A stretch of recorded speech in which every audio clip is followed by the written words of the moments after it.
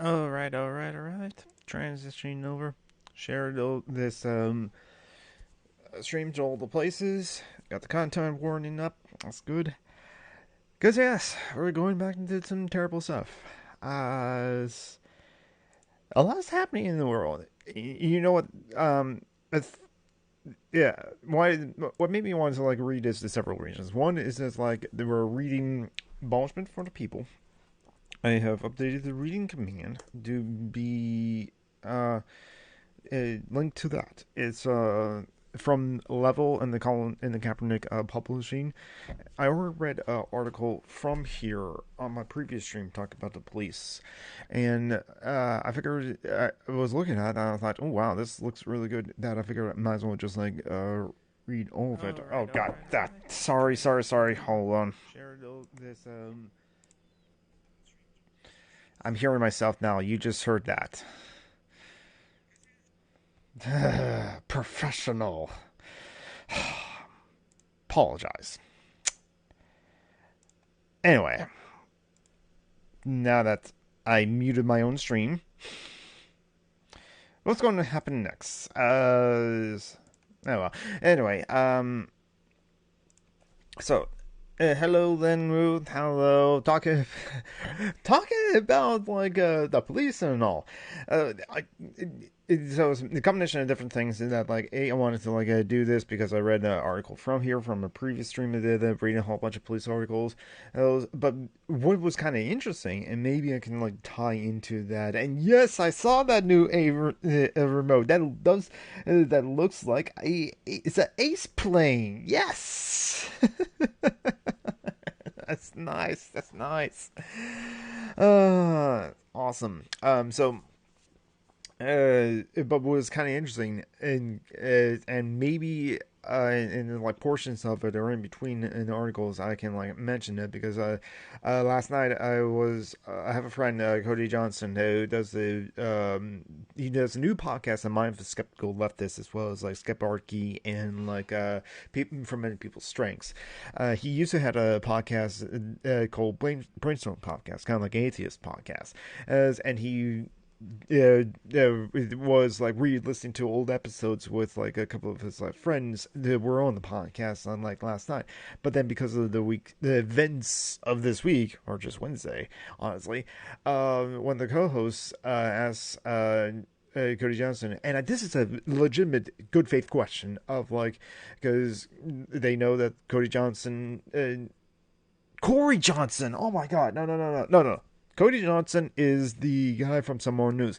Corey Johnson is the podcaster, my friend. Now does Skeptar is part of Skeptar. Does Mind of Skeptical Leftist and is one of the two hosts from Many People's Strengths. From Many People's Strengths, just nothing but like Saskatchewan politics because Corey Johnson, not Cody Johnson. Corey Johnson is from Regina, Saskatchewan in Canada. It's a gourmet constant. Is it constant gourmet or something like that? Very flavorful clove. Um, but Lisa asked Corey because Lisa knows that Corey Johnson is a narco-communist, similar to me, a narco-syndicalist, but also. But both Corey and I want to not only defund the police, but eventually abolish the police. But then the events of Wednesday, how in a world without the police would our society or our ideal society handle that situation? And I think maybe I'll find a place to like address that. But I thought I was like, oh, that's kind of interesting. No, that actually no, we should have that conversation. That's where quickly, simply either that probably wouldn't happen, or B, malicious. If that was fascist terrorists that would storm the Capitol, and would say, and so anarchists would actually like have militias of just like it's all volunteer, mostly is all volunteer. And I think if you got a whole group of anarchists around you, you are going to get a lot of volunteers for being like anti-fascist for sure. So how the Spanish anarchists of like Catalonia in 1936 and 1939, they had militias and were essentially fighting a war on many fronts against not only the state socialists of Spain, but also the fascists of Franco. So that's how it's kind of the way we would handle the militias, but like we still don't want a standing army or a standing like police force, as it were. And it'll be like everyone, it will be part of that militia, or there's a lot of people to be part of the militia, and or like you would have your friends as part of the militia, and we hold each other accountable as well. That's the whole thing. Unlike the current police force, which brings us to like the subject, and you find this on media.com. You just like type the command "reading" and you'll see it. Abolishment for the people from the Colin Cabinet Publishing and Level. And this is just a quick introduction I'll quickly go through. Abolish for the people. The movement for a future without police and prisons. The ongoing scourge of police terrorism has reinvigorated a important national conversation about policing and incarceration, their history, purpose, and practice. While some have called for like reform and stricter use of force policies and enhanced body cam protocols for officers, others have demanded more sweeping changes. And also note this is recent. This is like from October 2012. Of course, like it not as recent as like from the events of Wednesday, but then again, we all know that anyone that's like politically aware of this country knows that like and yeah, well, you're correct. Body cameras do not work if the police officers have full control of them. Exactly. They conveniently are shut off, as well. That was actually happening in the appeal article that I read out on a previous stream, because like sometimes the police officers will say, "Hey, turn off your body cam," and so that they can say something that like they're not supposed to say. What was the other thing I was about to say? Events of Wednesday. Anyone that's politically aware is not surprised at the events Wednesday. Some of us are shocked, and a lot of us are shocked, and a lot of us are horrified, and we're just like, what is even happening? But we're not surprised. The only ones that are surprised are the ones that are not really paying attention, or they're feigning surprise to, I don't know, save face, as were. Or trying to, like, I don't know. Yeah, save face. Cover their own ass. But anyway. Going back to the article, Abolishment for the People, a project produced by Cabinet Publishing in partnership with Level, seeks to end the debate once for all over the next 4 weeks. The project will publish 30 stories from organizers, political prisoners, scholars, and advocates, all of which point to the crucial conclusion that policing and prisons do not serve as catch-all solutions for the issues and people that states them social problems. No, not only do police and prisons fail to make us safer, but reform only has strengthened their more toxic ingrained practices. The only answer is abolishment, a full dismantling of the cardinal state and the institutions that supports them. Instead, we need to invest in a future that puts justice and the needs of the community first. A future that, as Colin Kaepernick himself says in the introductory essay, makes us safer, healthier, and truly free. Truly free. The need for abolishment is rooted in the anti-blackness intrinsic to policing and incarceration, phenomenon which has been amply proven over the coming days. But the realization of it offers justice for all in all communities and global liberation and systemic oppression. We invite you to read and learn along with us. We're going to start with the introduction of Future Worth Building by Colin Kaepernick.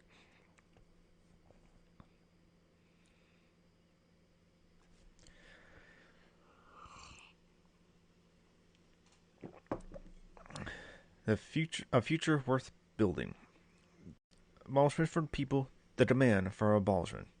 Only by dismantling unjust systems can we imagine a future that is safe, healthy, and truly free.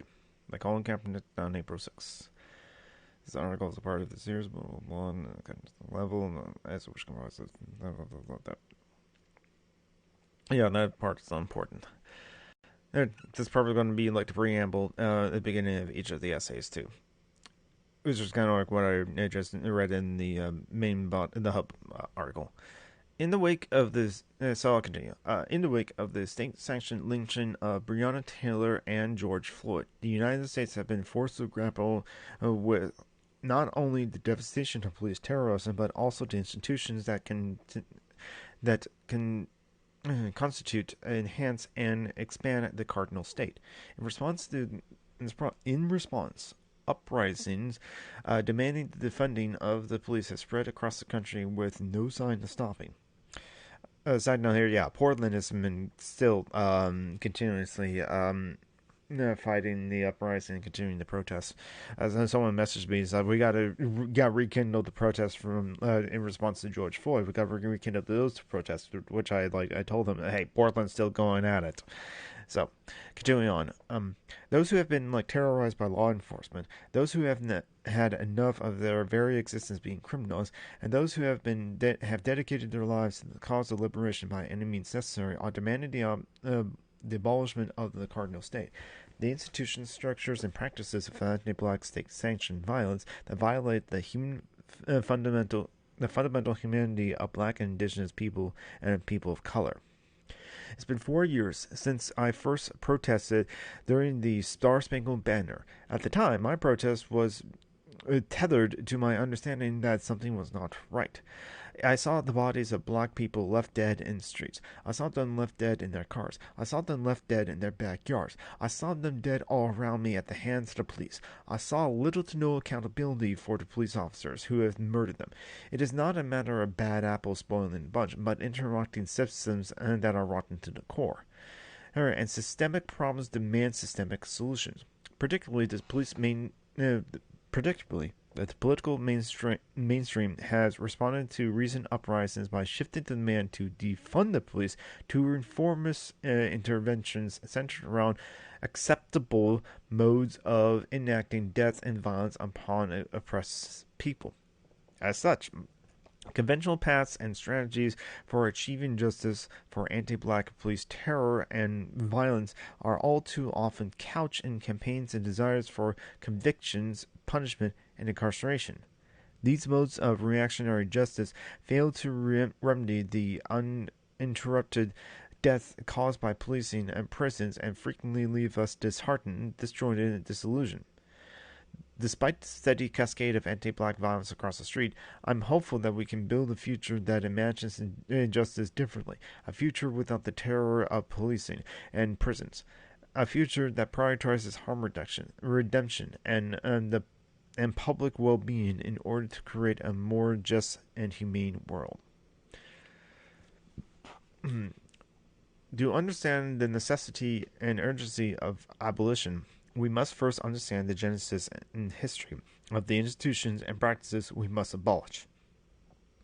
Abolition for the People, the movement for a future without police and prisons, is in partnership with capitalist publishing and the medium publication level that builds on a rich tradition of black organizing and freedom fighting. This project seeks to introduce abolitionist values, practices, histories, and ambitions to an audience that is looking for a path to a better, more just society. Over the next 4 weeks, we'll publish essays from political prisoners, grassroots organizers, movement leaders, scholars, and family members of those affected by anti-black state violence and terrorism. Each week, we will bring a collection centered around a different theme: police and policing, prisons and carceral, fuck reform, and abolish now. To understand the necessities and urgencies of abolition, we must first understand the genesis and history of the institution and practice we must abolish them. That part I already read because it's kind of like highlighted in the center. It was a highlight for the article. Continuing on. Police and policing. The central intent of policing is to surveil, terrorize, capture, and kill marginalized populations, specifically black folks. In her edited collections, Imprisoned Intellectuals, Joy James put the United States under the magnifying glass. The world can see what goes on in the tombs of America as black people are being slowly strangled and suffocated to death. The whole I can't breathe, she writes. Continuing on. When the world witnessed the police choked Eric Garner to death as he gasped, "I can't breathe," that is an act of terror. when a cop car pulled up to terrorize a 12-year-old boy and the cops shoot him in less than 2 seconds, that is an act of terror. When police broke down 92-year-old Catherine Johnson's front door, unloaded 39 rounds, and left 5 bullets buried in her body, that is an act of terror. We recognize it is anti-black violence and control, while law enforcement and the injustice system sees it as essential to the very nature of the job.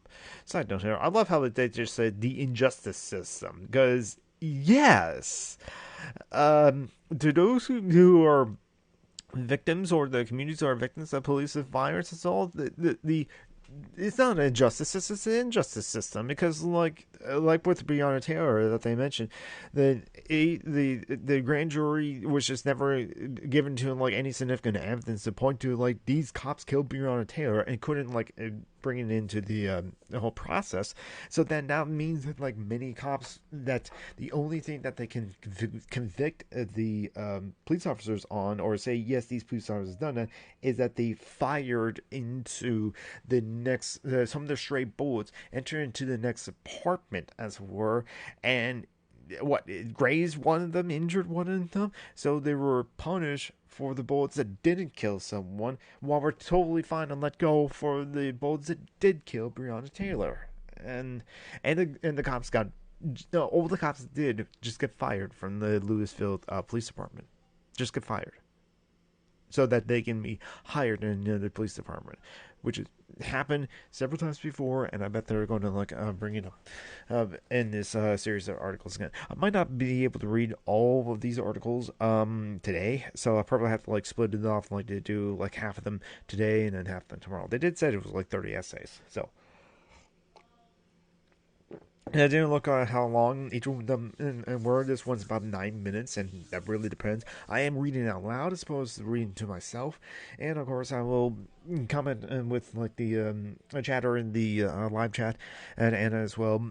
Interject my own things in as they come up. I probably will be repeating what they already like I come to, but sometimes I will be reacting because I'm white, I'm privileged, my community is not affected by this sort of thing, and so while I've heard some of it, I cannot have firsthand experience that black people experience in this country. So I'm going to just like I'll be reacting to like some things that like I did not know. Some of these I have known, I'll be horrified, but some of these things I didn't know, that's I'll react to as well. But anyway, continuing with the article. The political project of anti-blackness has been central to the enforcement of laws and legal codes in the United States. Sally E. Hardin's Slave Patrols, the Law and Violence in Virginia and the Carolinas, lay out the irrefutable case that slavery and policing linked both in logic and philosophy. South Carolina's 1701's Act for Better Ordery of Slaves in 1701 declared that any enslaved African resisting a white person could be beaten, like Rodney King in 1991, maimed, like Jacob Blake in 2020, assaulted, like Marianne Pinkin in 2014, or killed if they resisted, like Corin Gaines in 2016, or took flight, like Reserve Brooks in 2020. Side note here, yeah. There's one. Hello, Tavi. Yes, Wolf will lurk.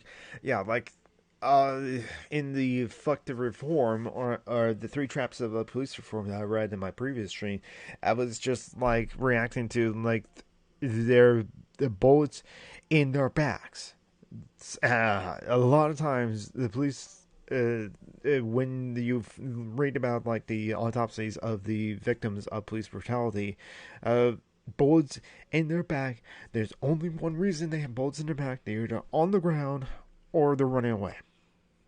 So yeah, or take flight. And so back to the article. the more I have learned about like the history and evolution of policing in the United States, the more I understand its roots in white supremacy and anti-blackness. Black Party co-founder Huey P. Newton once said, "The police are in our communities not to promote our welfare or for our security or our safety, but they are to contain us, to brutalize us, and murder us. The ever-present threat of premature death at the hands of knees, chokeholds, tasers, and guns of law enforcement have only further ingrained its anti-black foundation into the institution of policing. In order to eradicate anti-blackness, we must abolish the police. The abolition of one without the other is impossible." And quick little side note, because these streams do also go up to my YouTube channel, so I will shout out my other streamer friends, Lin Lu, who also does like streaming a lot of like political stuff as well. And that's what they were last playing. She was last playing in politics. And hello, Matthew Stone. Welcome. Yes, we're talking about why all cops are bastards, and why we must abolish them as well. And as always, shout out and hello, Muse Banks. Hey, how's everyone? Yes. Oh, yeah. ACAB. Yes, we are only going to talk about all cops are bastards. And since and I'm going to shout out again Tavi the Wolfus, because if you don't know Tavi the Wolfus, she will get back to streaming when she's feel well enough to do so. But like, check her out because she is a great streamer and she helps it. Oh, come on, no. Tavi, well, if you can hide, if you're getting food, if you're lurking, and yes, it's totally fine. Yeah. Tavi's a shy wolf. Mm-hmm.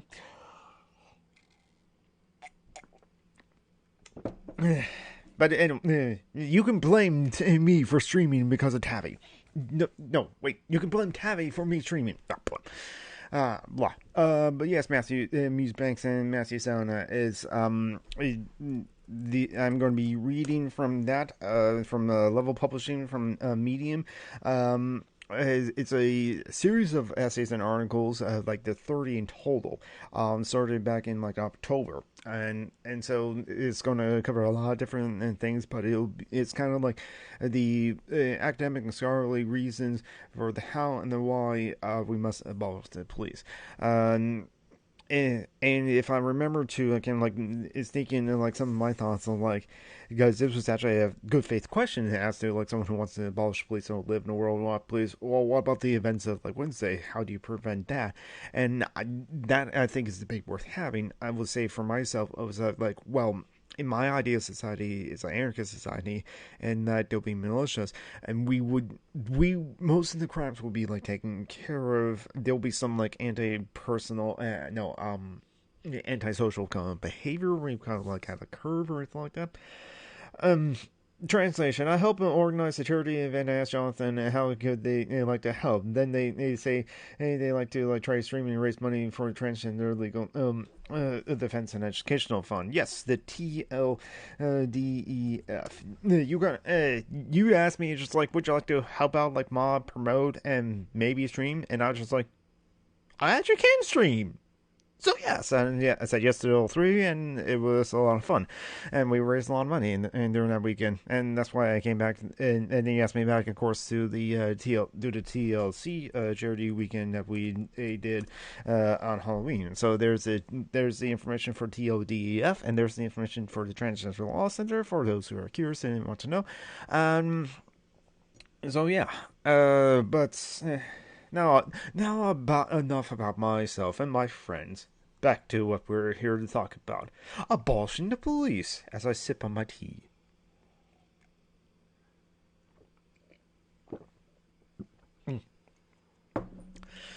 It got to the point where it's lukewarm, so I have to finish it off before it's not enjoyable to drink anymore. It was not bad to drink, actually, at that temperature as well. Back to the article. Police and carcinogenity. Oh, maybe I'll look up how to pronounce that later. Actually, let me do that now so I can be certain of it. Because I know carcinal.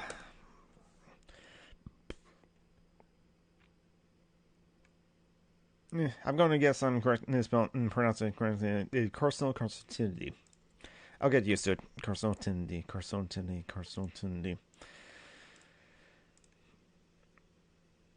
And there we go.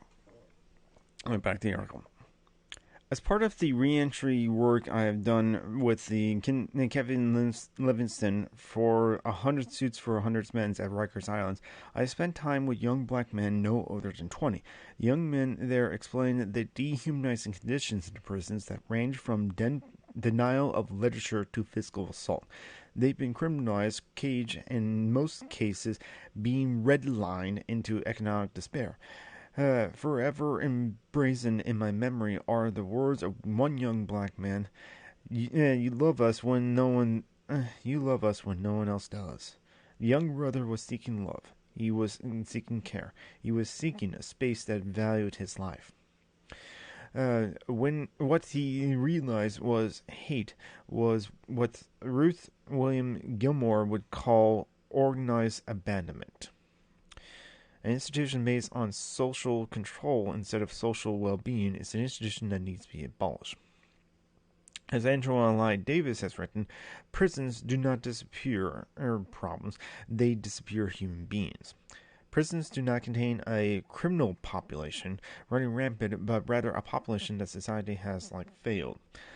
Uprisings in response to the hellish conditions black folks have been forced to live in, both in and out of prisons, have been criminalized as well. In her book, Prisons Are Obsolete, Davis has effectively analyzed the purpose of prisons. These prisons replace the applications of sophisticated modern technology dedicated entirely to task social control. She writes, and they isolate, regulate, and surveil more effectively than anything that has preceded them. An institution based on social control instead of social well-being is an institution that needs to be abolished. Fuck reform.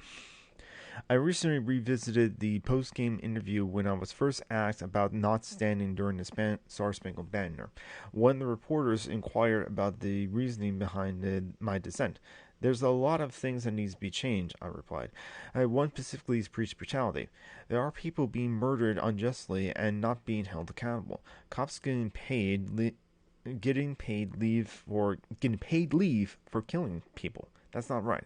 That's not right by anyone's standards.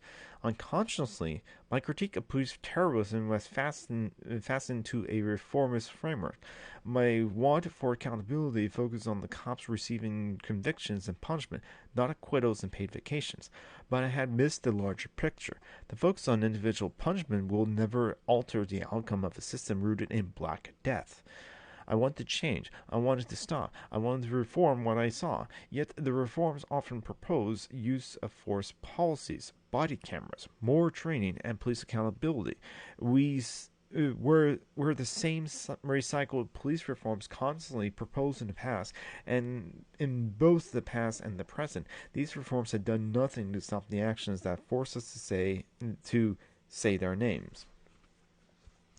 Side note here, this is also something that the anarchist writer Peter Gelderloos has pointed out in his lessons from Ferguson, which will probably be another essay series that I'll read later. But the Audible Anarchist has done the lessons from Ferguson as audio mini audio series in their channel. So that's also a pretty good resource as well of how reform doesn't really work. Like the sensitivity training that's the for the more training, as many people said. Lisa even said to Corey Johnson, and they think that maybe this needs to be more training so they don't do these sort of things. Well, for the police sensitivity trainings, and maybe they'll be covered in the fuck reform section of this essays, is that that the racist police that are racist, and I don't know, you can reform someone out of racism. They, with the sensitivity trainings, they would just learn how to hide their racism better. So it's not. So reform, it really doesn't do much. Doesn't really do much other than protect the police, honestly, which is the thesis behind one of the reform the essays that I read on my previous stream. But I'll continue with the essay. Similarly, suggested prison reforms, new jail constructions to address crowding and dehumanizing living conditions and technological monitoring that essentially creates open-air prisons, have not and cannot eliminate the harm of the carceral state. The threads that tie all these reforms together is the increased investment of capital in the carceral state. I watched an interview with Ross William Gilmore on geographies of racial capitalism. It's in it, as she said, that capitalism requires inequality and racism enshrines it.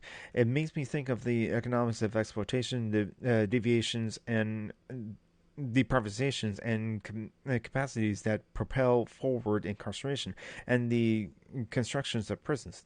These economic disparities target black, brown, and poor white people. It made me think about how the carceral state is central to the machinery of racial capitalism. Taffy the Wolf says in the chat, you probably can, but not by continually giving them power to act on the racism and putting them back in the system that reinforces their biases, referring to like the police sensitivity training as well. Yeah, I definitely agree. Well, like I said, with the police officers that shot and killed Breonna Taylor and got away with it, and essentially from the grand jury that did not give the jurors any evidence to be able to convict them or something like that. A lot of the evidence weren't even considered. Those cops from the Louisville Police Department, they get fired, or at least one of them, or something like that. But that's it. Just got fired. Breonna Taylor's dead.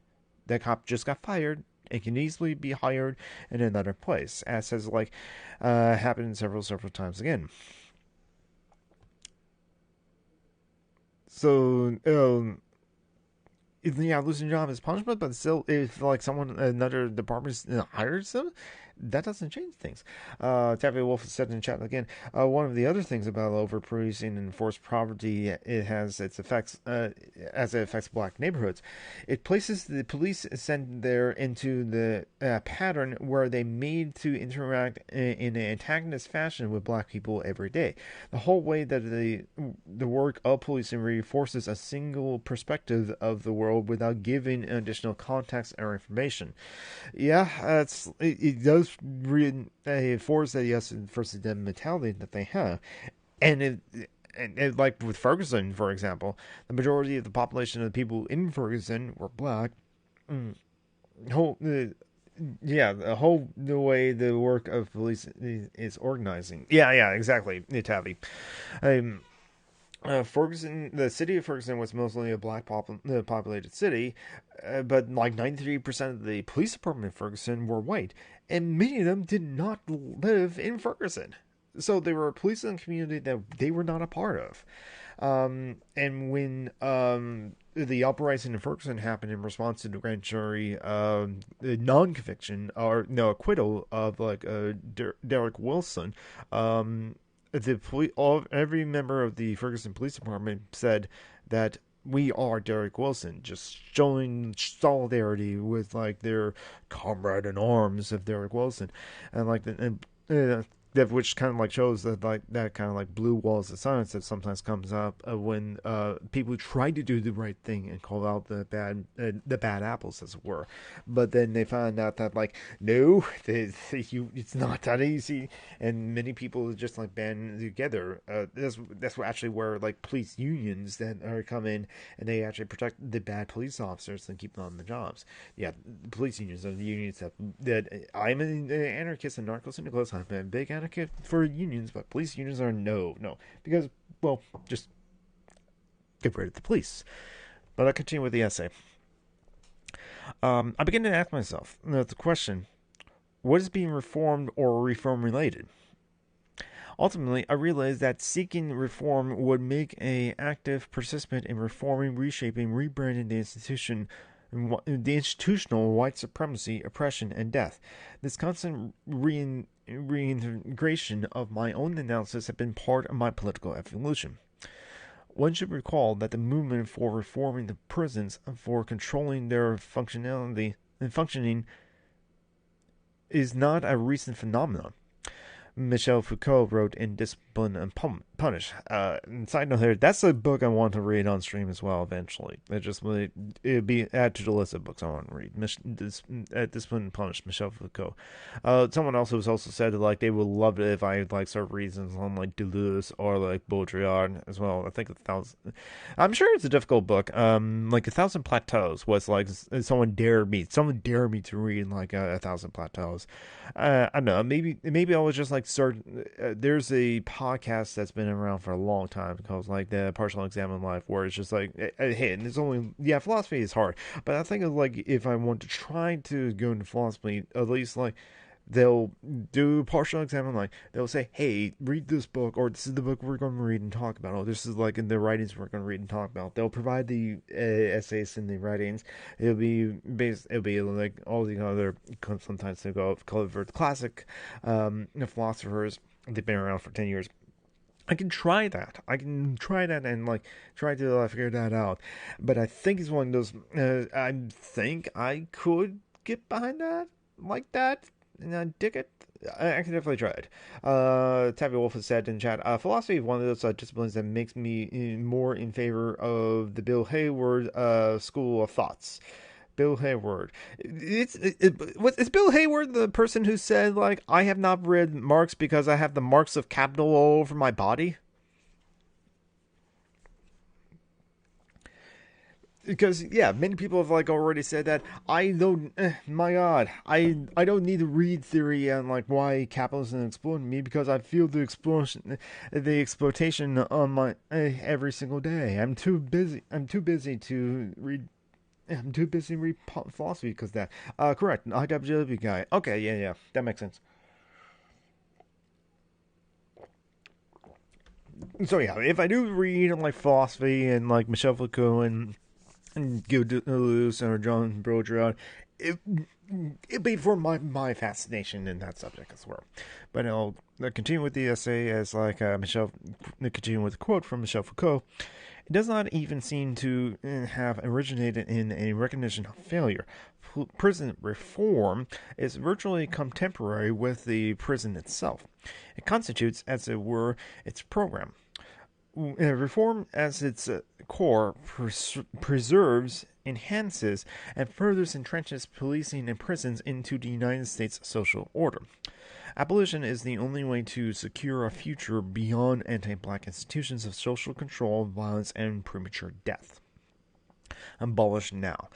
Abolish is a means to create a future in which justice and liberation are fundamental to realizing the full humanity communities. Practice of abolitionists are focused on harm reduction, public health, and the well-being of people. Demands to defund the police and prisons are one of the ways to first realize the goals of investing in people and divesting from punishment, and in time progress to the complete abolition of the carceral state, including police and policing. To be clear, the abolition of these institutions is not the absence of accountability, but rather the establishment of transformative and restorative processes that are not rooted in punitive practices. Lennon said in the chat, how many years have reforms been tried? I mean, Rodney King was in 92.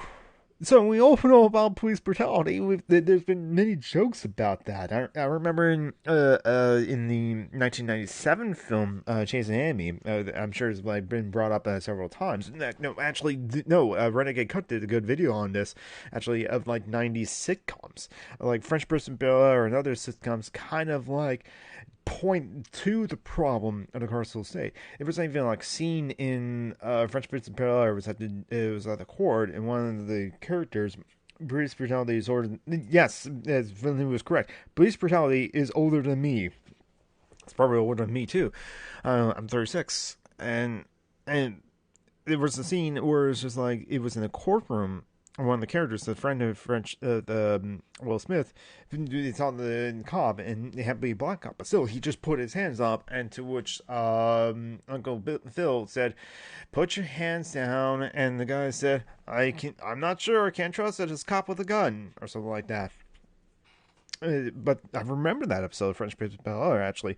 Will Smith was just prepared to be arrested right there because he got pulled over. It was Carlson that was driving.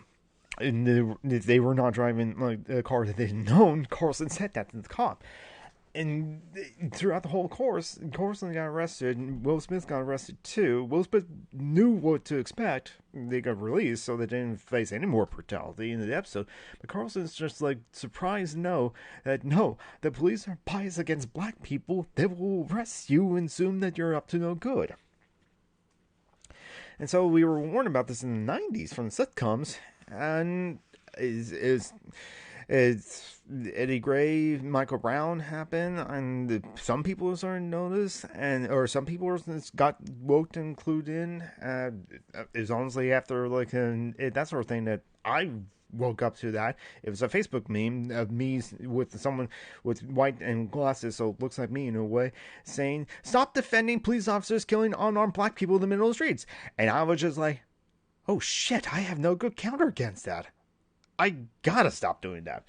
And Captain Wolf said in the chat, the first formal military police force in the United States, I believe, was Boston in 1830s, formed to suppress Irish immigrants, and others formed by the 1850s. So we're looking at 170 years to answer how long have had people tried reforming them.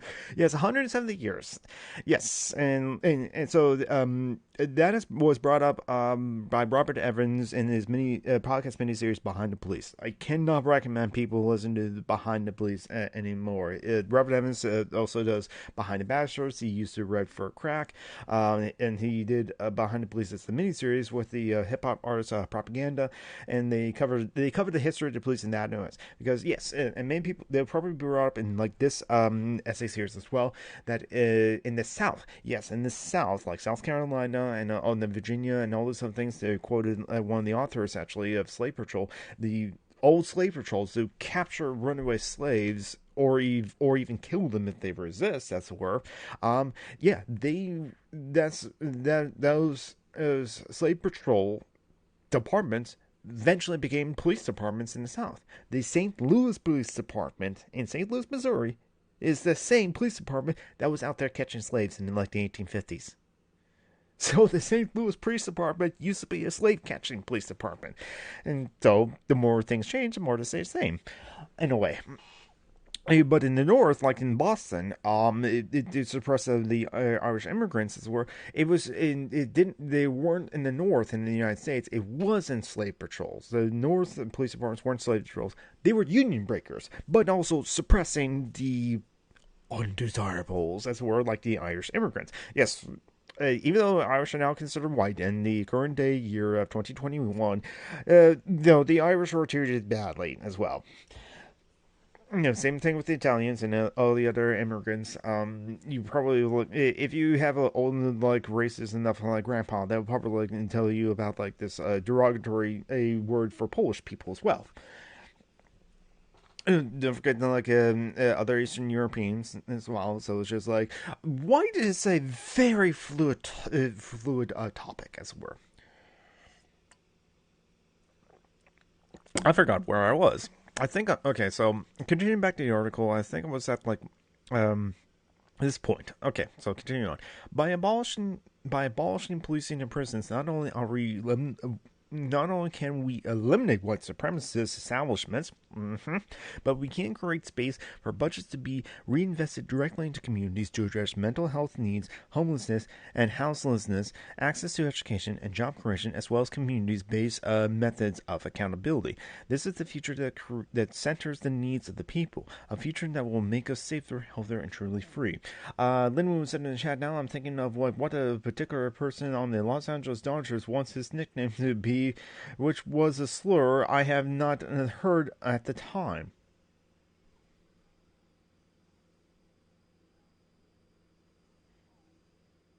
I used to follow baseball a lot, and so I don't follow baseball now. This year I found it weird that people are still playing sports while we have a pandemic, but people love their football and love their basketball. Years ago. Okay. That actually still happens, like Linmo. There is a poker player who made it to the final table of the World Series of Poker in 2008. His name is like David Reams, and he's Vietnamese descent. Is he actually from Vietnam, or like did he immigrate, or his parents immigrated? It's along those names. There's a lot of Vietnamese players anyway. But even in the broadcast of the World Series of Poker, they were calling him Chino, and it's just like, isn't that a derogatory term? And it's like, but apparently that was his nickname too. And I was just like, hey, which is why I've referred to him still as David Reams. No decent poker player, but anyway. But yeah, it's kind of weird like that. Anyway, back to the article. Over the next month, my hope is that you, the reader, will have confronted the white supremacists underpinning policing and prisons and state and sanctioned oppression, destruction, and execution of black and indigenous people and people of color. You will understand that the ways that reform has further legitimized policing and prisons in society. You will learn about the ways that abolishing policing and prisons can create a society able to invest in the well-being of people. My sincere hope is that you will be forced to make a moral choice by the time you finish these essays. You will continue to be actively complicit. Will you continue to be actively complicit in the perpetuation of these systems, or will you take action to dismantle them for the benefit of a just future?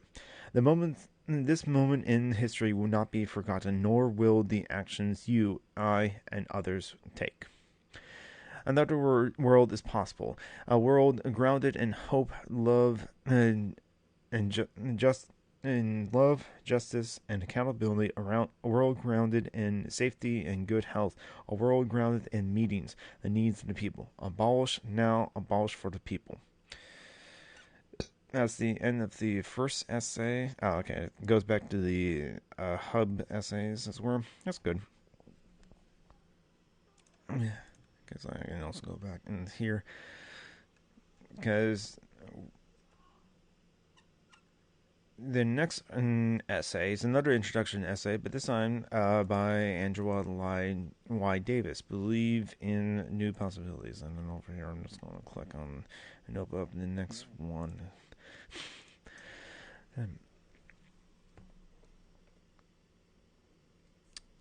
Angela Davis on abolishing the police and prisons. Believe in new possibilities. Why arguments against abolish inevitably fails. For centuries, people have been unwilling to grasp the concept that only by undoing the foundation can we build a new future. Angela Y. Davis, October 6, 2020. And blah's part it's in the same preamble of the previous one, where it says that this is part of the abolish for the people and the cult propositions, blah blah blah. So continuing. Movements against racist police violence and against entrenched racial injustice in this country's jails and prisons can claim a history that is almost as old as the institutions themselves. Precisely because oppression and protests calling for reforms have played such a central role in shaping the structures of policing and punishments, the notions of reform has superseded other parts towards change. Ironically, many efforts to change their representative structures, to reform them, have instead provided the glue that has guaranteed their continued presence and acceptance. Both policing and punishment are firmly rooted in racism. Attempts to control indigenous, black, and Latino populations following colonization and slavery, as well as Asian populations after the Chinese Exclusionary Act and the World War II incarceration of Japanese Americans. Attempting to undo the harm of policing and prisons without attending to their immense embodiments of systemic racism is doomed to failure. The 20th century militarization of the police have been further intensified by Islamophobia. More generally, the evolution of expansion of the police and the prisons are constant reminder that capitalism has always fundamentally relied on racism to sustain itself. Oh, yeah. So, refer back to the previous sentence about the militarization of the police and the further intensified Islamophobia. Yeah! I was in high school when September 11th happened, and while it was completely horrible what happened on those on that day as well. It was it it's um we were terrible to people of color, and a lot of racism because of that. And just blame on almost any Muslim as well. I'm sure hate crime had increased after that, honestly, and especially since but like we increased militarization, even though we didn't really need a reason, but we got an excuse now. It was a reason for us to go into Iraq because that administration just wanted regime change there, period, and um and so that kind of like militarization as well has like a knock-on effect as like it eventually comes home. I mean, the white supremacist imperialism has came home on Wednesday. Honestly, straight to the Capitol.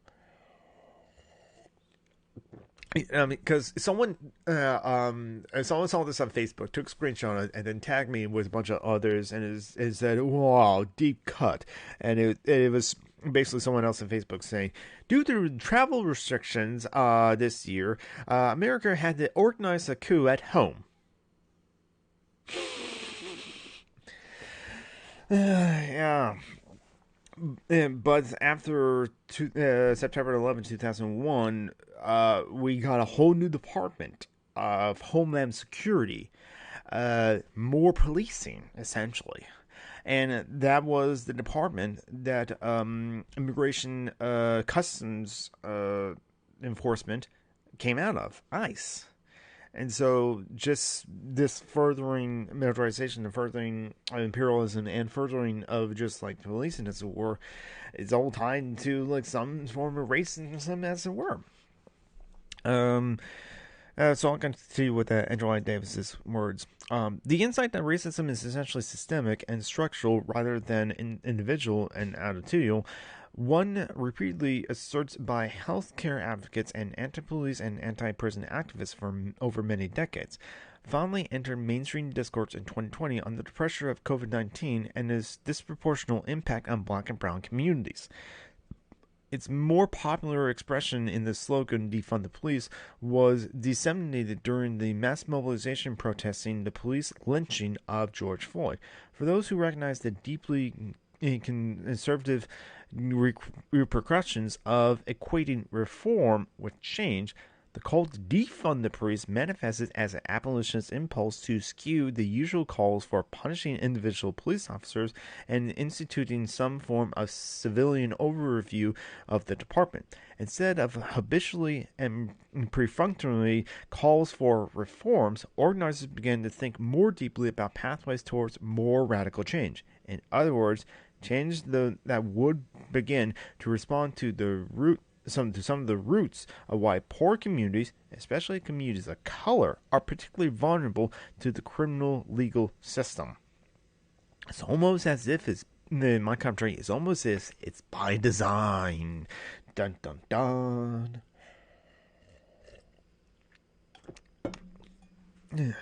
I had a thought about like something else I wanted to add in the commentary, like something in the previous section. Oh, that's right. Oh, okay, yeah.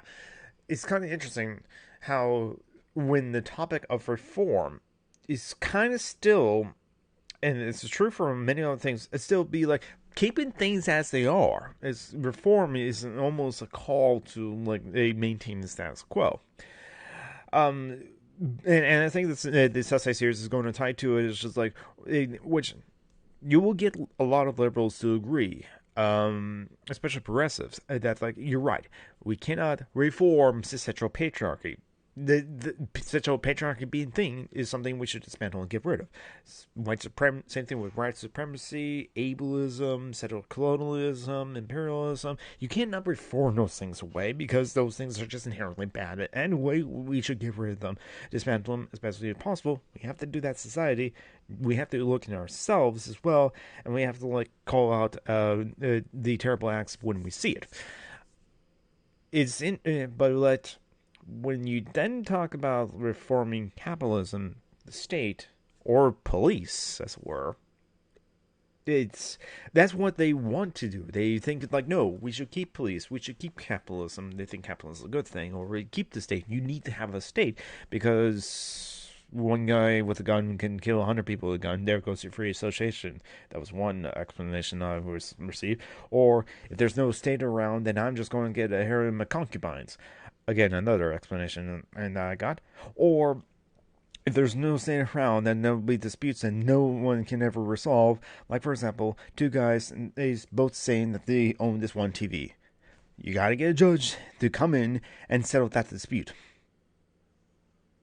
Yes, that was the explanation I heard for why we need a state, because there'll be disputes between people that can never be resolved. That was an example of one. Two guys couldn't split a TV. I guess anarchist society will be unsustainable because two guys can't split a TV, according to this one person. Oh well. But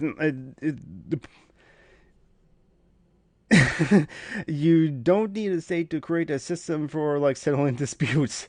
Like a current system of solving them is any good. Yes, but that's the thing I should also bring up to people. What if the judge has a dispute with like someone else as well? And then it's like the judge gets to decide, no, I own the TV, you do this. Or maybe we can also just like do the King Solomon's thing and split the TV in two. Also, that's like two guys say that I own this TV. Okay, here's another TV. You both have a TV now. Yeah, I agree. And also, my idea is like, well, if that dispute between these two people it causes disruption amongst the society, then other people will come in. Okay, listen. What's the problem here? What's your story? What's your story? It's about this TV. How about another solution? How about this? How about this? And the community can work together if for some reason the dispute between these two people are disrupted to society. Which is again this between two people. How is like that's disruptive of whole society. When Lou says, what does having someone with a gun show up then? I don't know. There's like, and Tavi Wolfless weighs vaguely at thousands of years of human history around the world before states were a thing, where somehow people figured out ways to settle disputes in their communities.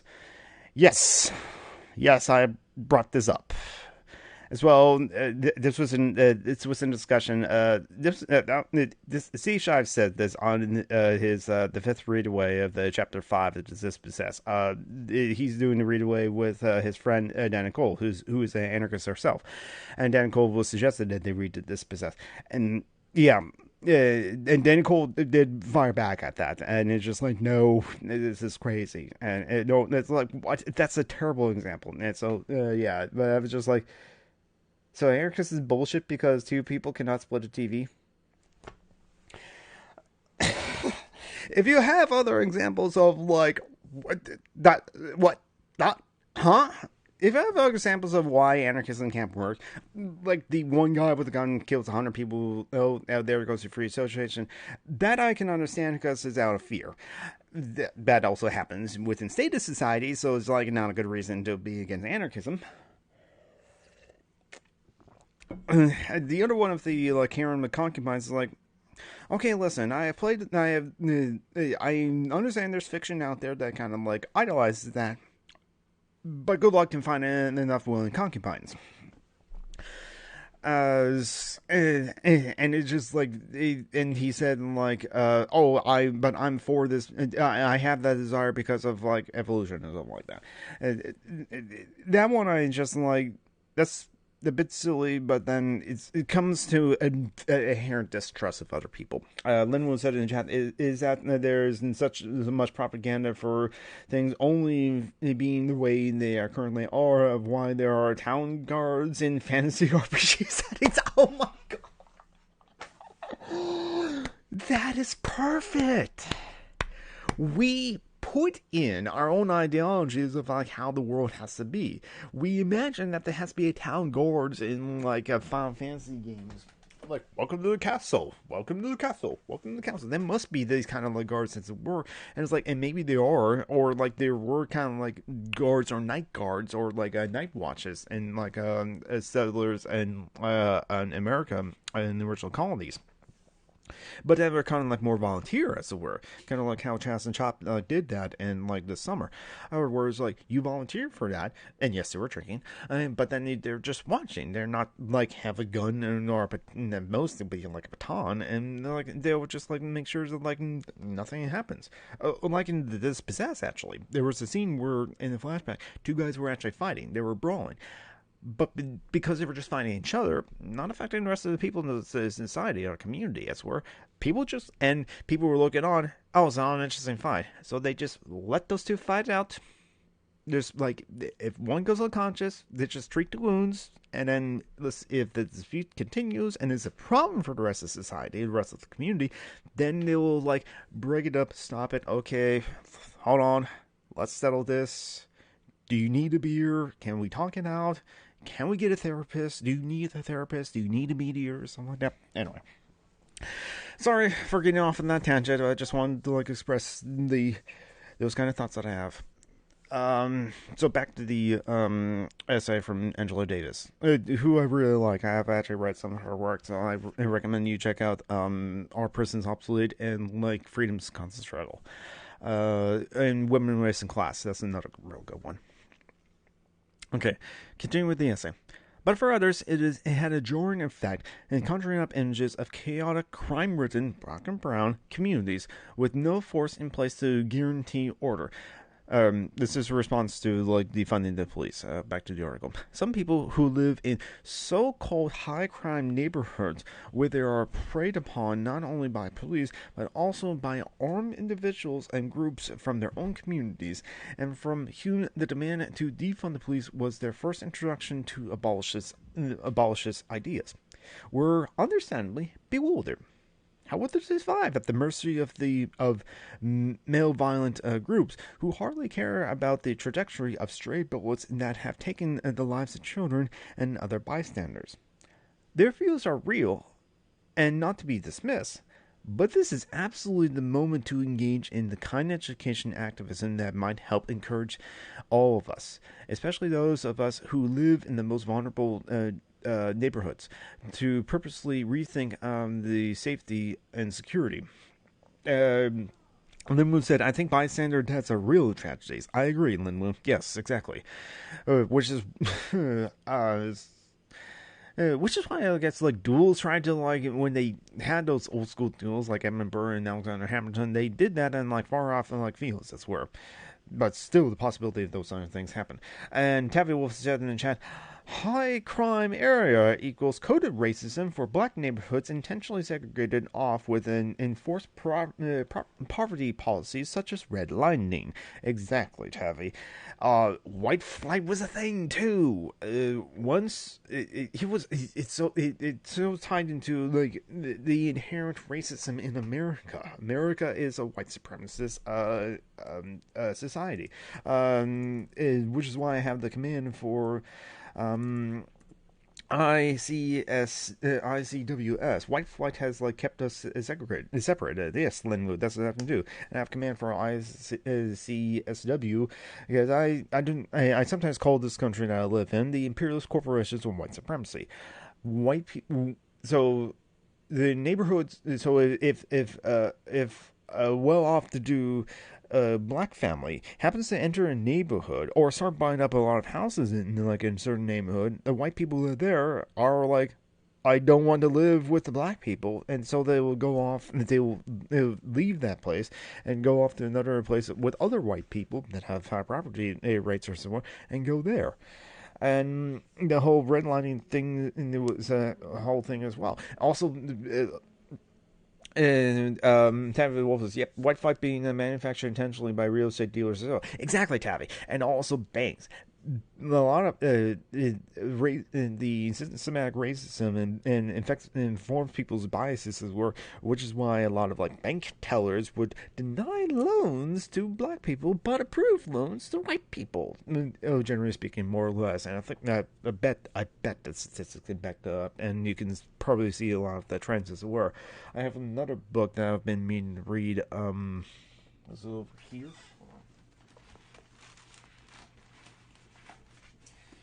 I read part of this book. It's from the 90s, actually, but whitewashing race. The myth of the colorblind society. It's like, again, of minority studies.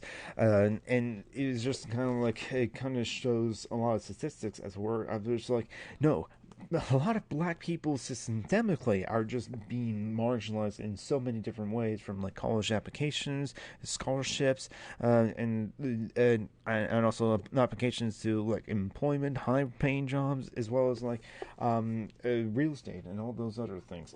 And I will love to, if maybe in the break I'll find the section that's a word, but it's like, it has a great quote where it says like, if people believe that once white people think that like racism is an individual problem, and they think, well, I'm not a bad person, I'm not racist, so that solves it. I'm doing my part to end racism.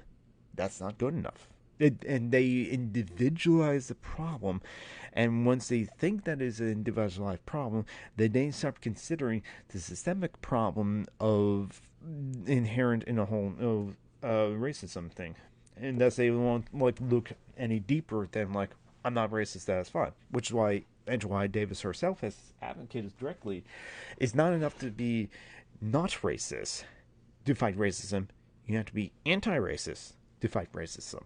I think and now with the events of like Wednesday this past week, well, past 40 years, past 6 years, we got to recognize that like, it's not enough to not be a fascist to be a decent human being. That's a good step. That's a good step. But that's a good step. You can be decent. You can be a decent human being for not being fascist. But to fight fascism, you have to be anti-fascist. That's the word. Thankfully, many people totally are like, yes, we are Antifa. Yes, it's like, you talk about, say, it's like, are you anti-fascist? That seemed like a good thing to do. Yes, I am anti-fascist. So yeah. And Antifa is not an organization. We don't have meetings. It's just a way of life. It's just a philosophy. It's simply anti-fascism. Tabby Wolf's real aunt, the real name is Aunt Tiffy.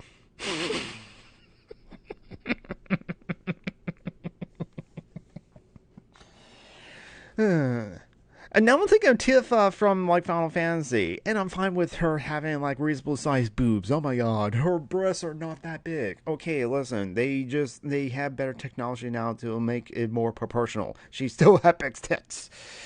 And Tiffy. No, okay, now I'm imagining Tifa as being Antifa, and now with wolf ears and like as a wolfus. Tifa after War Gundam is X as a character I really sympathize with. And yes, 12 Wolfus, exactly. I mean, Avalanche is basically Antifa. I should really find that meme actually, because I did reshare it, but it was a meme that went viral. It's kind of like in Final Fantasy VII, we are eco terrorists. New type with sensory is just okay, interesting, okay. Yeah, I shared a meme that basically said like, so let me get straight. You're fighting with eco terrorists you're performing eco terrorism with anti-fascists and furries, and you cross dress in the game, and yet tell me how SJWs have in your favorite video game. Tell me again how SJWs have ruined in games for you. And so many comments up like, play this too, and it's just like, that's it? That's your whole argument? Play this too? And it's just like, it's... Oh yeah, that's a good point. Yes, that timer thing is for my friend Joanna Roberts. That's our current charity link person that I'm benefiting for. I got a couple other people in the about page and the other panels. I got a lot of panels, I know. But that's so the donation bar down below, maybe in the griffer. That's who I'm benefiting for, and only if you have money. Do not put yourself in a financial strain to like help someone else. As I've been told repeatedly, and I should do that. Let's see. Now back to the article. Just as we calls today for more humane policing, people then call for a more humane slavery. That's a good point. Um, I'm sure there were calls to reform slavery. Oh yeah, slavery is bad. Slavery is bad, but we shouldn't get rid of slavery. Let's reform it. Let's use that. Say that you wouldn't want to reform. Would reforming slavery work? So continuing with the essay. Educators, organizers, artists, athletes, intellectuals, everyday people can play a major role in introducing ways of imagining the future that are not tethered to the notion that only police can be effective like guarantors of safety, and that prisons alone can ensure the security of people who populate the free world. Linwo said in the chat, convict leasing is often left out of the history for a reason. Ooh, conflict leasing. That's something I gotta learn about. Yes. Okay. That's something to research in future. Then. Back to the essay. Anti-racist feminists have long argued that relying on conventional policies and carceral strategies exacerbates gender violence rather than eliminating it. But carceral feminism. Okay, I have to take a moment to react to carceral feminism. Oh, wait, no. I know this exists. It does exist. It's the whole more women guards.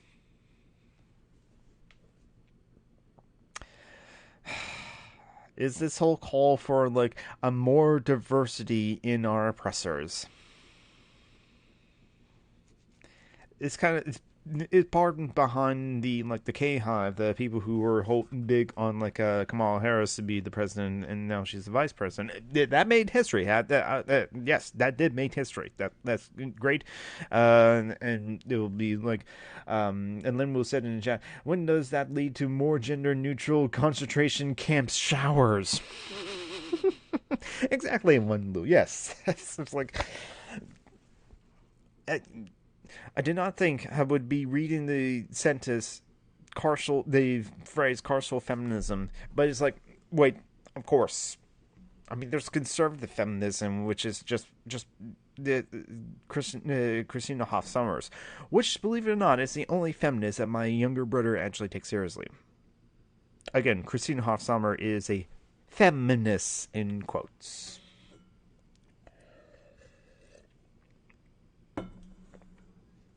I gotta remember that this whole strive for representation or representation only as tokenism is definitely a thing. Anyway, so back to the essay. But cardinal feminism, a notion that calls for the build up of police and prisons, still dominates the mainstream.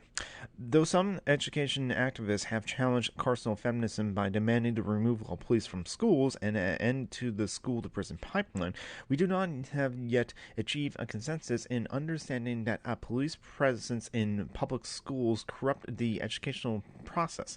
Police are so deeply entrenched in public schools in black and brown communities that their oppressive modes of discipline affects learning itself. Side note here, I was like, wait a minute. I don't remember there being police in my public schools. Oh wait, I also went to primary white schools. There were some black people in my schools though. But it's I guess I wasn't in the bad neighborhoods. That's where, and maybe it's just a recent thing. There was the security officer, as it were. If there's something that happened like bullying, something like that, you do go and see him. I did see them actually once because I was bullied a bit, to which the bully apologized for. So but this idea of police officers at school is something that, in my experiences, it did not happen to me. But anyway, continuing on. Security is not possible as long as the physical, mental, and spiritual health of our communities is ignored. armed human beings officially trained in effective methods of administering death and violence should not be dispatched in response to a black woman experiencing an episode related to a psychiatric disability. She may not only receive help, but her behavior may well be used as a pretext to kill her. Yeah. Walter Wallace Jr. in Philadelphia it was October, right? Just this year. Again, in the year after the lynching of George Floyd by police officers that sparked the uprising for racial justice in this country and around the world. It sparked it around the world. Black Lives Matter movements went viral around the world. Not only did it happen in all 50 states and all U.S. territories and commonwealths, do you remember the last time that all 50 states did the same thing? But it also went to like many places around the world, and people were protesting police brutality in the UK, in Germany, in like France, in India, in all the other places in Latin America. It went everywhere. But then even after all the protests against police brutality in this country, Jacob Blake in September or August in Kenosha, Wisconsin, those police got acquitted. They had no criminal charges against that police officer that shot Jacob Blake in the back 7 times. And then Walter Wallace Jr. in Philadelphia in October. And Walter Wallace Jr. had a mental episode. And everyone around the police were saying, please don't kill him. Please don't kill him. Please don't kill him. They killed him. And so...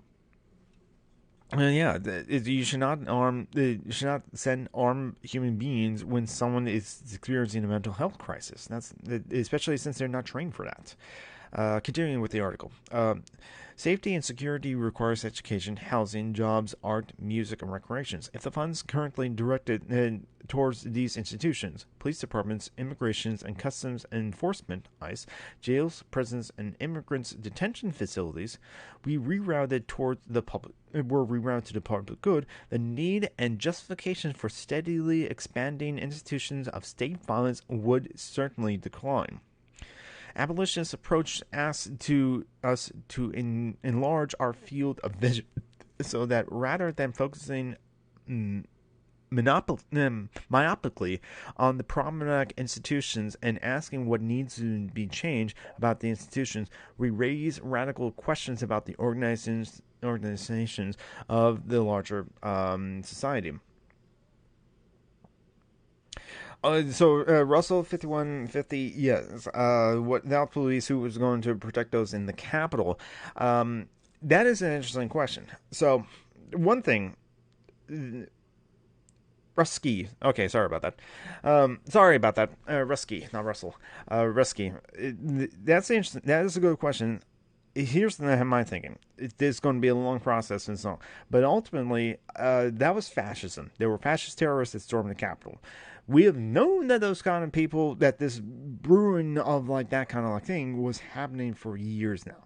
So it'd be a lot of anti-fascist work. A lot of anti-fascist thing. BLM, Black. I have a command for BLM actually to explain.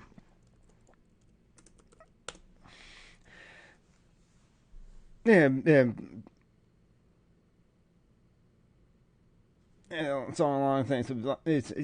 So Black Lives Matters is meaning Black Lives Matters too.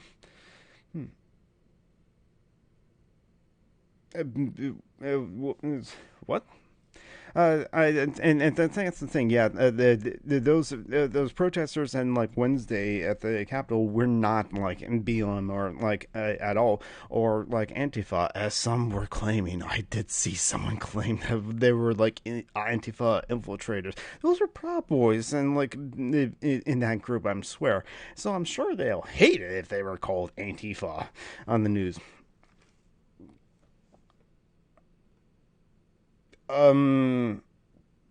The fascist terrorists that were storming the Capitol is So there's no difference between yeah. Len was asking a question. So there's no difference between not wanting black people murdered by police to like people storming the Capitol to install their dictator because Trump's a sore loser. Uh, no, no, no, Rusky. It's not the same. It's not the same. Uh, is if Antifa protesters, well, the Antifa, if the Antifa protesters, they're anti-fascist. They want anti-fascism, and Trump. I would say many call Trump a fascist. I would say he's a pseudo-fascist and definitely is an advocate for that. And Tabby Wolf said in chat, one, police abolition involves building new systems of public safety, not just like having nothing at all. The police at the Capitol were on camera opening barricades and taking selfies with the white supremacist rioters. Yeah.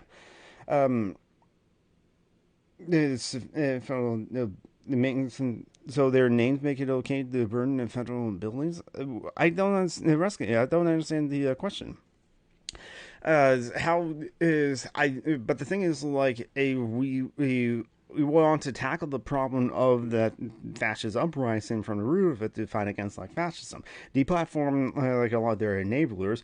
Um, why are you sure that they're white supremacists? Yes, they are, Rusky.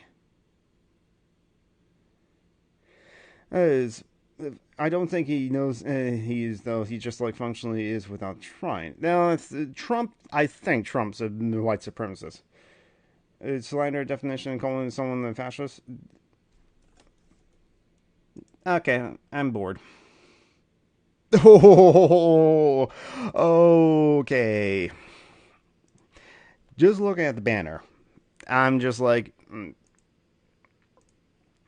yeah, and yep, exactly. Oh, yeah, I have a command for that actually. So sorry, podcast listeners. I was just like, yeah. Is to all those who needs to be reminded, don't be a line and click that there. Ah, 5150. I have to remind you of that.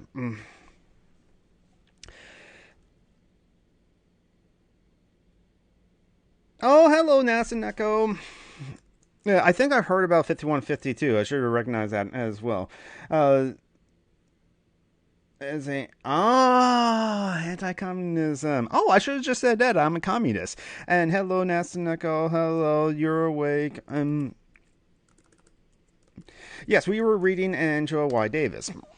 Is Oh wait! That's a command for like to help our friend Nastaneko that was in shouting out. But see, Nastaneko, I have a command for you, which does link to your Twitch channel as well, so that will work as a shout out as well. So go check out Nastaneko on like Twitch as she was like streaming Dragon Age Origins last night and was having a lot of fun doing it. And if you have a couple of bucks or so, do throw some bucks her way in the GoFundMe set up by her spouse. Um, it's such a good game. So, and yes, Tavi, yes, thank you for like bringing me back into like where we were. We were reading Angela Davis. Is of this essay. Where was I?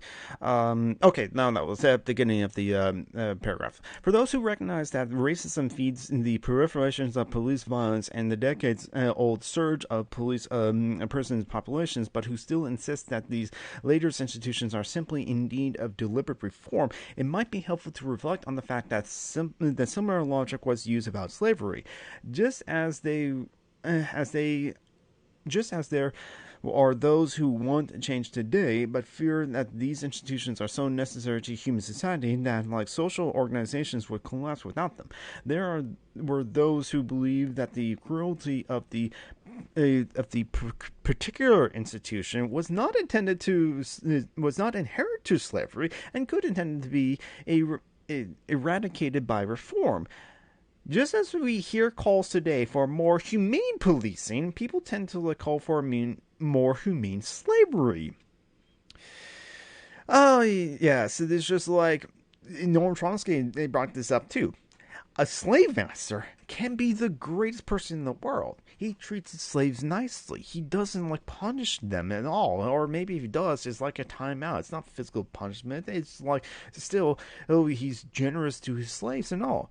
That still doesn't erase that the institution of slavery is abhorrent and should be abolished, as it finally was violently. Because people were willing to defend it violently as well, to their deaths, and were willing to kill to defend it too. And so the criticism is not of the individual, like an individual police officer, which some are probably agree. It's the institution that they're upholding when they put on the uniform. Douglas Smith can be a great person, but once he's Officer Smith, he is part of the institution. Thus, he is bad for being a cop, as it were, because all cops are bad. It's the institution we're criticizing, not the individual person. Same thing with presidents, as it were. They really can't do any good, and they can do some good, but not a lot of good, because what their duties in the office of the president, especially of our country, forces them to have to do so many things.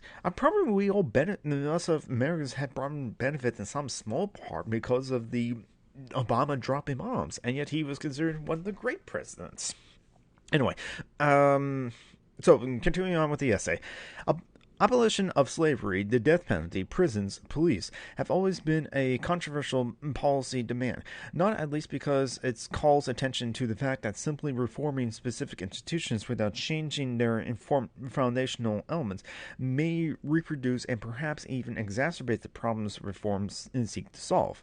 The language of abolition invokes a historical continuation, while most anti-racist abolitionists simply want to get rid of slavery. There were those who did recognize early on that slavery could not be comprehensively eradicated simply by disestablishing the institution itself, leaving intact the economic, political, and cultural conditions within which slavery flourishes. They understood that the abolition would require a thorough reorganization of U.S. society, economically, politically, and socially, in order to guarantee the incorporations of formerly enslaved black people into a new democratic order. That process never occurred, and we're facing issues of systemic and structural racism in 2020 that should have been addressed more than 100 years ago. Tabby Wolf has said in the chat, the 13th Amendment pretty much was slavery reform. It reformed slavery into a system of penal incarceration as a means to forcibly extract labor. Since still trading humans and their labor for money that those in power benefit from. They just changed the terms and the paperwork around it. Exactly. So let's kind of those who say, no, let's keep the police around. We'll just reform the police. Oh, just like we just reformed slavery? Like the 13th Amendment? That reformed slavery? So we kind of still have it, it's just under different names. Because the current police system is not only the new slavery with the 13th Amendment, the new Jim Crow, as Michelle Alexander has wrote about. I had the book right over there, actually. It's also the new Three-Fifths Compromise. Because the prison populations, their population is still counted on the census towards representation and for states' houses and the House of Representatives. Their population still counts. But yet, in a lot of places, especially their felons, they can't vote. So they're counted as people towards the population, but can't vote. That is like the fifth three-fifths compromise.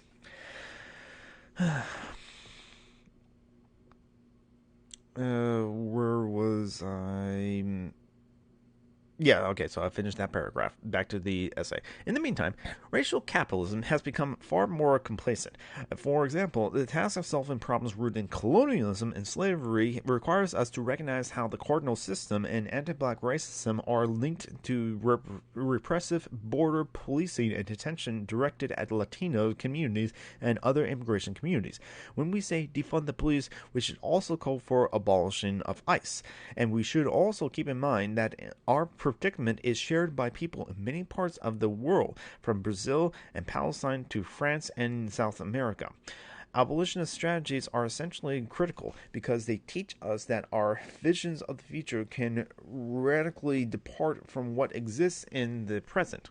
Just as trans activists has been partially successful in encouraging us to abandon conventional gender binary and to comprehend its structural role in defining policing and imprisonment, these current this current conjecture demands that we believe in our new possibilities. Such as new possibilities would include rewarding jobs, critical education, decent housing, accessible like healthcare, recreation,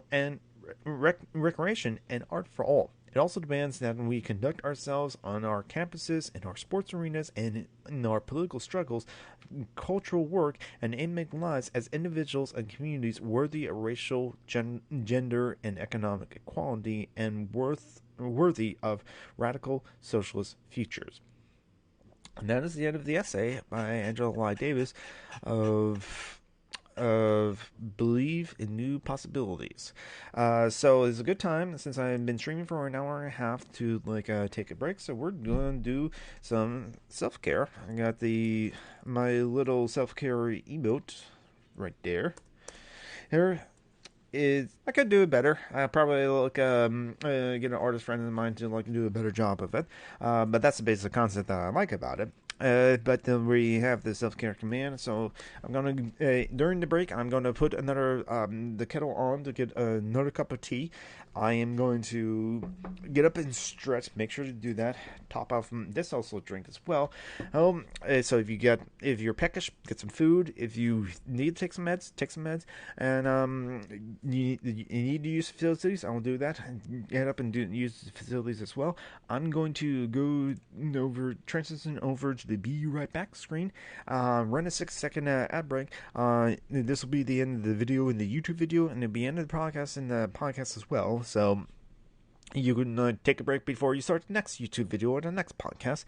Transition over to Be Right for Twitch audience. Transition over to Be Right Back screen. Run the 6-second ad break, and I'll be right back.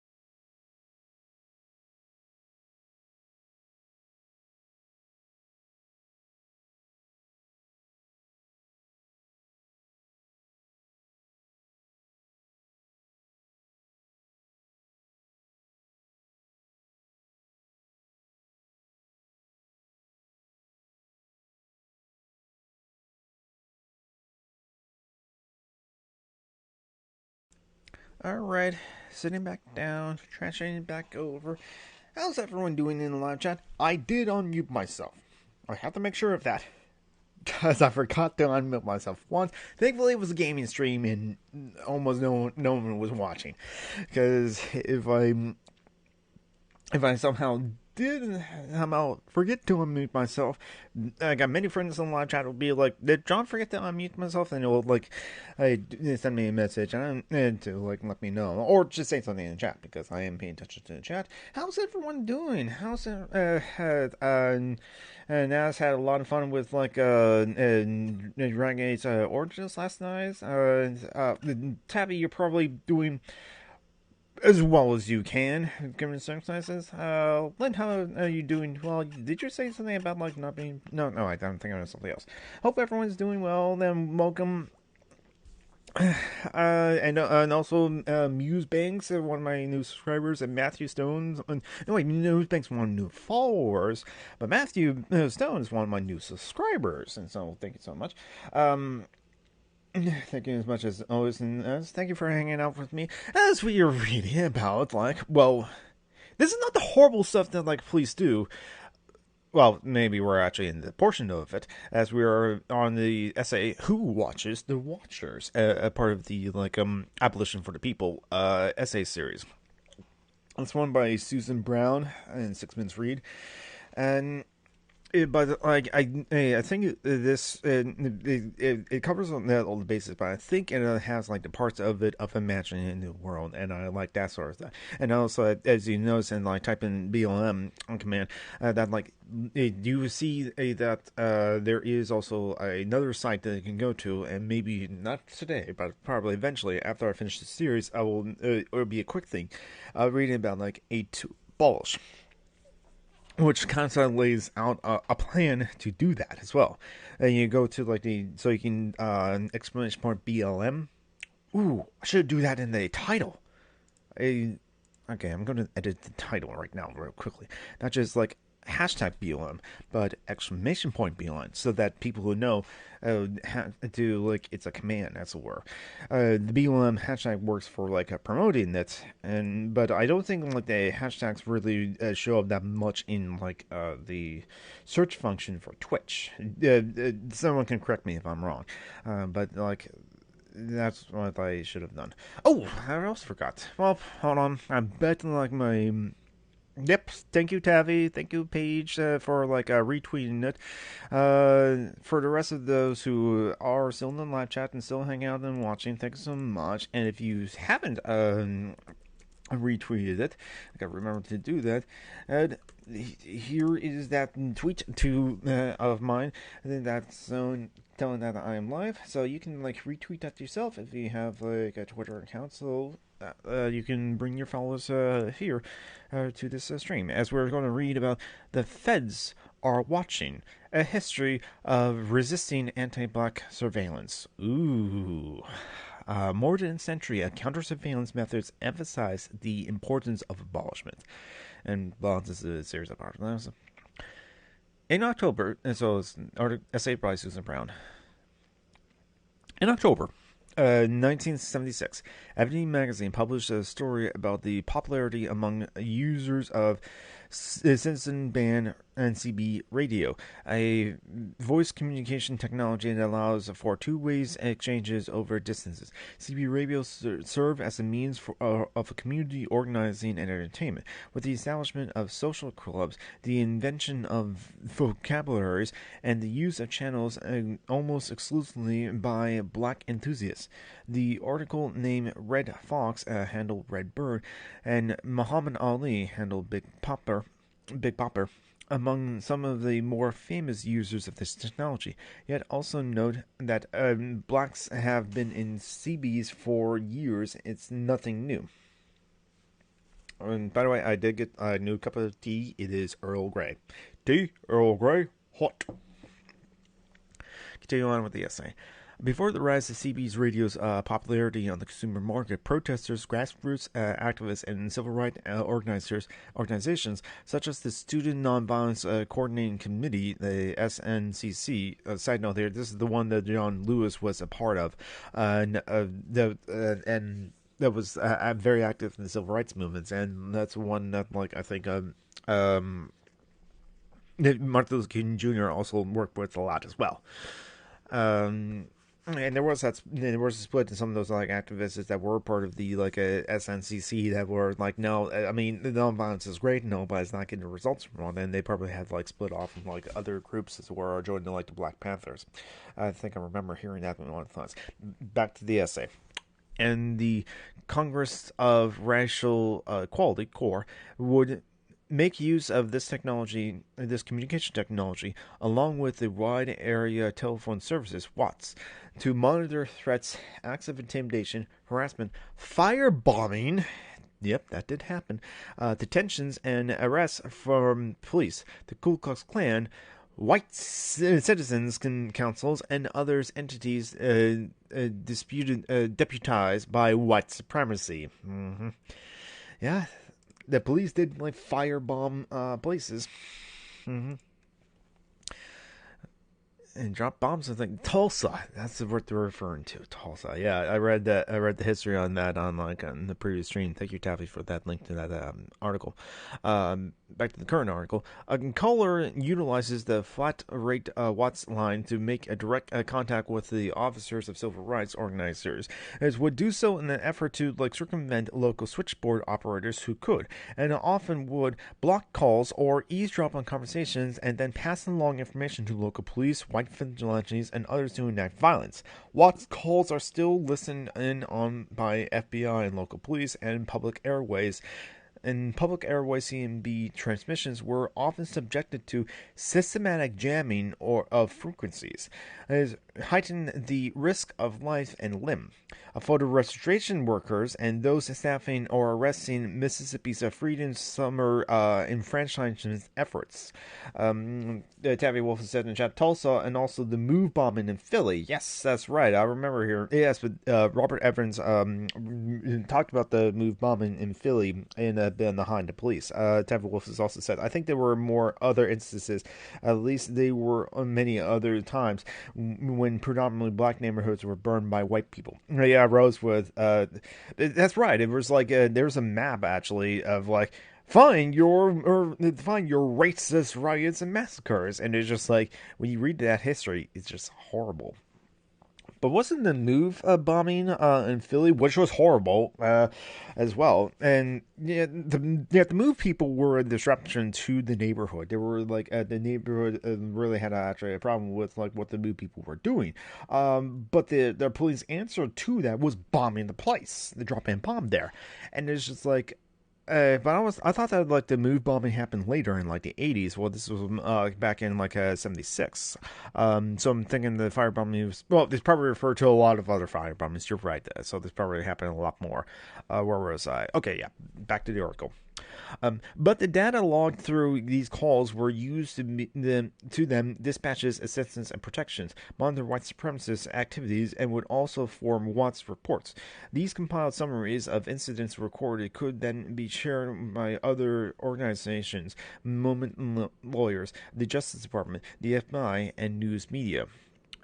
Oh yes, the Green Book, and here's the image of the Green Book from like which was it's in the 1940s edition, established in 1936. Yes, kind of like what the movie that I actually did see based off it. I liked the movie, but then thinking about it more, and was just like, oh yeah, the Christians against it is like right. Redica Cut did a good video on the Green Book. Taffy Wolf has said, I believe so, but yeah, the police response was to drop a firebomb on the home and then to shoot at everybody, including children who ran out in the massacre afterwards, and allowed the fire to burn the entire neighborhood. Yeah, referring to the move bombing in Philly. Yeah, that might have been in the 70s. So, but yeah, it's just like, the police response to like a activist group that were actually very disruptive into the neighborhood is dropping bomb in the house. The move did fortify the whole house, so. But it's kind of like also like Waco. The police like they're not saying that like that's like cult it was doing a lot of good things, or they were all angels, but like police response to send in tanks and then burn down the house was not good. So And so yeah, the move bombing is just wow. It's terrible.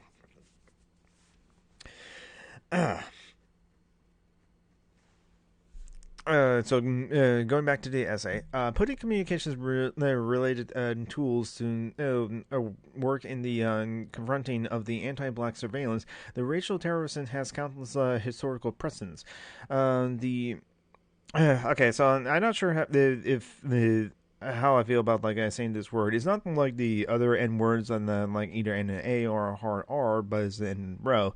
But it's like the Negro Motorist Green Book and others like it. Charted automobile routes so that black travelers could navigate roadways and secure accommodations within system segregation, sundown towns, and service stations that refused their patronage.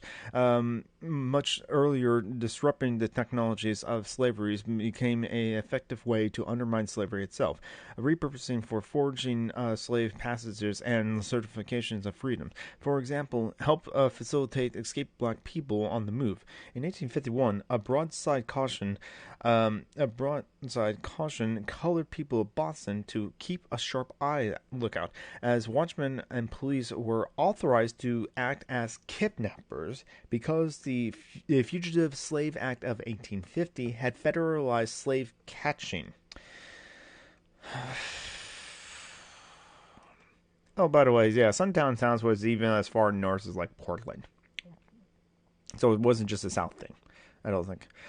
Continuing the reading of the essay. This print matter offered a important and worded advice: avoid conversing with the watchmen and police officers of Boston, especially if you value your liberty and the welfare of the fugitives among you. Sadly, more than 150 years later, a similar caution still applies. And I already read that like thing that's highlighted in the center of the article. So continuing on. In another example, Herod and Jacobs meticulously shared the specifics of her cunning ability to outwit her captors. Dr. Flint, pseudonym, and eventually escape her predatory sexual harassment and enslavement in her 1861 narrative, Incidents in the Life of a Slave Girl. Her self-emancipation began in North Carolina in 1835, when she ran off and took harbor in the homes of others, concealed herself in a swamp, and then eventually hid in the granite above her grandmother's house, and almost 7 years later. This hiding space, where the darkness was nearly total with the air was stifling, was only 9 feet long and 7 foot wide, and at most high only 3 feet. She later bore a hole in one of the walls about an inch in diameter, through which she could catch some like air, peep outside, watch children, and listen to conversations not meant for her to hear, like that of slave hunters planning on how to catch some poor fugitives. While still confined in the granite, Jacob would frequently outmaneuver Flint and her hired slave catchers by writing letters addressed to him and to her grandmother, and then sending those letters with a trusted friend who would mail them back to North Carolina by postmark from places like New York, Boston, and Canada. Jacobs ultimately fled her cramped cell and made her way to freedom in Philadelphia and then on to New York and Boston. And I see a picture here. The picture is provided of CB radios on sale in 1997. Back to the article. Taken together, these rebellious acts of insurgency and stealth use of technology, CB radios, watch lines, and counterfeited documents, artful use of the postal services, anticipate the necessary tools of subversion in the face of ongoing police violence and the contemporary state surveillance. They demonstrate black communities in inventive ways of working within the existing infrastructure to disrupt the systems that were meant to contain objectivity and profits for them. A key part of these rebellious acts are the networks and friendships forged within a system bent on undercutting black social life. But what does it mean in this moment for corporations to capitalize on people's legitimate fear of racialized violence and the reality of surveillance by the settler state or otherwise? Put differently, when the products and innovations like dash cams or the "Hey Siri, I'm getting pulled over" iPhone shortcut, I just had to like pause and react to is like, "Hey Siri, I'm getting pulled over" shortcut. It's a link to the article too. I might read that later. And yeah, exactly. Um, and back to the article, are marketed by publicizing as counter surveillance tools. They reinforce the idea that data collection technologies can help people safely navigate contact with policing. While these products might mitigate harm or at least record them, we should read many of these moves as part of an expansion of surveillance state. Amazon, for example, shared doorbells cameras footage from its Ring surveillance platform with policing agency. The commentary, for me, this is not surprising at all. There's been calls for Amazon to please stop working with ICE agents and ICE facilities with their face recognition technology, the other kind of surveillance technology.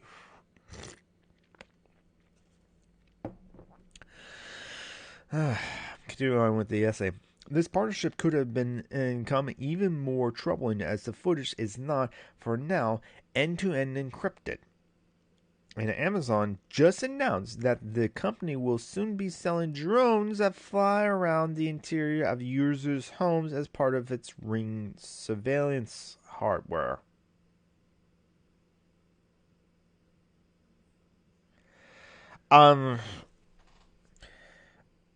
Okay. Okay, I can understand the developments working on drones to deliver packages.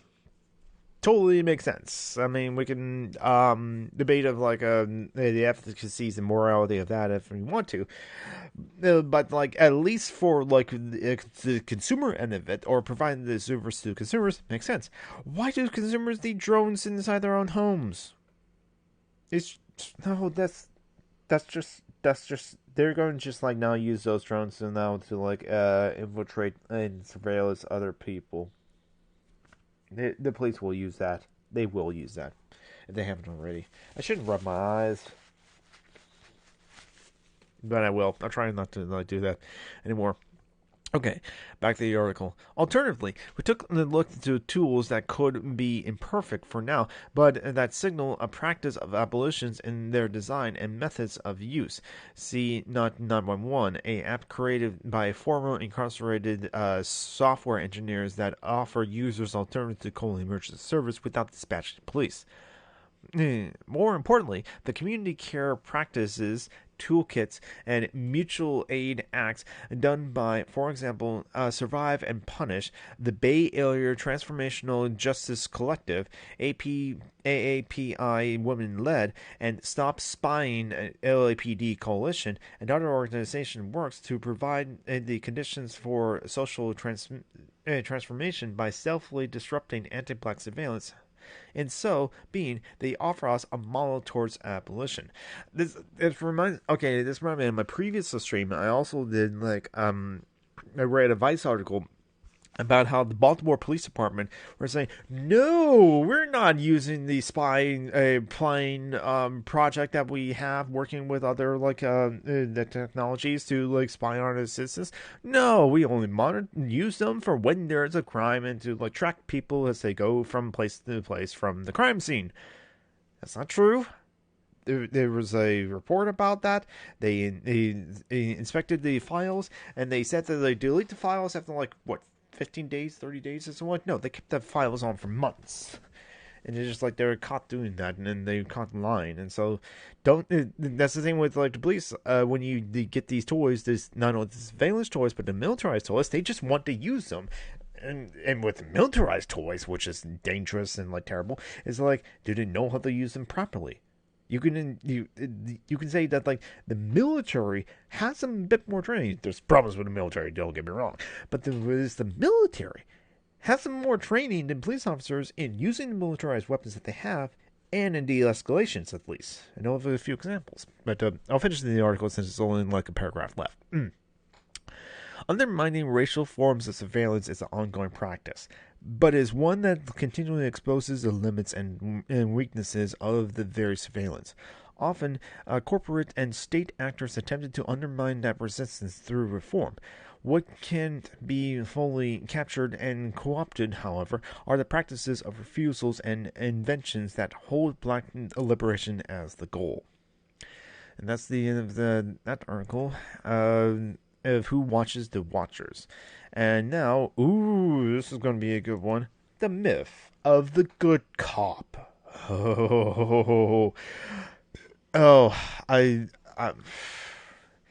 Because I regularly talk to like someone in like a live chat of my friend Steve Size, who is from Germany, and they have a member of the police, a member of their family who's a police officer, and so they will always advocate for the good cop. Taffy Wolf has also said in live chat, military signs up to go play hero and shoot people overseas with the myth that they are sold, they are fighting for the people at home, so they don't like to be told that they fight their neighbors. Police, on the other hand, are trained to see their neighbors at home as the enemy. The us versus them mentality. Yes, exactly.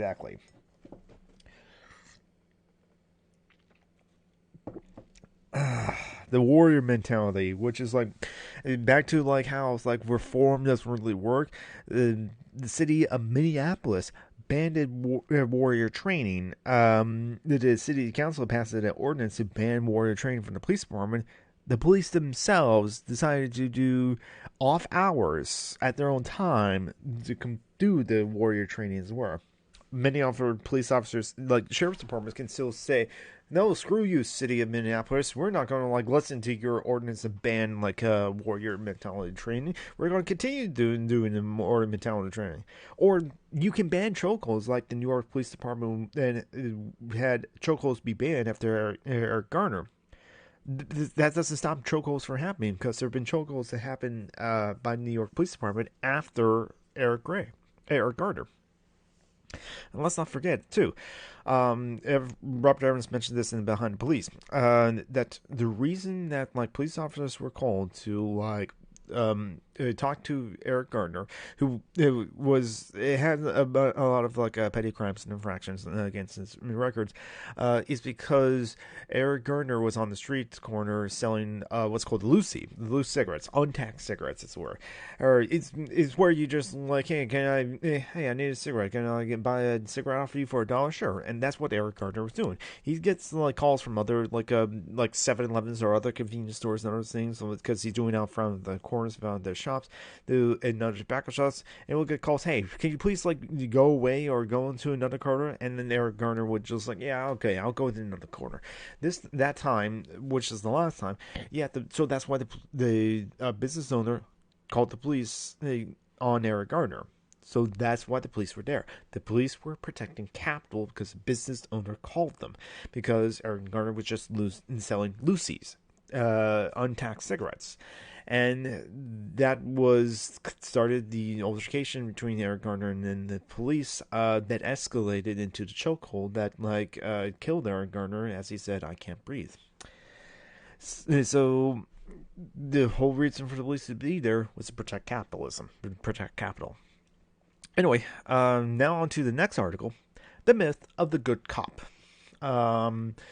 by Mark Anthony Neal, and published on October 6th, 2020. Pop culture helped turn police officers into rock stars and black folks into criminals. Exploring how propaganda empowers law enforcement to terrorize with impunity. Ah, yes, the propaganda.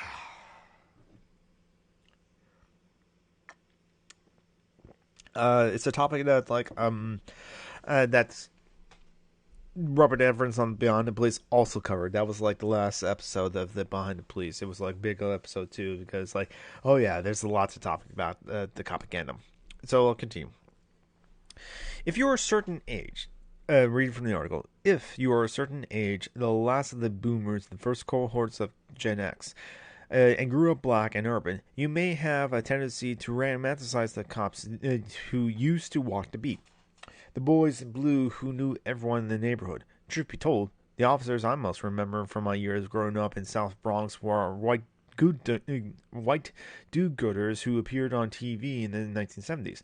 Back then, I was oblivious to the criminalization of black bodies, the anti-black violence that was propagated by the law enforcement community with large or the ideological framing about who and what the police were. I was unaware of the propaganda that pop culture has served up to an unsuspecting public for generations. Propaganda, the reproduction and circulation in mainstream media of propaganda that is favorable to law enforcement, has long been a tool to disrupt and legitimate claims of anti-black violence. Simply put, propaganda actively counters attempts to hold police malfeasance accountable by reinforcing the idea that the police are generally fair and hardworking, and that black criminals deserve the brutal treatment they receive. Such cultural framing has been critical to the betterments. Buttressing? What? Okay, I'm coming into a word I'm unfamiliar with. I'm sorry. Hold on. No, wait, I can also highlight it. Can I? Yes, I can. Highlight, copy, paste. Go. What do you got for me? Buttressing. Just like part of the structure to like support a wall or other things. I have heard of buttressing of a buttress before.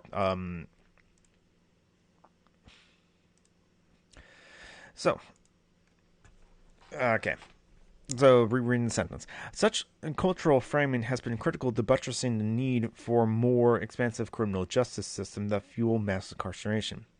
When I was a kid, my father, who worked 6 days a week, 12-hour days, he spent his downtime listening to gospel quartets, and watching police and private detective dramas that played in the NBC mystery movie programming rotation. Shows like McKellen and Wife, Matt McCloud, and Columbo. I suspect that my father, a black man, undereducated, working-class man from the South, was drawn to the kind of folksy, down-home characters featured in these shows, in part because he found them to be confronting as examples of respectability that would be available to his young son. The shows were often commercial and pivoted on the. I'm going to highlight this word and get DuckDuckGo to read it out to me to know how to pronounce it. Innocuous. Innocuous. I knew that word, but just I had a brain fart on how to pronounce it. Okay, so. Rereading the sentence. The shows were often commercial and pivoted on the innocuous notions of morality, where good always won out over bad. The criminals were rarely evil in the 1970s TVs and television in the ways that so-called Middle Eastern terrorists were portrayed in the 1980s. McCloud, for example, was a fish-out-of-the-water detective from the Southwest who brought his style of policing to the big city. He often chased criminals on horseback. Columbo, which aired intermittently for more than 3 decades, hinged on the genius of a dusty, rumbled gumption and who constantly looked as if he'd just fallen out of bed to solve a case. Interesting side note there. What others had told me is that the whole reason that Peter Falk was looking down all the time, he's actually looking down at the script to help him remember his lines. So that's what's kind of one of the things that it became a part of the show. But that was the whole reason for it. Back to the article. While those shows endear law enforcement to public to the public, other programming from the era was more intentional in its messaging. Another staple of my dad's television was the FBI.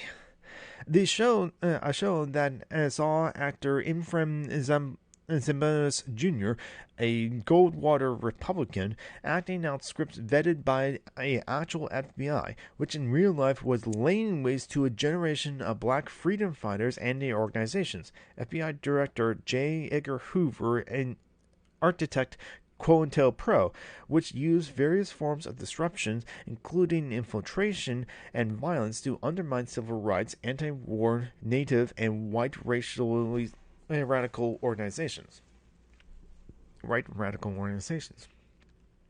Hoover famously identified the Black Panther Party as the biggest threat to American society. The FBI was monumental in swaying the public at the time when law and order was a rallying cry.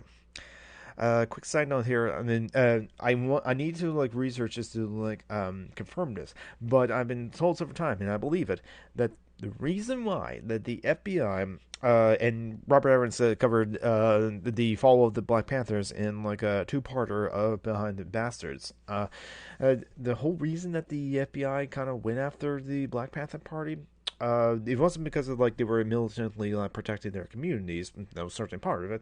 It wasn't, but I think it was kind of because the Black Panthers were, and they're very successful doing it, were helping their communities. They tested 500 people for sickle cell.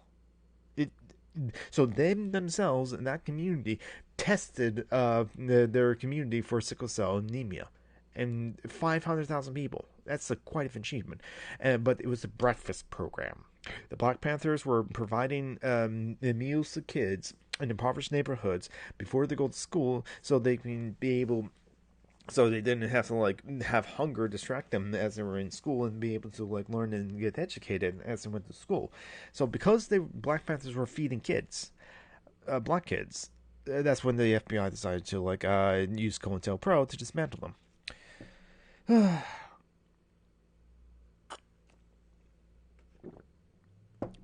Continuing with the article, I have also enjoyed watching the short-lived series SWAT, the inspiration for the 2003 Samuel L. Jackson film of the same name, and syndicated episodes of Adam 12, both of which were set in Los Angeles, no more than 10 to 11 years old at the time.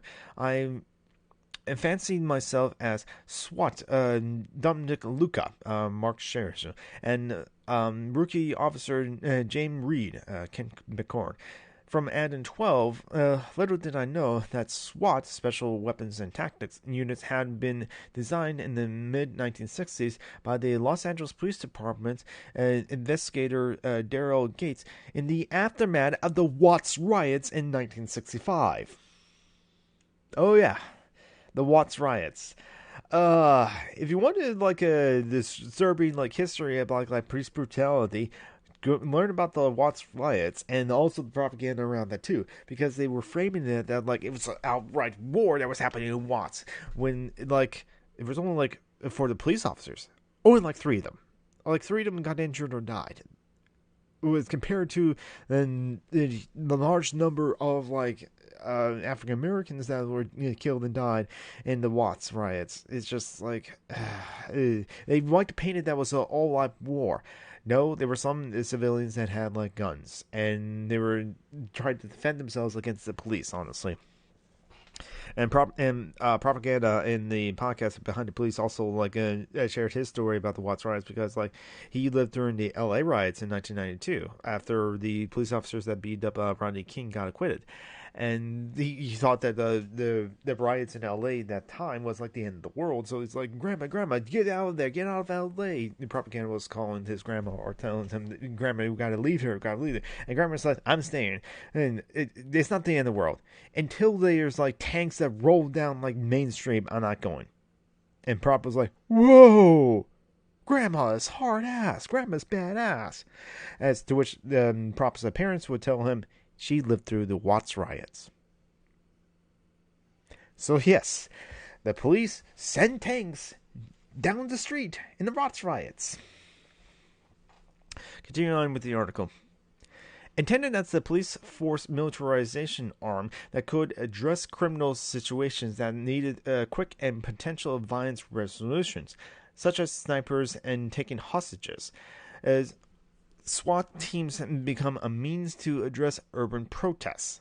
Not surprisingly, one of the first use of SWAT was an attack on the Black Panther Party's Los Angeles headquarters in December 1969, in which more than 300 officers took on 13 Black Panther members, more of half of whom were women and children.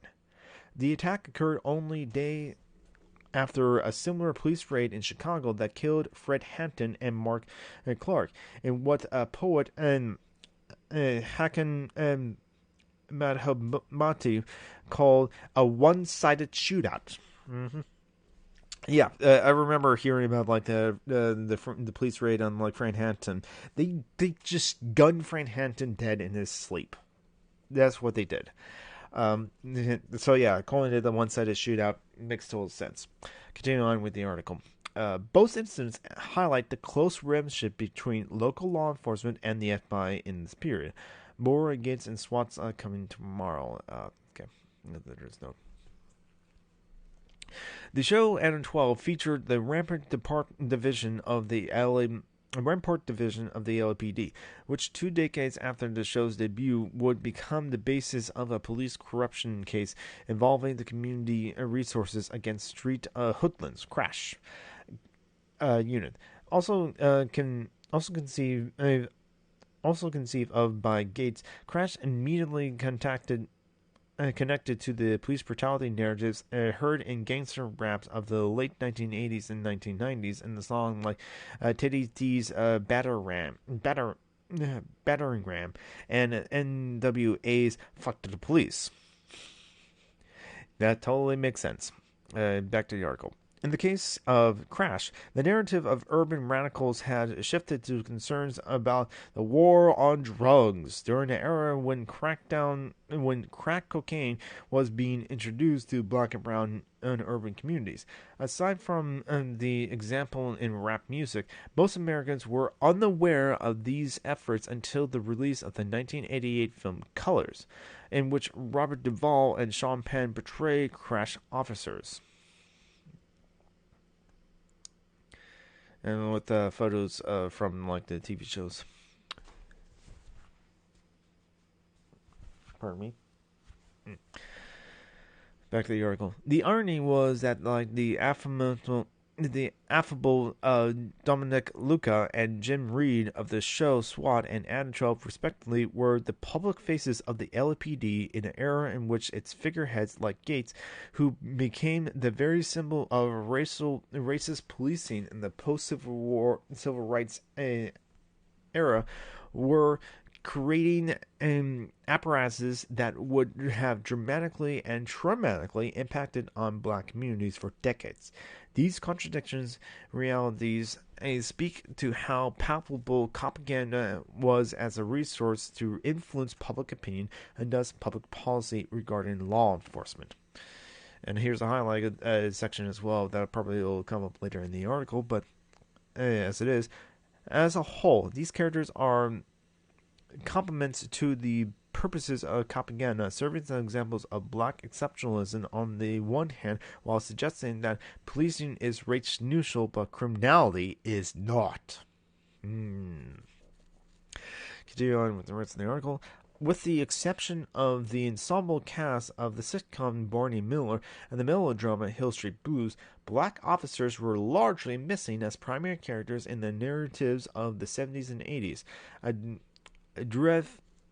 dearth that reflected the lack of diversity in the station houses in the piers. Charles Bernard's 1994 film The Glass Shield, for example, fictionalizes a real-life attempt to integrate a Los Angeles area's sheriff's office. Black novelists filled in the gaps, though. Chester Rhimes' Harlem's detective series featured Gravedigger Jones and Coffin Ed Johnson, two detectives who became more prominent when they were depicted by Godfrey Cambridge and Raymond and St. Jacques, respectively. In the 1970s, Ossie Davis's directed film, Compton Comes to Harlem and Comes Back, in Charleston Blues 2 years later. It was a picture of those two officers in the fictional work. Continuing on. In Raymond Nelson's 1972 essay on Him's detective novels, he described Gravedigger and Cotton Ed as bad N-words. I'm not reading out that word, no. Continuing on. Symbols of defiance, strength, and masculinity to a community that has been forced to learn or to at least to shame weaknesses and compliance. And indeed, on-screen Cambridge and St. John's performances of the duo were given the gravitas of racemen. These figures, often men within black lives and culture who were committed to the race. Oof. They didn't simply acquiesce to white power structure that employed them, but also offered a healthy skepticism of ghetto hustlers while using their badges and relative privilege to look out for least of in Black Harlem. The extent to which Gravedigger and Cotton Ed were depicted as being embedded in the very fabric of Black Harlem was a refreshing counter to the drive-by number treatment of black lives found in most films television in the era, particularly with regards to law enforcement. And a picture of Danny Glover and Mel Gibson from Lethal Weapon, and a picture of Ghislaine Marvin and James Orbach from Law and Order. I'm describing the pictures for the podcast audience. Continuing on the article. In the 1991 film Rage in Harlem, a third of Hem's detective novels to be adapted for the big screen, found Gravedigger and Cotton Eds on the perennially of the film's focus.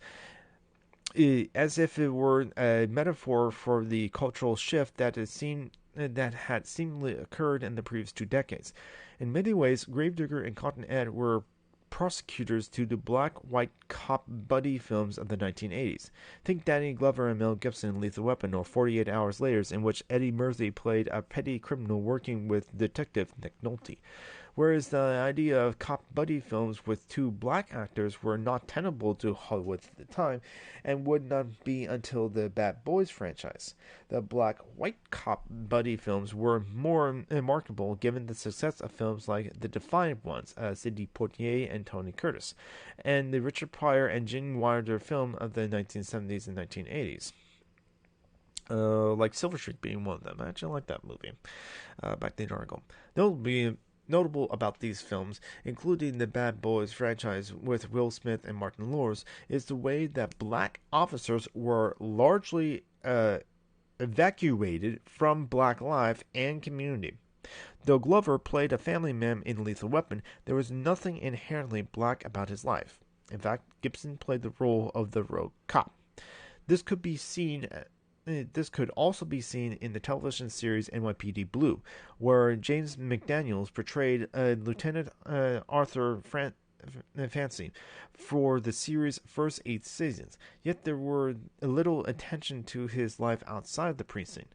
The Law & Order franchise reveals little about the backstory of the numerous black officers played by the likes of Jesse Lee Martin, Anthony Anderson, and Ice-T, who portrayed Sergeant von Finn and Truly for 20 years.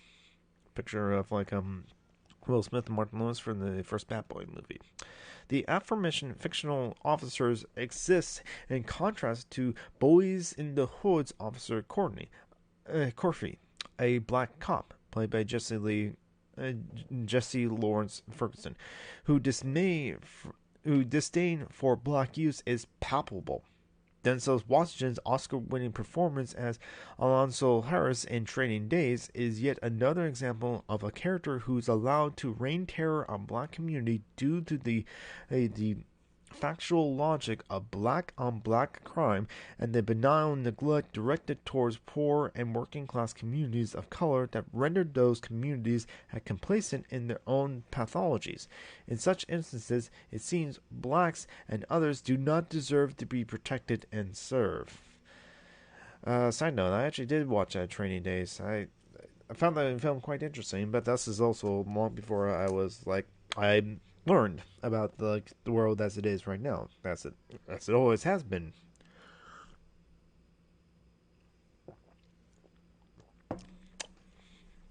That such characters were featured in films by black directors John Singleton and Antoine Fuqua, respectively, doesn't change the fact that much in popular culture, black officers are no longer race men at all, but rather stand-ins for the very anti-black violence directed at black communities.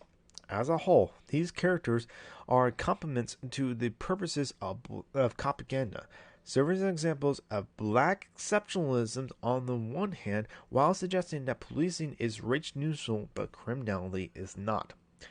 Yet more things change. The more things change, the more they stay the same. Those beat cops on I'm 12 that I once idolized as a kid now sit comfortably around the Sunday dinner table as three generations of officers on the police drama Blue Bloods.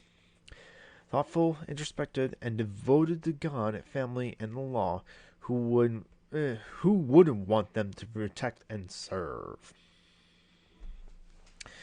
Yeah. It's the propaganda is just like and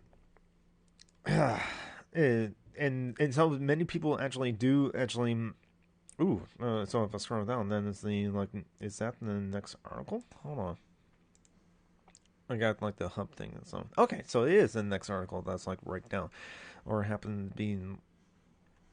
Oh, okay, so it's a link to it. Can I click on it? What? No. Here we go. Yeah, there we go.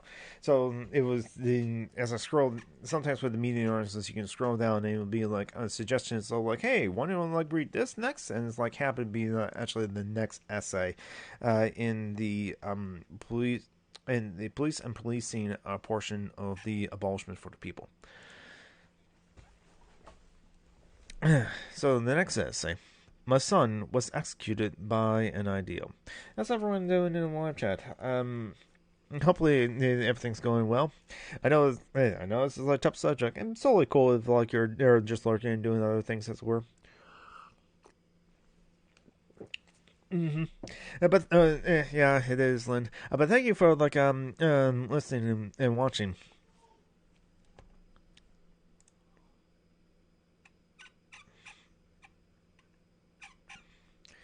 So.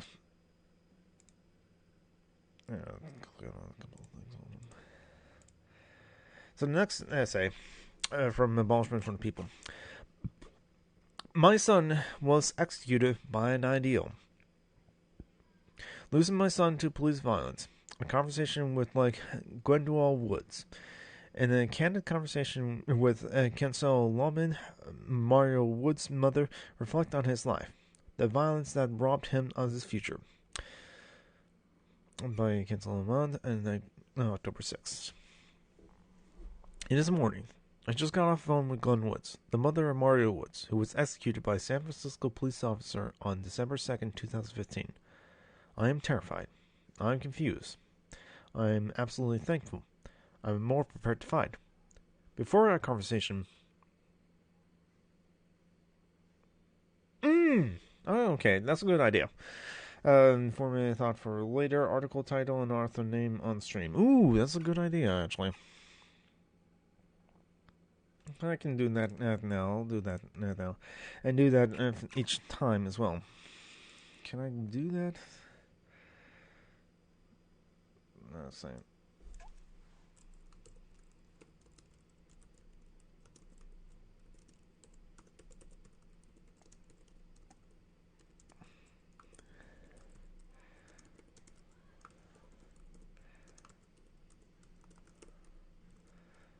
Yes, I can do that.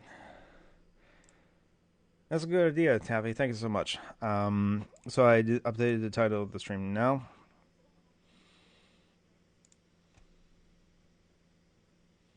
Oh, the text setting up. Okay. Well, I changed the stream title at least. Oh, I think I know what you mean now. In something in OBS. Where was I? Okay. Yeah, so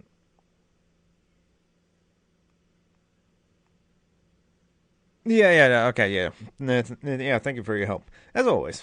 See, again, the reason why I'm someone who streams is because of Taffy, and the help that like, she provides me, as well as others.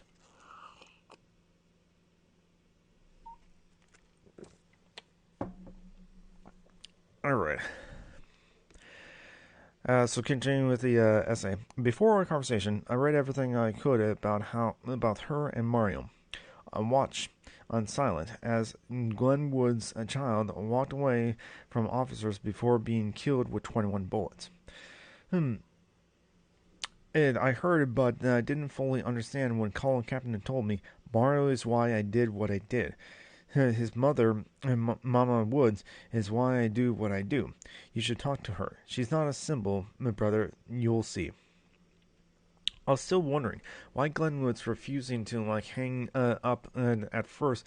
At the end of our conversation, when she texted me two photos. In the first picture, Mario is wearing what we in Jackson, Mississippi call a sweater hat, a white t-shirt and beneath a dark gray San Francisco 49ers sweatshirt. In the second picture, Mario is a baby looking directly at the camera. He clocked in a He's cloaked in a humorous red San Francisco 49ers jacket. The cobalt blue of his shirt popping out of the top. At the bottom and right end of the picture are the words Marman. Just had to share Mar as a baby in his 49ers garb and at his first game at Candlestick Park. Miss Woods wrote in a text message between the two. It was the first night Colin started asking quarterback. He didn't know Mar, but Mar felt he knew him as the quarterback. The irony, right? Thanks for your thank you for our conversation. Okay, even more than my child leaving me. I just never wanted to leave my child out there. I think I understand why Glenwood's insisting I hung up first. By Glenwoods, as told to Kinston's Lemon. Do you mind if I call you Kay? I hate to mess up people's names. When the lawyer said he couldn't win Mario's case, even with the video, I hurt in a way I never wished on anyone except the police who executed my son. That hurt didn't stop with some settlement. After what they did into my child's body, I had my Judas moment. I felt like I sold my child for some 40 pieces of silver. Most of that money went to the lawyers. Felt like I betrayed and abandoned my son. I use the words execute because that's what they do. They execute. They annihilated and they looked at the video. If they didn't annihilate my son, what did they do? If that doesn't look like execution, tell me what it looks like. They came up with jargon for soft targets. They told my son was a victim of policing. Of course, I thought about being quiet. But when the lawyer failed to speak for us in a court of law, I said to myself, fine, I'll take it from here. Then Colin came. And there's a highlighted section of a part I've already read. Continue on. My first meeting with Colin was 4 years in the making. Mario was exactly blocked from Old Candlestick Park. So 3 years later, when someone called Colin and what made him take the knee, he said Mario Woods. That's my son. Honestly, Kay, it brought life back to me. I brought Mario back from the ashes. I birthed my baby. I love my baby. They shoot so many holes in my baby's body. Colin's son, my baby, is what gave him strength, given the strength to stand up for us and kneel. Even though my son's body is gone, I still talk to him. Mario, someone as great as Colin's captain has got your back, I tell him. He says he can give you his life.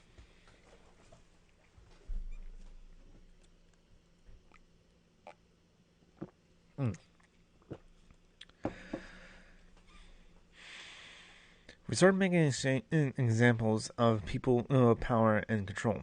Nothing will change until we start dismantling that officer's Bill of Rights. There has to be zero tolerance policy. No pension if you kill people who could not kill you. Right now, you can execute our children, or us, or even on the race and occasionally you lose your job, or even on the rare occasion you lose your job.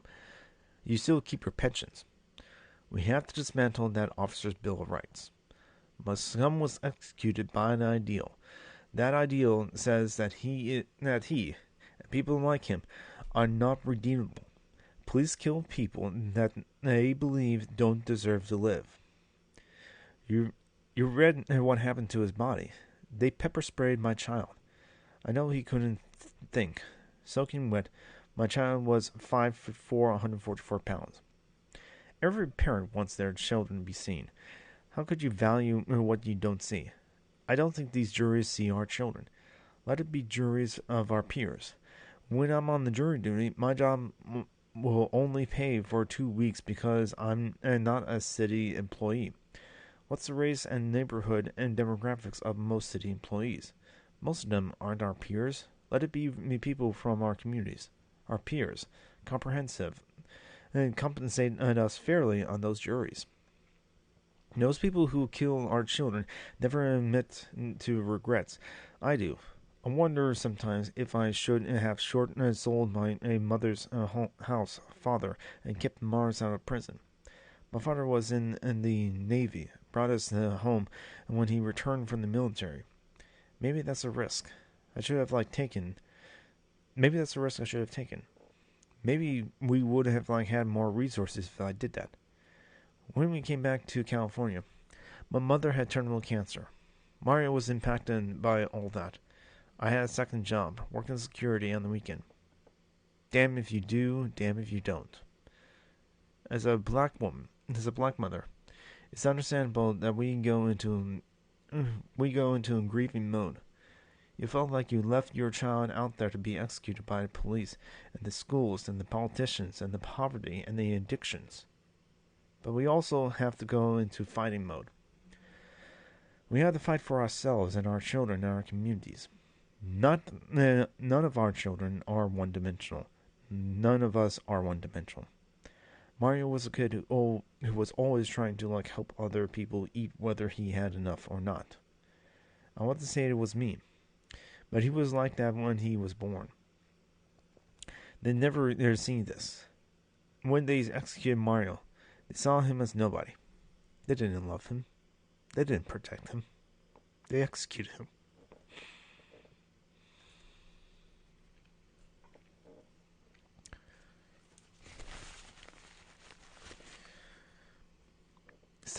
It's times I didn't know who it would be mad at. My mother? My estranged husband? Ultimately, some days, I'm still most mad at myself. It's schizophrenic at times. But I'm not apologizing. I'm tired of teachable moments. I've been through that and on my job my whole life.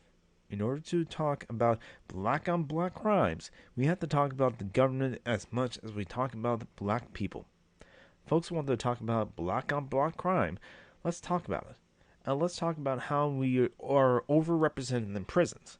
Let's talk about how our children never go to prisons for what they do to us. Let's talk about how they just like a Trump, always deflecting. If our children mess up, and sometimes even if they don't, they go to prison. If their children mess up in ways our children can't even imagine, they become presidents of companies, politicians, and presidents of the United States. So much trauma is impacted on us. We know about Alfred North and Iran-Contra. We know throughout history how the guns got into our communities. We know how the crack came in. The government helped inflict this on us. It's like they blame us and blame our children for what they started. When I look at a young person being a knucklehead, I want to know the story behind them. We have to want to know our children's stories. Education is crucial. But if you took my education and made me feel less than, you don't want me to love myself. You don't. You want me to love who you are, who you say you are. But I can't trust anyone and to say, hey, because you say I'm a nobody. You say my children is nobody. You took what made me from me and tell me all that made me ain't worth a damn in schools. I hope that makes sense. I'm being overly apologetic about the state's failures. They want us to apologize for how we raise our kids. I'm supposed to apologize to the people who kill. I'm supposed to apologize to the people who kill my child? I'm going to apologize to the people who watch my child die? I'm not apologizing. If my child has to go to prison, someone else's son should have to go to prison for killing my child. And they should be in general population like my child. That's how I feel sometimes. I know prisons are bad for everyone. I know that, okay? But sometimes I feel like if I have to be up all night depressed, I hope that those officers and their families are in the same situation as I am. We aren't asking for anything that wasn't taken from us. When I think of my mom's cancer, I think of environmental racism. She didn't ask for that. How do you repair what you took from her and her family? That is what reparations means. When you take something from people, whether it's like health, money, security, their children, whatever, you have to repair that. But here's the truth, Kay. I don't know how you fully repair the hearts of mothers who watch their children be executed by people paid to protect and serve. It's nothing happened to the executors.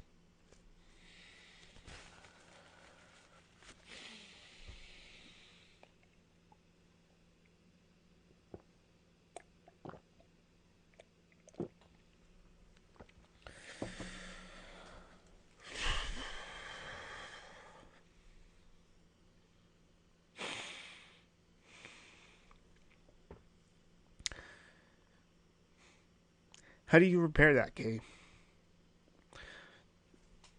Those folks don't even try. That's the thing. I've been reading about alternatives to prison. I read where in. Thank you for the 10 biddies, John Bernstein 111. Yeah, I don't care about an original. Okay, what you were tell me about an original Trek series. Yeah, I don't know. I still not.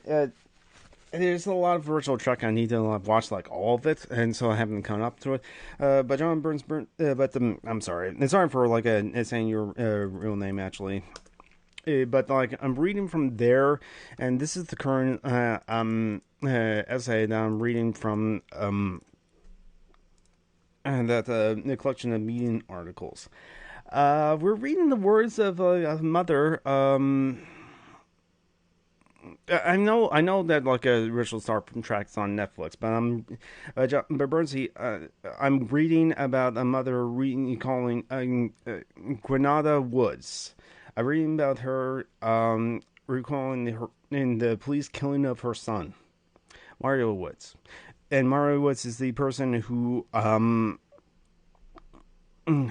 And Mario Woods is the person that actually inspired Colin Kaepernick to take a knee. And actually, this is from Kaepernick Publications, a publishing that is in partnership with Level Publications to do this Medium articles.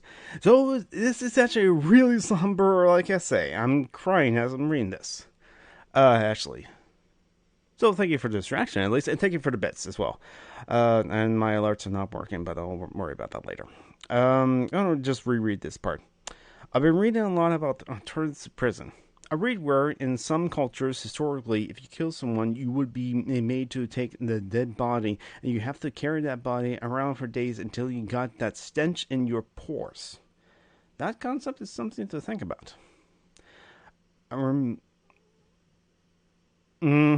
Killed by the police, Bernstein. Mario Woods was killed by the police, shot 21 times. And this is their Granada Woods, Mario's mother, recounting the events to this writer who's writing this essay. So I'll continue on with the essay. I remember being a person with no hate. After seeing how they treated my child's body, I'm not going to say I don't hate. What would you feel if you saw your child with no gun executed by 5 officers, and none of the executors were held responsible? I just missed my child, Kay. Kay is just like the Cornell is what's shorthand for like the author, who's in the title. Continuing read on. I skipped over that part because I think I already read it. Let's continue on. I remember so many things, and now Mario doesn't remember. I wish I could remind him of who he was. When we were living in Houston, I met Mario one day when he got out of school. I met him at the corner. Him and my neighborhood, little Johnny. Thank you, Inez. Thank you so much.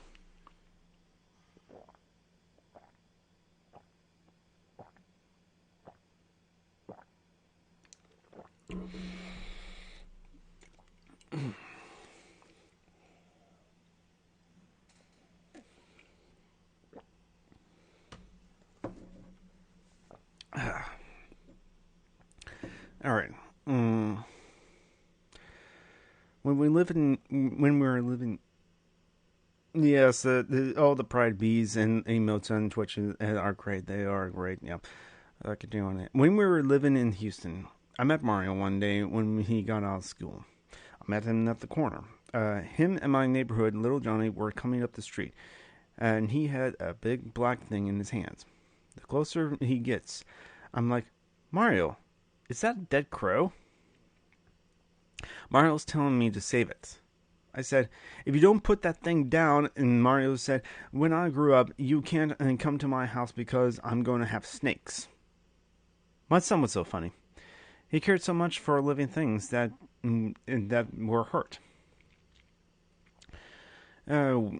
Side note here, wow, caring about a crow that like was hurt. It's like, especially since like, I don't know. I think crows are respectable animals. They're really smart animals. So it's like, I wonder how many people would.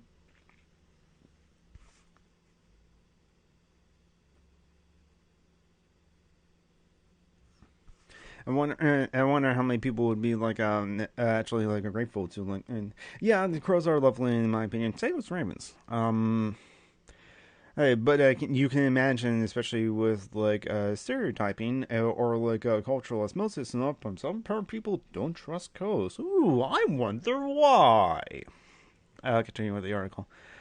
When he was in prison and struggling, I'll say, the Times is doing you today, Mar. I have a picture of him at the zoo. I pulled on that memory a lot. Mar was so rambunctious. I got him one of those Teddy Ruxpins when he was little. When it was time for him to do his homework, I would put it up on his bookshelf. One day, Mar climbed up there and got that Teddy Ruxpin. The whole bookshelf fell on my child. I got him and his brother a new winter coat to share. Hopefully that incident was like not that bad, because like we're just like the whole bookshelf fell on the child, and apparently it's all fine. So continuing on, I got him and his brother a new winter coat to share. Mar gave it to his friend because his friend was colder than him and his brother. He was colder because he didn't have a cold at all. Side out here, it kind of shows that like maybe it's just in some of us, but like or a lot of us, but there's like definitely altruistic tendencies in a lot of us, and especially in children. True, you can find children that are just like depending on the moment, are very like gimme sort of thing, and it's a bit selfish. But also, you see in a lot of children, you see very altruistic and intrinsic tendencies in them as well. So I think it's like we can build society to encourage one, the altruistic tendencies, and discourage the other, the selfish tendencies. I'm not saying that like either one is like human nature as well, but I tend to like side with like the altruistic ones being human nature. I'll continue with the essay. None of whom my child was like mattered to those police, that jury, these politicians. We have to make them uncomfortable. We have to make them uncomfortable. The police are too comfortable. Trump is way too comfortable. Those politicians are too comfortable. Nancy Pelosi can sit up there with cottony cloth but not say a word about Idris, Kenneth, my child, oh, Jessica Williams, all the blood in San Francisco's hands. Now she's on TV talking about police reform, but not talking about her role in what she thinks needs to be reformed. Side note here, I saw an article talking like way back in the summer during the racial uprising, the protests against police brutality. Nancy Pelosi says like we got to have the police unions at the table as we discuss police reform, and I'm sure many in my audience and all the people that wrote essays and this sort of thing in the black community said no, the police, not even the unions, no, they should not come to the table. Police unions probably defend the police officers that like shot Mario Woods. Continue on in the essay. How? You saw my child shot 21 times after posting no threats into all those police. And you don't understand why Colin took a knee? I have this great pain of losing my child. I had this like great man that I consider my child now, too. Women, behold thy son, scripture says. I think Colin's in the context. Mother, behold thy son. I love the young man, okay? Not just for everything that he meant to Mario. I love him because his heart, his integrity. Colin's integrity outweighs everything popular. When you see that integrity, you must stand up. You must fight. Colin Kaepernick's story is the story of what happens to integrity and love of black folks in the United States. This country hates integrity. Gonna be honest. They don't hate Colin. And they think they do. They hate integrity. He told them that they are responsible for a history of brutality. Telling the truth should not be a risk, but it is for us. Colin risked it all for our children. I miss my child every minute of every day. I am thankful that his life, no matter how short, inspired change. It was also, if he was alive, he said he had to do everything to keep Colin Kaepernick safe. Mama. Not because he was his favorite quarterback, but because he loves us enough to fight. We can't abandon our children. Or the folks who fight for our children. I wish Mario was here to see when he would help continue. Thank you for talking to me, okay? Thank you so much. You hang up first.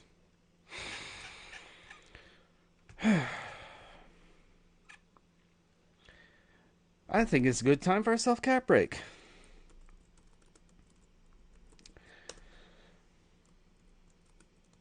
So, get up, stretch, and get some food, use the facilities, and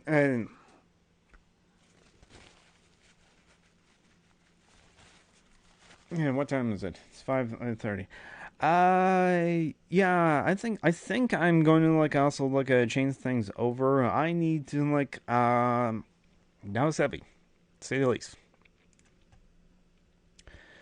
Looking up any other things. I think I'm good to call it there for the political portion of it. I think I'm going to switch over to the gaming portion of it and the break.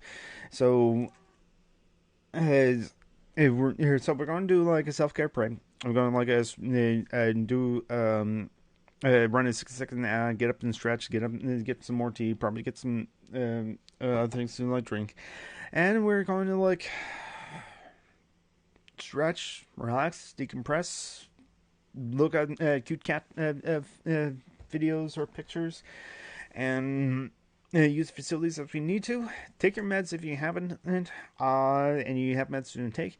And I will transition over to Be Right Back screen. I'll switch over to a fun, relaxing game, and then we're going to continue to stream on afterwards. And I will be right back. And also for the podcast and the YouTube portion of the videos, and podcasts, that'll be in the end podcast. So go on to do something else if you'd like to, or continue watching other videos and listening to other podcasts.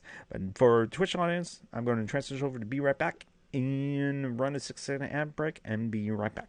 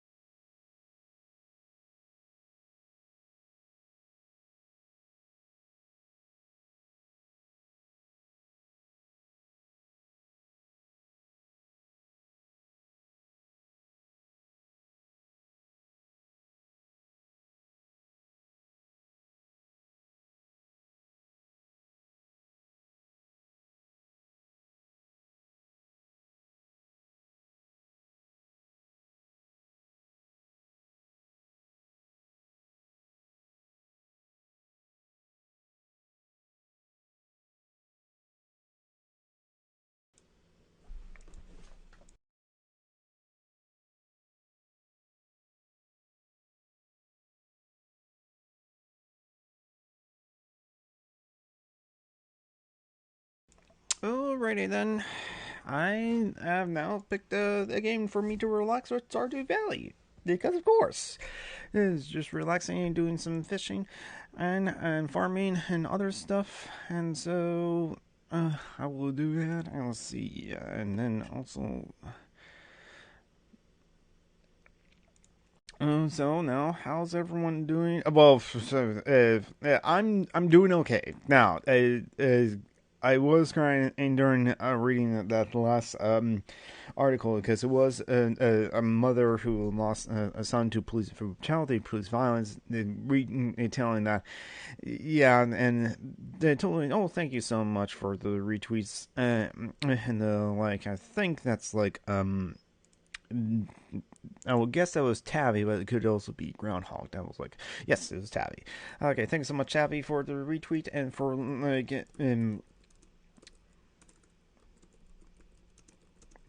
for everyone else that is also here. Thank you for listening and watching, and thanks so much for like doing that. Oh wait.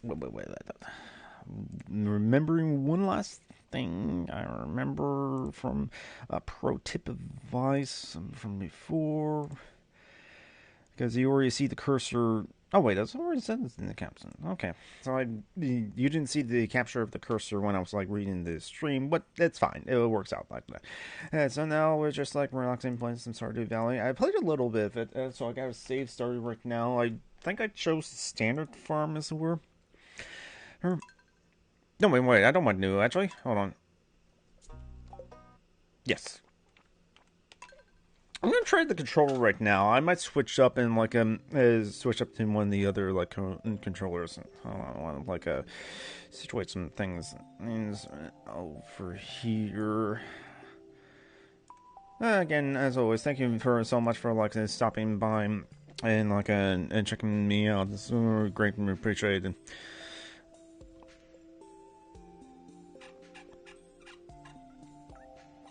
Yeah, so anyway, again, situated some things. Yeah. So, yes, I just named the farm Peace and then named my character Dan. And I get myself green hair. I randomize it. And I just like, I don't want to spend time like customizing the character and make it look like me. So I just like, can I just randomize it? And I randomize it. And Pixel's like, oh, I'm cool with that. I'm good with that.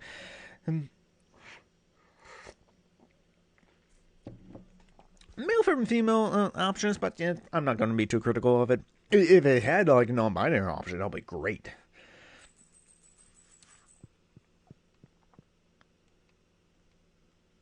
So starting a new day. Anything? Okay. And these crops are now like ready to pick. None of these are. Scared off 2 crows. Oh, good for you. Oh, requires a sickle. Okay, let's see.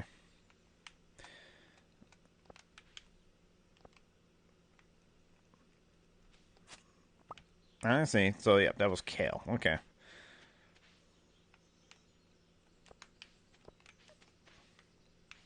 Okay, it's interesting.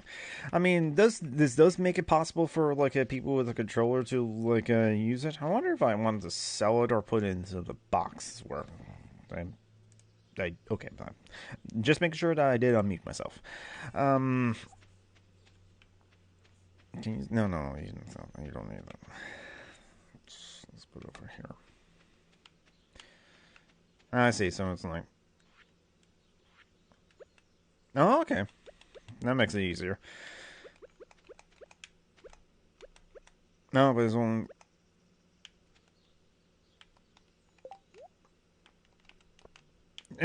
Familiar. I honestly familiar myself with the controls.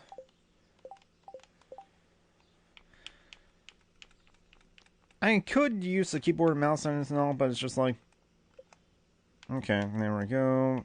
I'll run.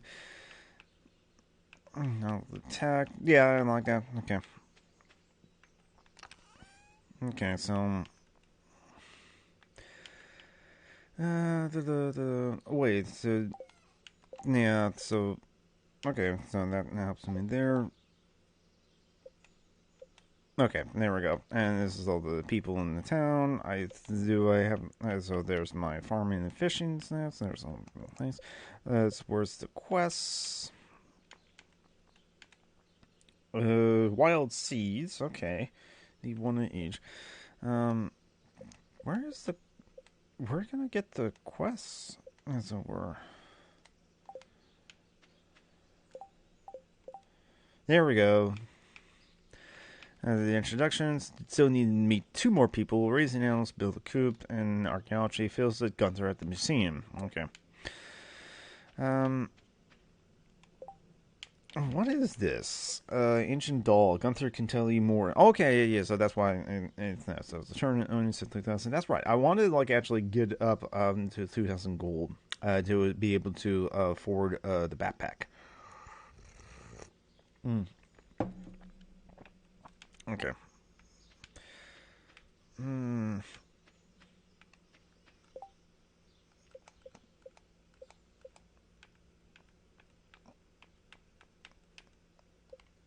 Okay. Checking out these things. So, letters. Okay. Okay, so these are the ends of the ship, so I probably should at least ship the kale.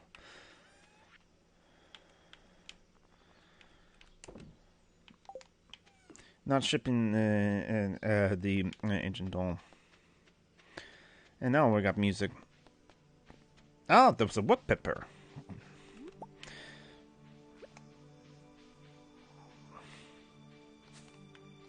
Okay, so the A would still be the interact. So like, but it's the X that will be swinging the things. Okay. Oh wait. Probably should also remember to like water my plants as well, especially early on. So.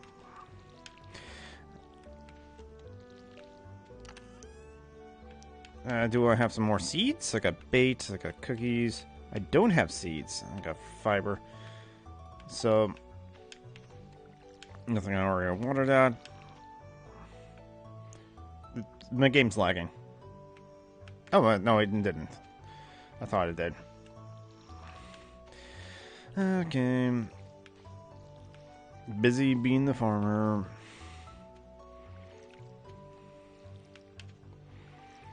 Okay, that time make sure. Okay, and that's another one as well. Or it's like that. Did I just water a tree that I didn't plant? Maybe I did.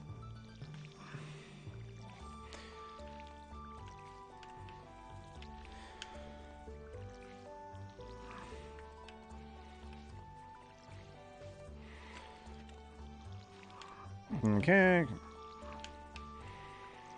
Nope. Well, maybe I can plant something there and it'll be fine. Up, out of water. Just as I ran out of water. There we go. Okay. So my basic duties of like farming is like done.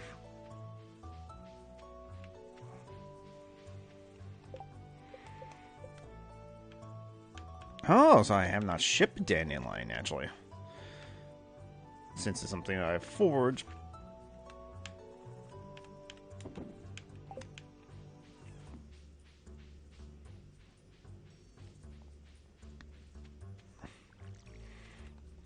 Okay. So what am I? Hello, ancient god or something.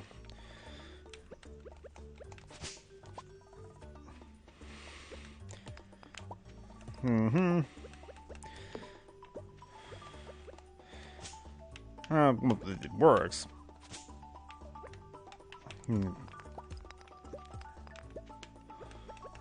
Probably I can actually like.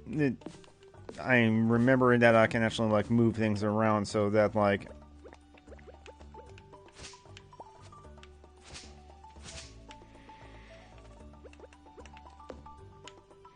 Oh, inventory full, so.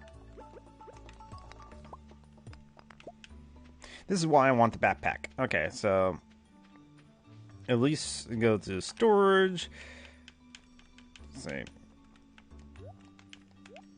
Coal! I got coal! I actually need that for something. I remember now.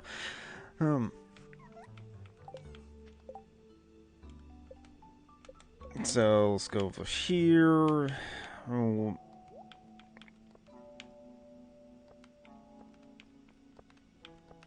So, and I think it would be fine. Like, it'll depend. So, right now. Oh, yeah. Maple seed. Okay. Oh, wait. That's right. Nope. X.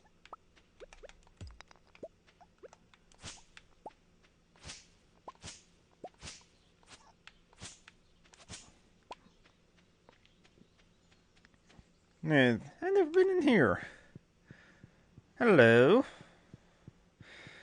What's in here? And what's up here? Oh, this is probably like a connection to like another path, actually. Okay, yeah. So that's where I am. Okay, makes sense. It's a long way around to get to like the place, but yeah. Because it was something that was, actually, like Sarah like mentioned. Oh, hey, you can actually reach to that point. Do I want to actually like plant on maple seeds? I don't know.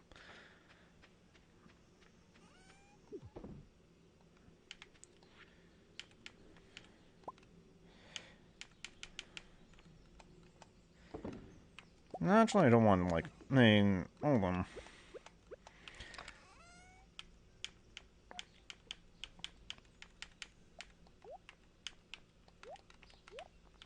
How can I like?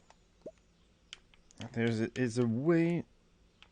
What happens in times can you consider organizing? There we go. That's it. Oh wait, it's like X. That's where. Okay, that's a shortcut. I'm familiar myself with how to do shortcuts as were. I don't know. Do I want to like? Do I prefer doing things with like keyboard and mouse or like anything else? I don't know. Depends. I can get used to either ones. And we have like something new. Okay, that's today. I need potatoes to power my latest invention. Is only the thing that I need to work. Murrah. Okay, I have to know where Murrah is though. I know people that like don't actually bother with this sort of thing.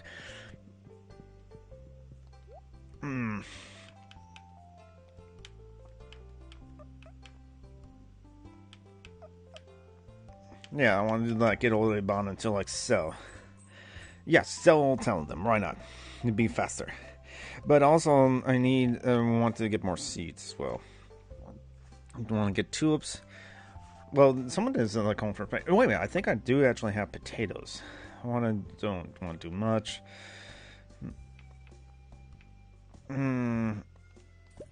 6 days though.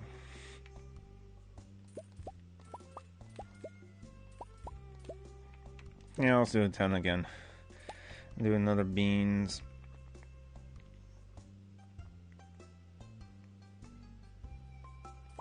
I'm gonna do some cauliflower too. More potatoes.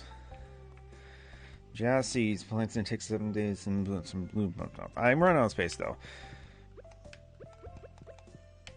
Okay.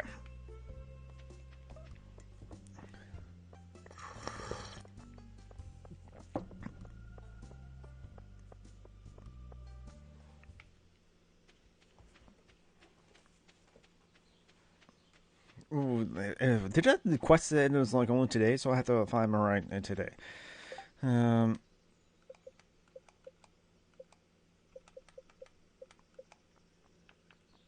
I encountered right? Yes, single. Abigail, some trailer. There's mouth.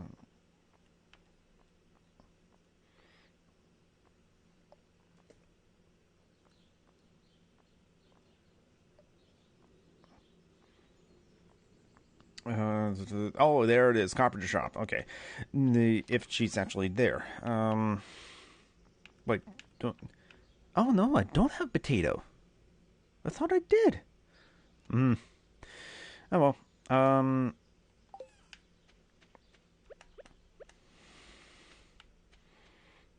So.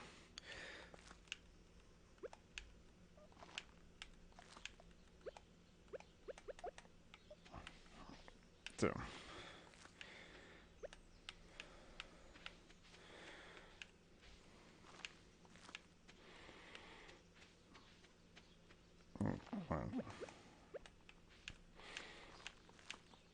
Yeah, it's like in no particular order. Oh,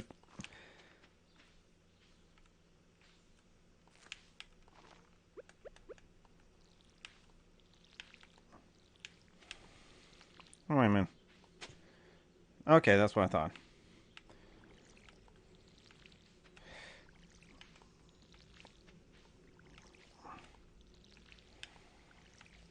So it's a mixed match of like various different things. So I don't have a potato, so I'm not gonna like concern myself with them like that.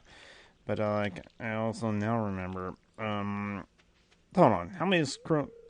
I haven't encountered any crows yet. At least you scared off some crows, so that's nice. Okay, so it's already 4 p.m. already. I got some energy left. All right. Okay. Nope. Okay. So I look at the random things. So I think, ooh, is there something underneath it? No.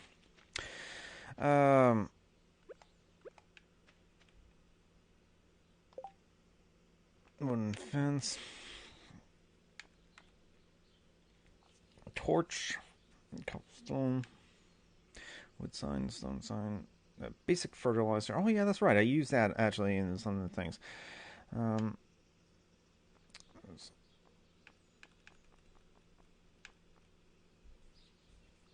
Okay, so I got a maple seed. I need. Okay, that's like okay, yeah, that's the thing. But I don't have a potato. I at least got 2 days. Visit Gunther at the museum.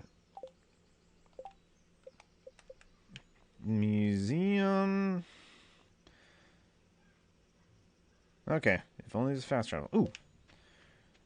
Can I fast travel from going through here?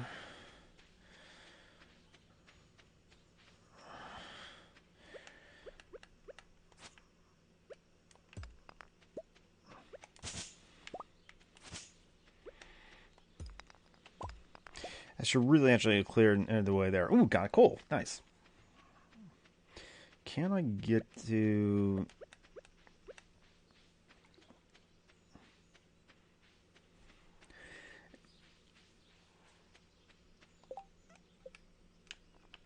Can I get all the way to the museum? Where's the museum? I have it right there. Can I get all the way there before 6 p.m.? We'll see. If I don't, then I'll just like go all the way back. And then just like fish for the rest of the energy.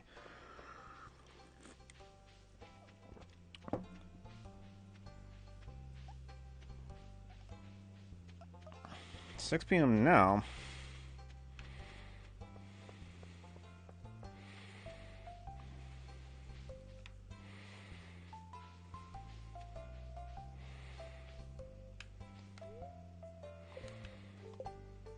So, did not make it to it in time.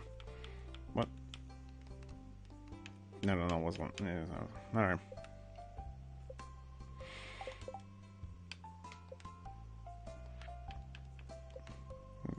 I still don't know who I need to, like, meet, honestly.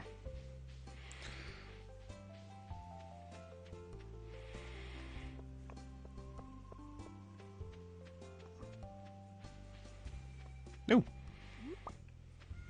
Foraging. You gotta really keep my eye out for those things. And be able to, like... I do like to, like, do the timing quest. Hello, have I talked to you? No, yes, I have. Exercise is important for staying healthy. I always make sure to, like, set aside some time. I think I have talked to you. Yeah. And I don't have a potato either at all. The store's closed. Still need to like make up like a $2,000. Oh, this dandelion has a star on it.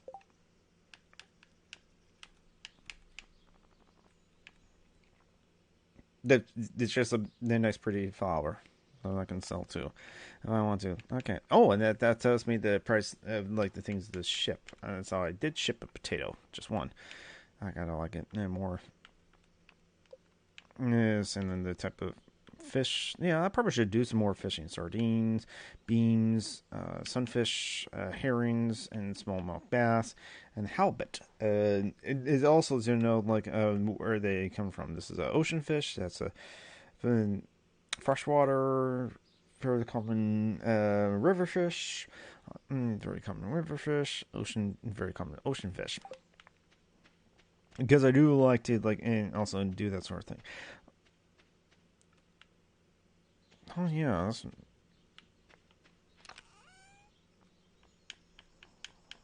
see. What was it again?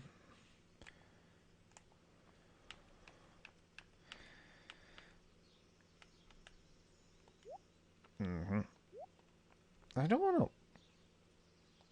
Yeah, I want to keep my coals and working for now. Did I ship the seaweed?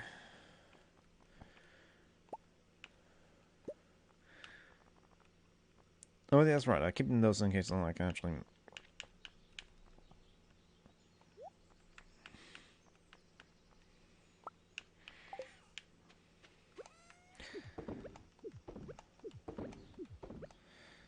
Sure.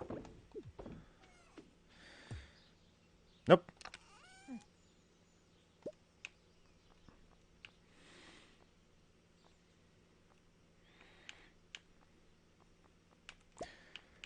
I'm sure I'm not going to get anything. Let's see. Yeah. So these are shipped. Okay, so I did ship seaweed and algae. So did I ship one of those? Maybe I did. Okay, and then minerals. I'm sure it's like more or less than the things that actually got found on the mines or so. There's a second page of it. Oh, and that's another flower. I see. That's what I thought.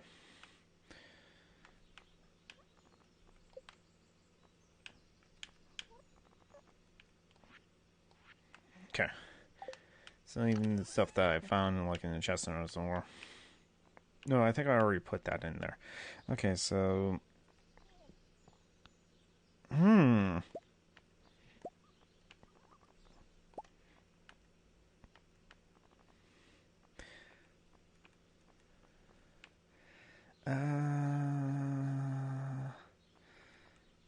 fire. Do I want to do the gold?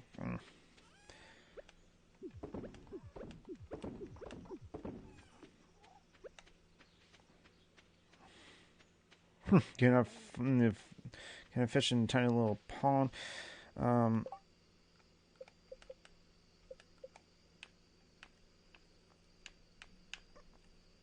it's not a location there. Well, this also is connected to the river, much closer.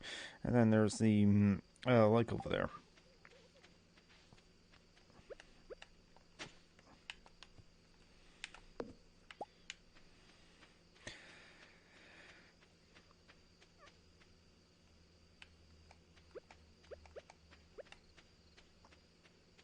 I mean, I guess I could if I want to. How far away is this into the lake?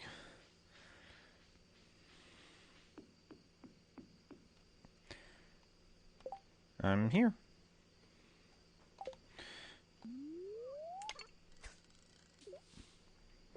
Catching fishes on a hook, on a hook.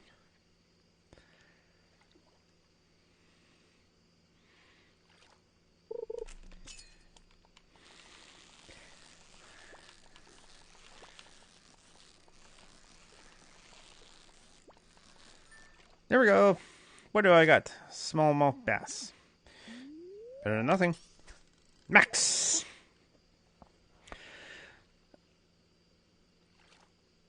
I wonder if I wonder if they do make a distinction. They make a distinction from it's broken glasses. I can still sell it. They probably won't like it and probably won't count it.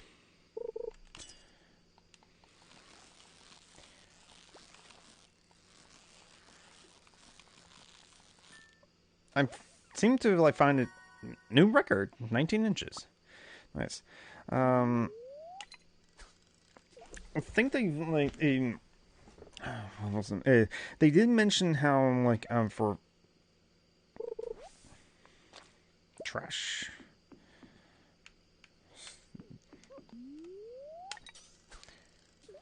I'm not sure if like that thing that's bubbling over there will actually be like caught. It's 10:30 in game, so I probably should actually like maybe like get to bed. Don't want to like stay up past midnight though.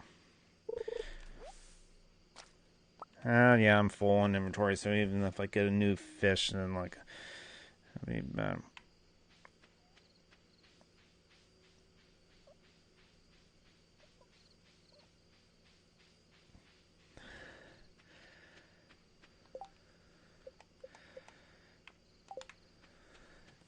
I think I'm going the right way. Yes. I think I can still fish out of that pond, though. Should actually go through and clear all those rocks, too. So that, like, it's not that hard to actually make it back to the farm.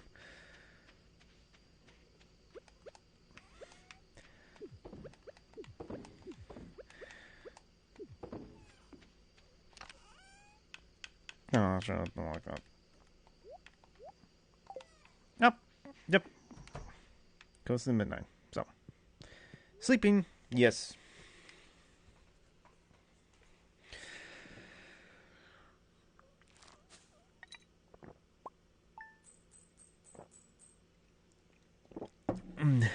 Okay, so there's a. Okay, so yes, selling the maple seeds, the stone, the fiber, the wood, the field snack, the porch soup, the cookies, the bait, and the clay. Nice. So yes, you can sell the trash, the broken CDs, and you just get to go for it. The coal is you do actually. Okay, so the sap discount. Okay. And 500 made for today. 9th day of spring. 10th day of spring now. Saving. Save progress. Nice.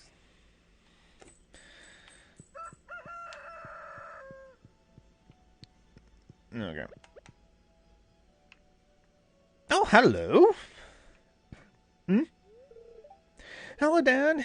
You see this cat here? This cute cat, yes. I found this in outside the entrance to your farm. I think it's a stray. Poor little thing. I think he likes this place. Hey, don't you think this this farm could use a good cat? Yes.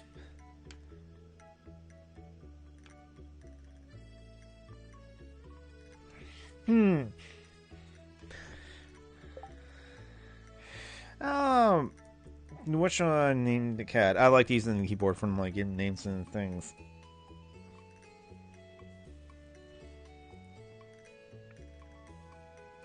The thing is, I actually used to know some people who are cat people, or who are cats. They're furries, but I don't think I don't know how. So I kind of looked over and saw like a box. No, wait, no.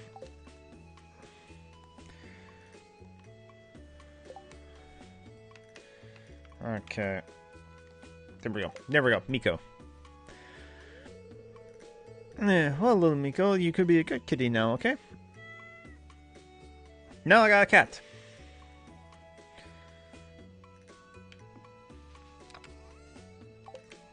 And got a letter. I got some good items in stock. A deluxe fishing pole and some bait that can be used in attachment. You can use bait to make fish bite faster. Hope to see you soon. Ooh, yes. So... It's actually nothing there, actually, is there? No, still.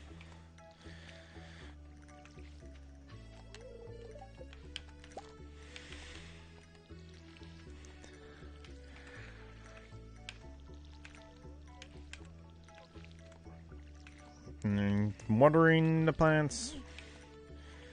Would that scarecrow actually be in a bad place if that tree continues to grow?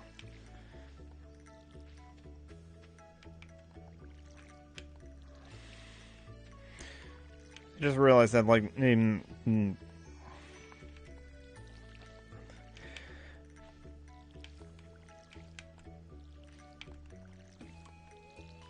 it's nice to see actually the counter of like knowing the number of actions, because like this is a so instead of out of the water, or maybe that's why.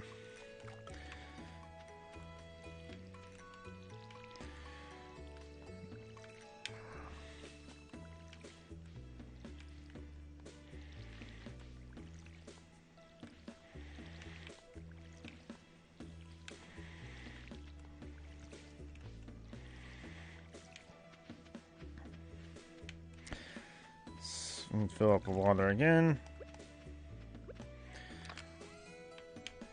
So I should like keep some.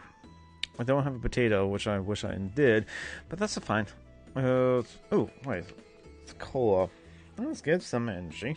So maybe I can use it if I have still have time.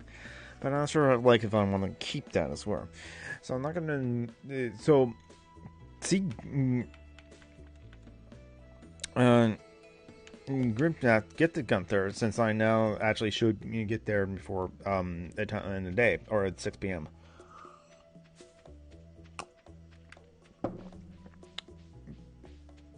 Anything for me to forge?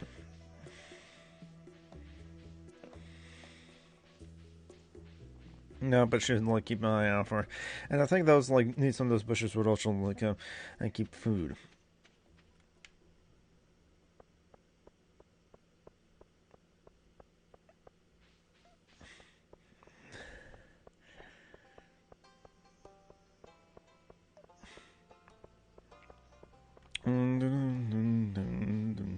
Just peacefully strolling through town, throwing to the cemetery peacefully.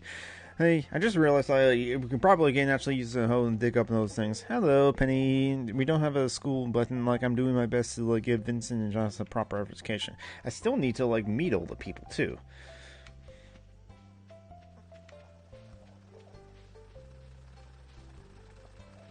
And this is when the blacksmith, where I can like improve my weapons and all, but I need copper to do that, and probably should get the mines. I'm not sure if like new generations update and a cutscene as Gunther. Abysmal, not a single piece in the entire collection.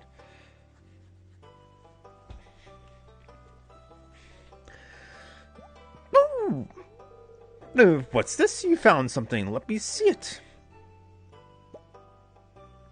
Magnifying glass. Remarkable. It's very old. I'd love to study this in greater detail, but since it is yours... I got a favor to ask you. Would you consider donating any artifacts or minerals that you like find? And we can make a groundbreaking discovery together. And who knows, if you keep donating, I might come across some like interesting items to send your way. Sure. Think about it, will you? If you decide to like donate any, just bring the objects in front of my desk. Study.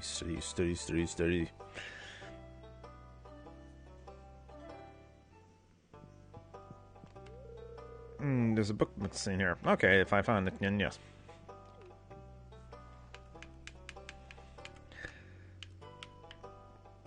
No, I can just like put it wherever I want to. There we go. There we go. Done. Nice. It's a Raising Alice and Biddle Coop.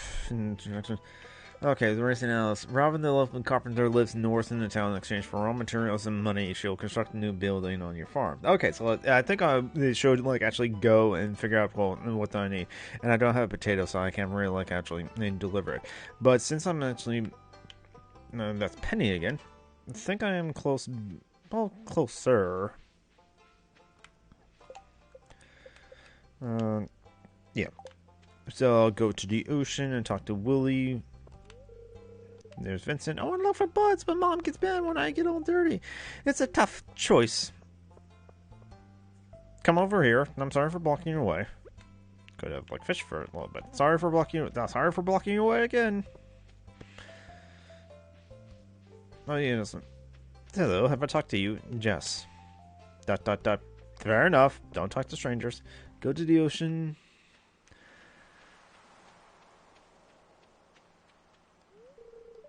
What? Only Linson friend.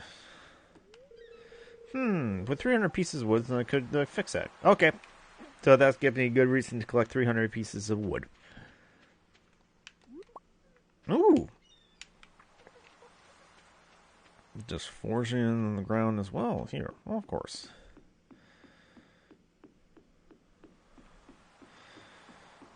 Mm-hmm.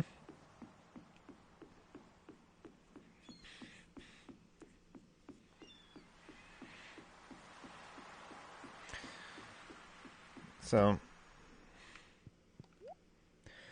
the trout soup, bamboo training pole. Wait, the bamboo pole. What pole do I have? And fiberglass rod, large fixed chain, small fish chain. Fisher's double bed. Interesting. Okay, that's it. So, I have a bamboo pole. Okay. And then, so, this is much more expensive. Like, what? 1800? Yes. Okay, so I can actually achieve that. Do I want to? So, how much is... well,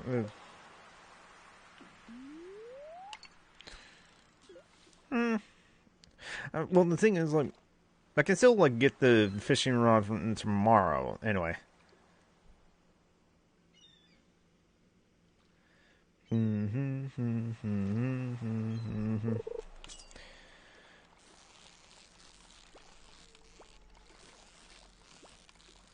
Okay, yeah, stay in the green bar. Stay in the green bar. There we go. A herring. It's a world record, though. Ooh. Oh, it's just a stone. And hello there.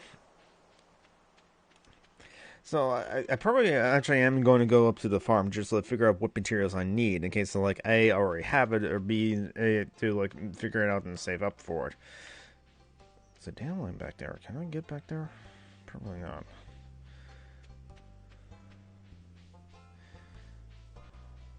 There we go. Oh yeah, that's. I think I really do want to like to get the town's lost and found box. Okay.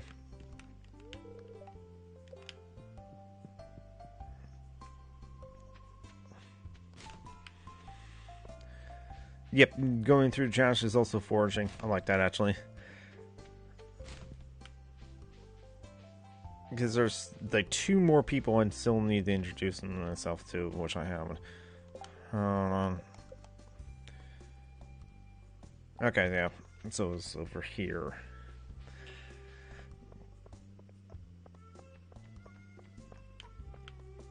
I think I talked to you, yeah. Have I? Yeah.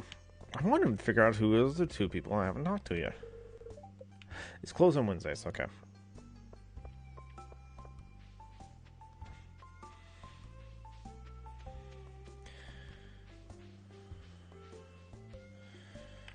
This is the community center, actually. But I think further up here. Keep an eye out for anything furnishing. Oh, hello, Mommy. On Tuesdays and Thursdays, I work in Harvest Clones. He says he likes having me around in case his medical equipment goes haywire. That's cool. Oh, some things over there that could forge, too.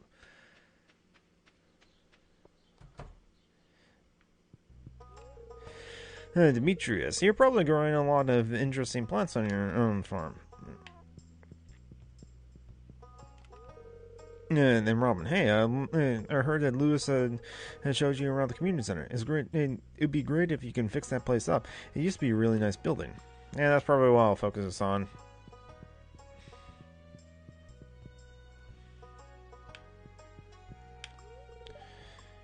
Okay, I've already like been with Sebastian too, or talked to him.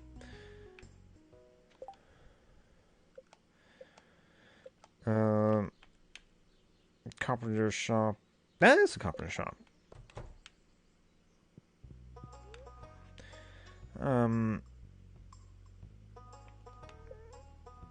Coop. Okay.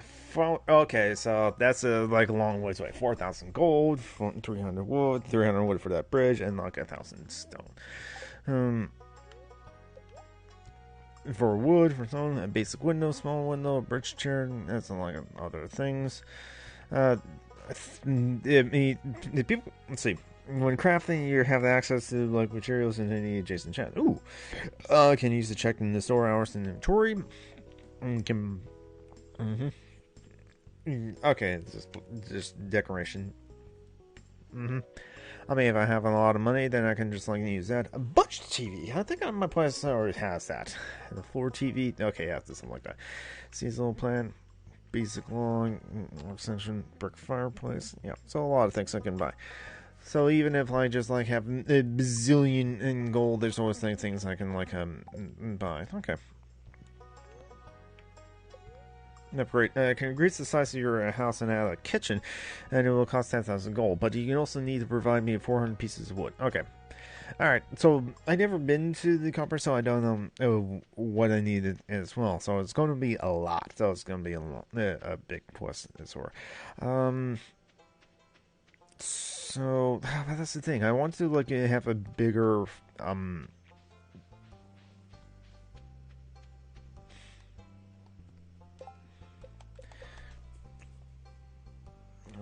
Okay, no, that goes in.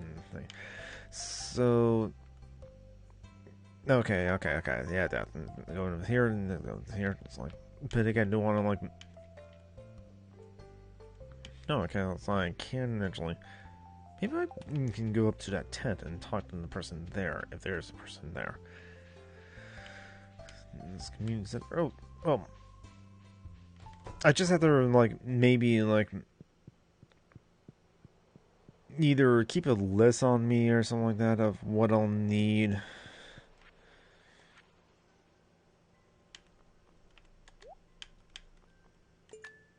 Okay, so once I grab one of things, like I need another dandelion, that's more, then I can just like put it there.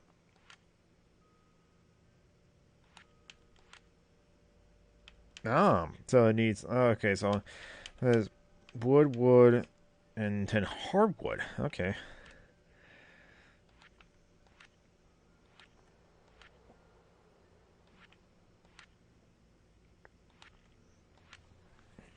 Okay, so I'll probably have to like forge these things as I find them.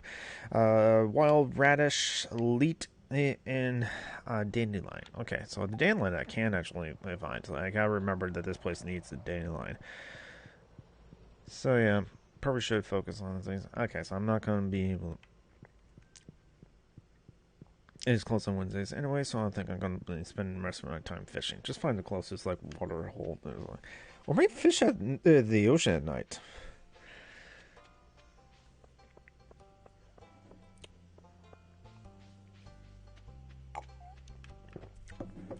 Can I talk to you?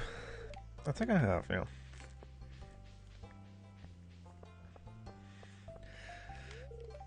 No, looks like a good day to play catch.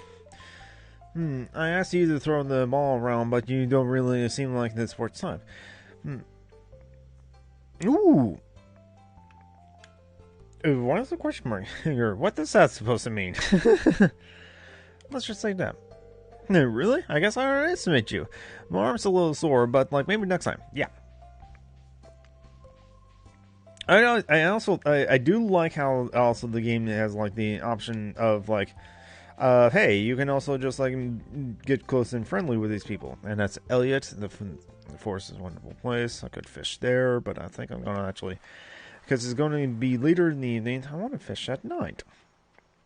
Oh man, by this time I only got like spaces for 3 more.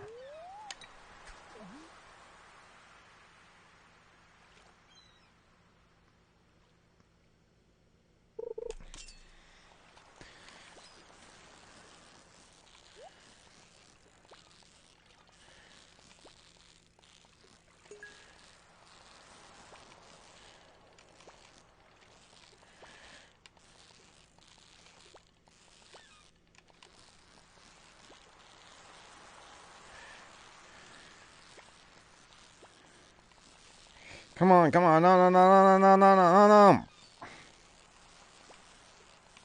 No, no, no! Ah! I forgot how to do it. I just.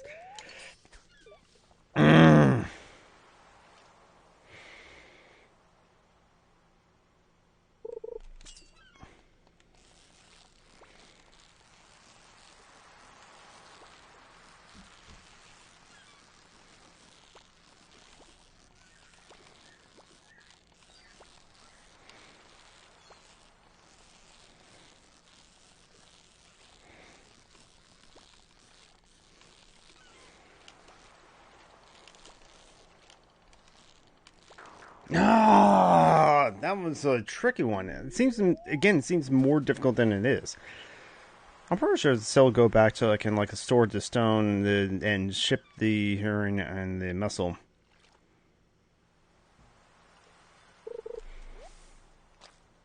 No, especially if I catch another like thing like a seaweed or something like that. But man, I was like so close to actually getting a treasure. Okay, so yeah, if I catch another like a different kind of fish to like take up the one of my last two like inventory slots, then I should actually like go back and adjust the next. I guess also I should like decide if I'm fishing or not.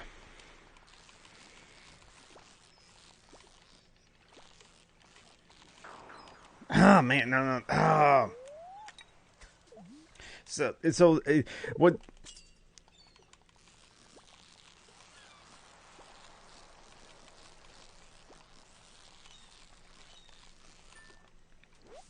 Ooh, a flounder. Okay, so flounders are found in the sea. I could ship it. Lives at the bottom, and so both eyes are on the top of his head. Might as well ship it, I think.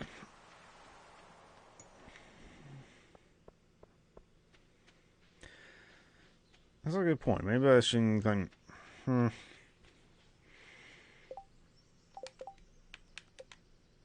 Still need to meet. No, I don't want to cancel the quest, but I have to figure out what. Okay, who have I haven't meet and where are they? Look at the counter again as well. What events are happening soon? It's Vincent's birthday and the Egg Festival on the 13th. Okay.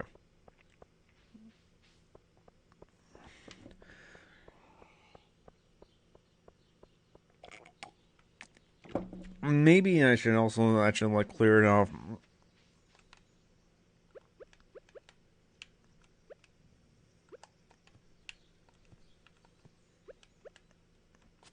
Okay. Something I can't forge. I'm disappointed.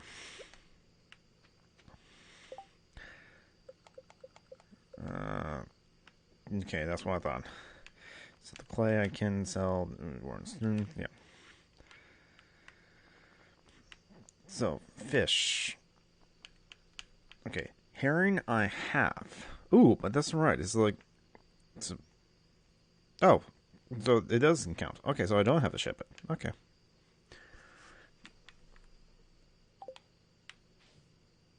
No, and both of them are actually.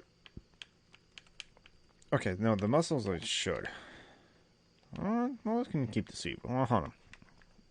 Oh, okay, so I have a dandelion, so I can actually like give it to the thing as well. It can be. That's why I keep them. Can be used in the cooking. There's enough. I can eat it too, straight. I'll keep it in case this is a quest. But I will.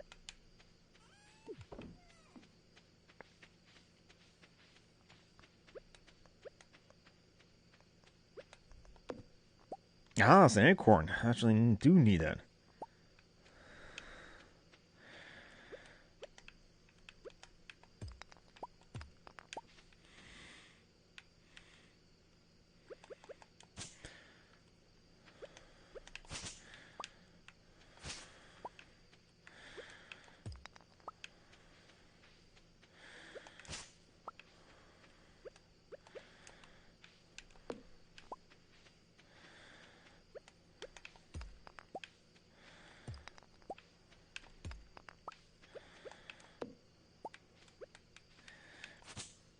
Yeah, I just want to let you like clear.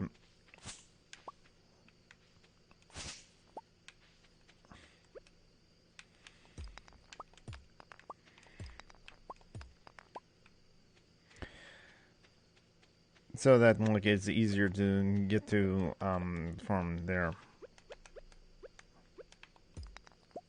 It's also kind of like it helps to like. I bet there are some things in here, and so I'm curious what it is. Oh, I got a coal too. Oh, I just realized. So if I do, okay, trash.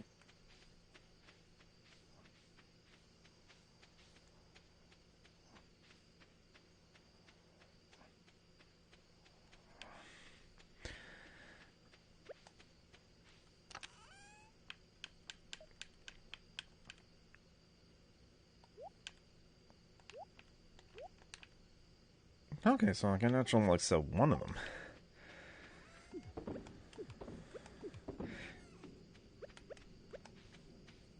Okay, yeah. So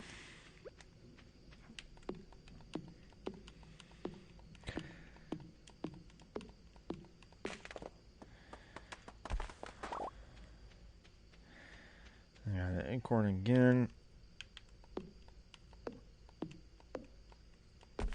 Okay, so I did have enough to interchange 2 months. Okay.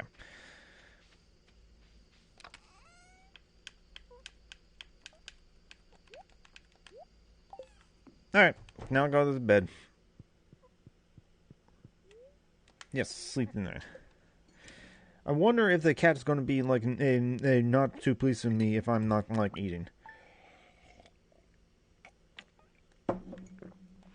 It's only 65, but still something. The acorns do sell, and the coal do sell for something. Yeah, and the muscle that I thought did sell for something a little bit. Now it's 11 days saving. There we go. Progress made.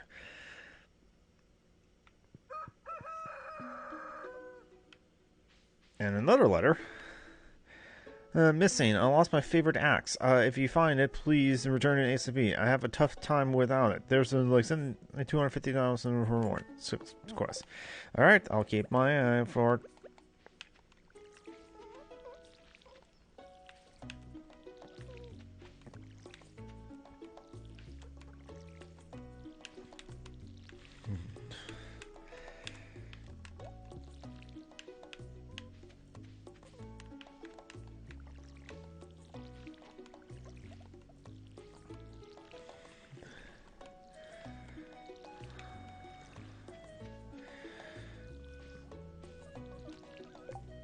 Okay, so the explanation for it's highlighted. Find Robin's lost axe. And yeah, I'll just have to keep my eye out for it.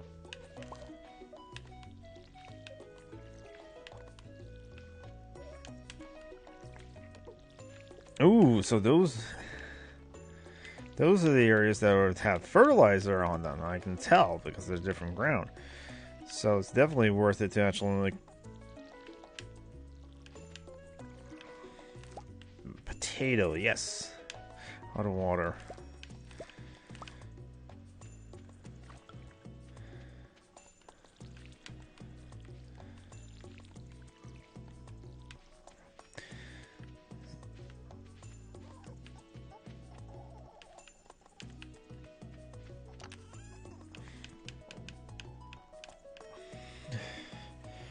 I see. So the stats are clear. That was the premium one that is worth a lot more. Oh yeah, I got like a actually got.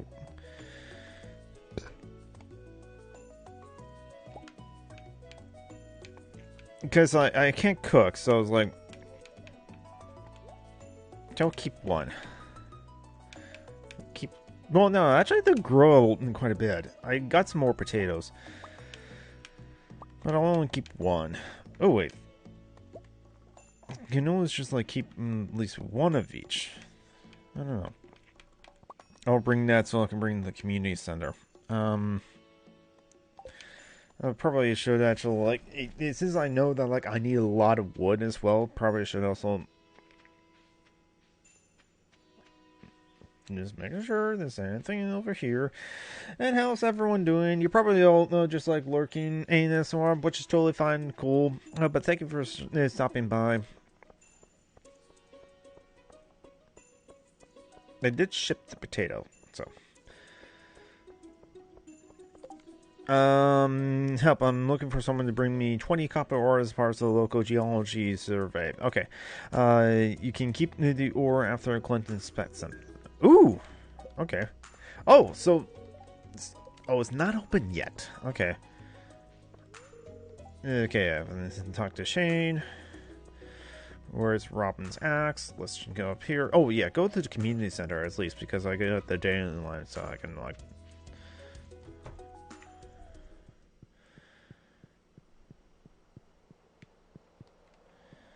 And then I have to, like, especially since I'm still in spring foraging. Oh, I can just put it. So I need elite and a wild radish.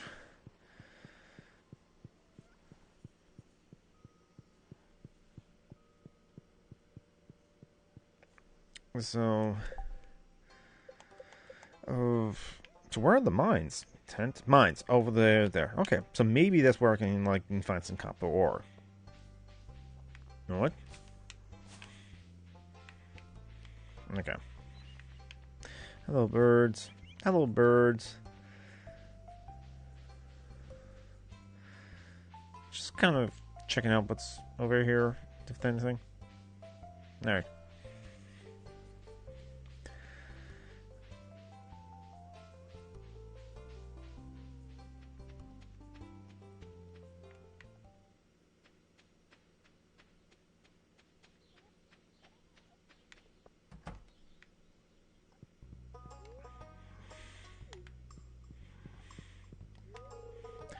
You're always welcome to visit us, even if you don't, if you aren't shopping, you know.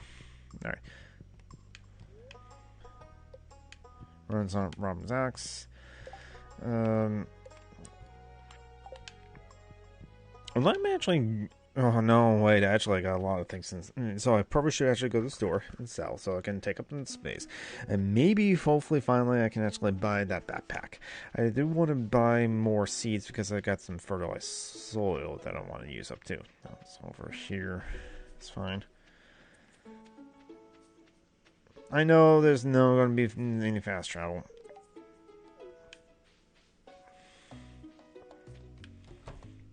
So trailer, everyone's. Have I talked to you? Pam, I have. Okay. I gotta want to find the last two people I haven't introduced myself to yet. Is it you? Yes, it probably is. I can't talk right now, young man. Okay.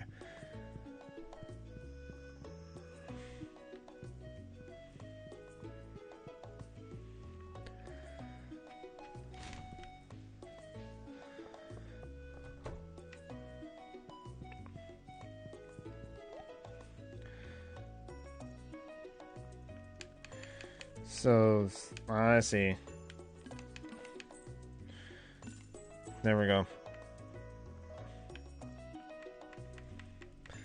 And if I sell them then I can buy them back again as well. So that's actually kind of like advantageous to sell it as well.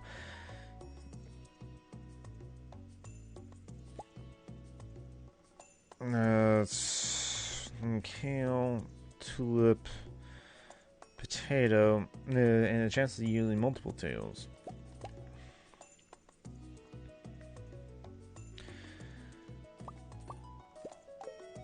Okay. Yes.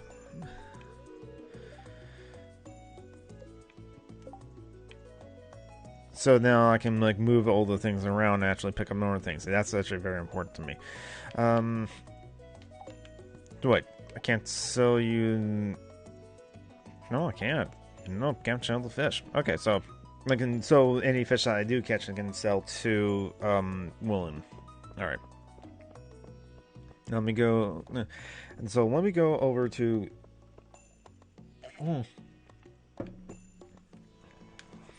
I realize I can go to the farm at the end of the day. Hello, Hadley. I'm going to organize my clothes today. I'm going to have to throw out the last ones inside. So, one last person.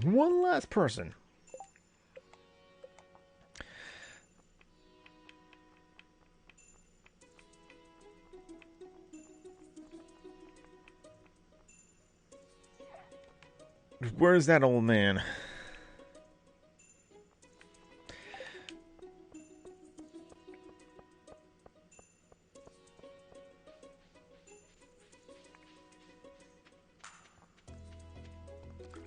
That's what I thought.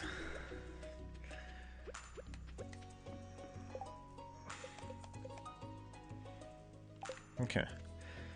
Oh yeah, I haven't met the person at the the tent, have I?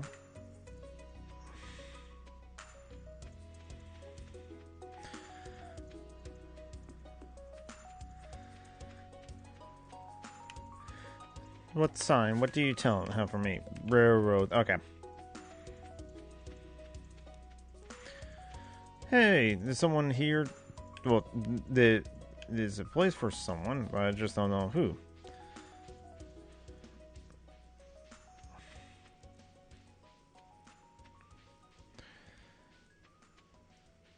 Another thing. Okay. Oh, hello. There we go. The last person, finally. You want something from me? Giving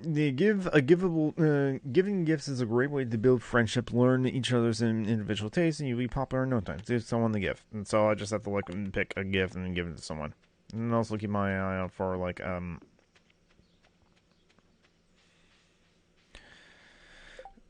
so 2 days. Okay, so if I spend time in gathering some copper ores here in the what I think it's the mine. Hello there. I started the new generator engine.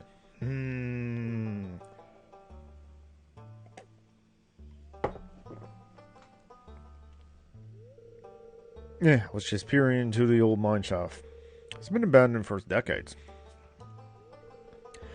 Still probably a good ore down there, but a dark place, undisturbed for so long. I'm afraid ore isn't the only thing that you'll find. Here, take this. You might need it. No, like in the Legend of Zelda game, it's like it's a dangerous world out there. Take this. Name's Marlin, by the way. I run in the Adventurers Guild right outside. I'll keep my eye out on you. Prove yourself. I might think of you making you a member.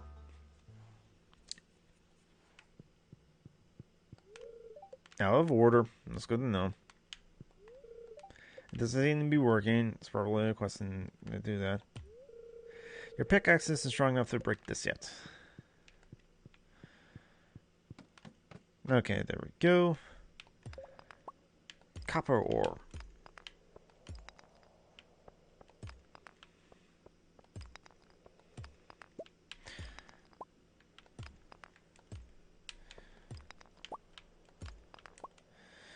Nice! Geode. You found a geode. The local blacksmith can break it open for you, so you know what might be hidden inside. Oh, that's kind of cool. And I do love how, like, with the inventory I had. Oh, yeah, I got the seeds. Okay, let's like sort it over. Not going to be using the watering hole yet until I return back. Oh, at least got an apple I can actually eat, but I need a lot more copper ores to it. Oh yeah, and then there's my HP. I do actually need the stone, so I'm not going to be really sad if I get up those bigger rocks. And plus, also, I need to like increase my skills in mining in order to get more copper ores. Probably won't be able to like, get this one on quests of like 20 copper ores, especially since I already got my one.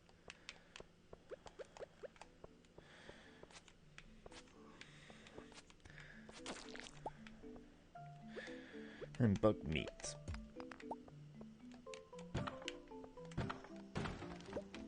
Topaz, nice.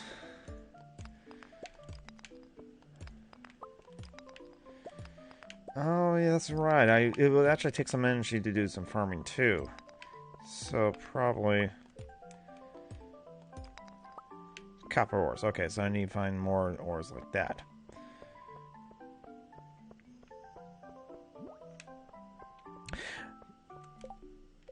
Explore the mine. Reach until like there's an old mine shaft in the mountains north of the town. There could be like valuable minerals inside, but Marilyn hints that they might be dangerous. Reach level 5. Okay.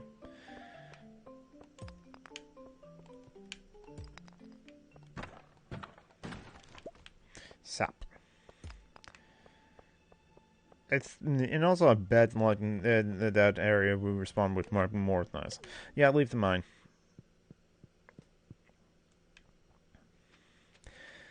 Because I actually really don't have that much energy left, and so I'm going to like do some watering that I need.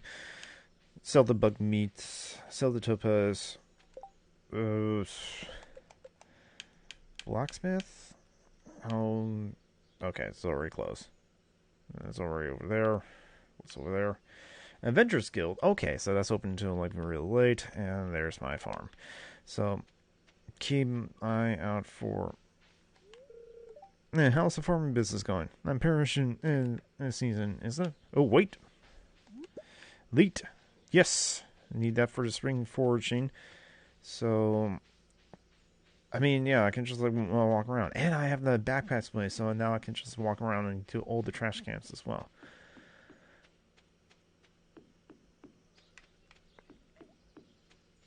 It feels cruel if I cut down these trees.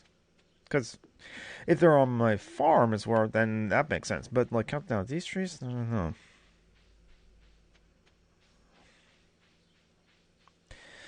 Yeah, and true. I could easily just, like, they look it up. It's like, where is Robin's axe? Especially since it's, like, it's not a timing quest. It's just, like, a status quest.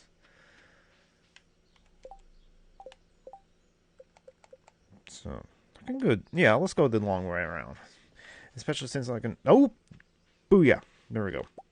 Royal horseradish. Those are the last two things I actually need for the community center for spring foraging. Yes. Wait, can I? Nope. Okay, can't. It's one of those things where it's like, wait, is that a background or is that? Hold on. Let's see. Okay.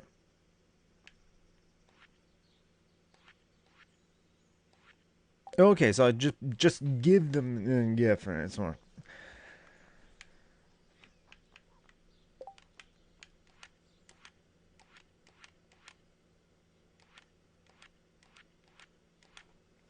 So I just have the random. So just give them any gift, and then let's see if they like it or not. Like the topaz I have, or the sap, or the walnut, or all those things. Okay, but like, let me go to the community. It's probably looks like a squirrel or something. Squirrel.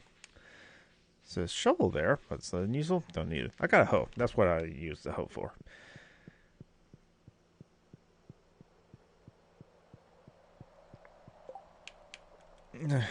Okay, so I can't really use. Oh, okay, so yeah, so I should donate that then. Minus 2 energy. That's right. Good. Oh yeah, I can eat the fish.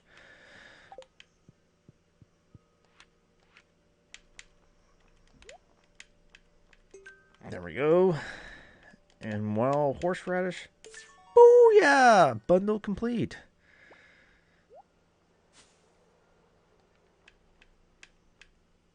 And reward, nice. Ooh, that's a lot of seeds. Nice. And hello there. And there's another one there. Nice.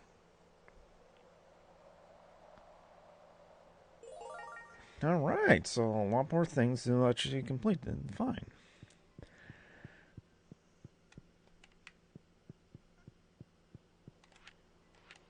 Crops.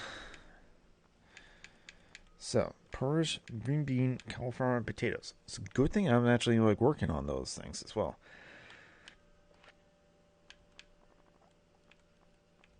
Oh, it's a lot of different things.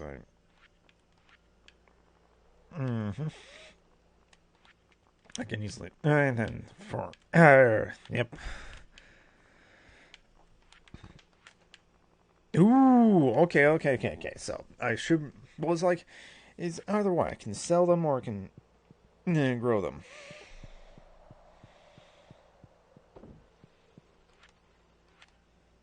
Ooh, okay. So, let's see. So sunfish, so river fishes are sunfish, catfish, shades, and tiger trouts. Tiger trouts, ooh. Specialty fish bundles, pufferfish, ghostfish, sandfish, and wood skip, ocean fish. I don't have a tuna. Don't have a red snapper. So sardine, tuna, red snapper, and tamas are ocean fish. That's good to know. Ooh, I seldom mussel, shipping mussel. So walleye and beam and for night fishing. Okay, lake fish, largemouth bass, carp, bullhead, and sturgeon. I knew there were fish that were only farmed if it can get out of the lake. Okay, so I can. So not no surprise to anyone. I can tell why people are loving this like a simple farming game of Stardew Valley. But I do also like that like they give there's objectives and cutscenes, and so there's a little guide in hand. It's like do this and then like, do this, and then it's like yeah, and I was like yeah, I want to do this. I want to do this. I want to do this, and so yeah, kind of cool.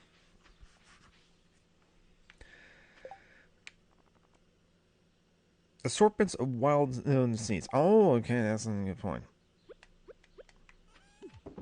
Yeah. Oh, and that's right. I still got I got a herring. I got the flounder. I got a beam. I need that for the night fishing one. And just that one actually would no. It take more energy and some more. Okay.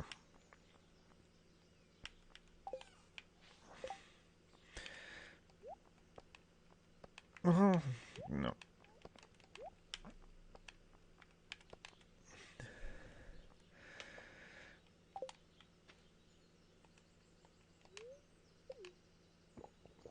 Yeah, let's just drink it.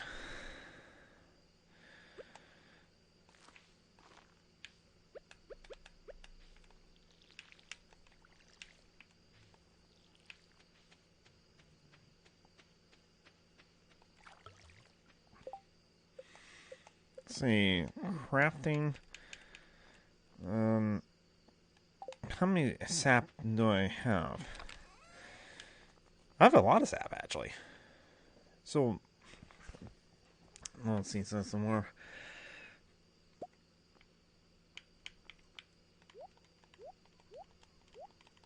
I wish there's a faster way to do that.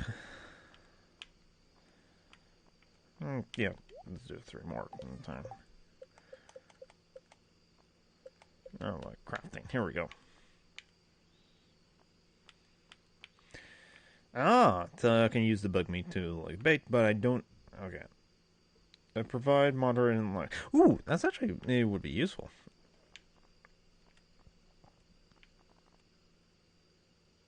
Use to change what's displayed. Hey, I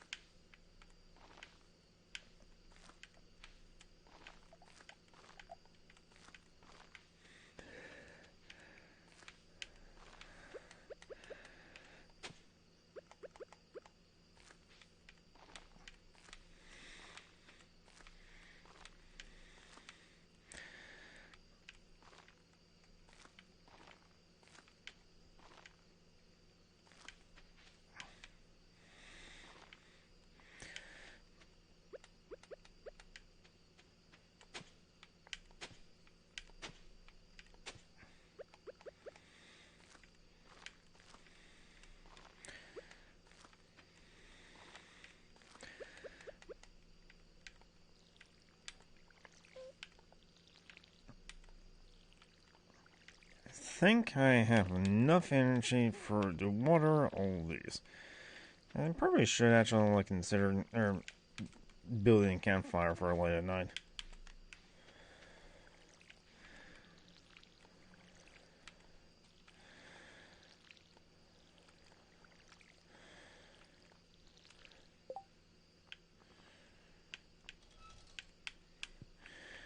Can you tell me how much energy do I have? Oh, I got like a few more things into fish.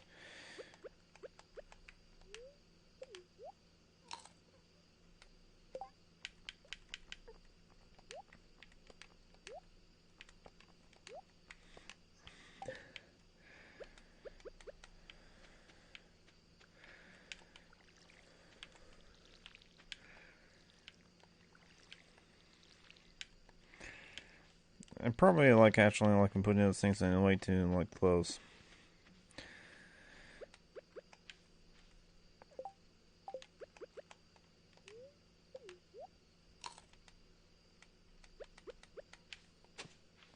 One, two.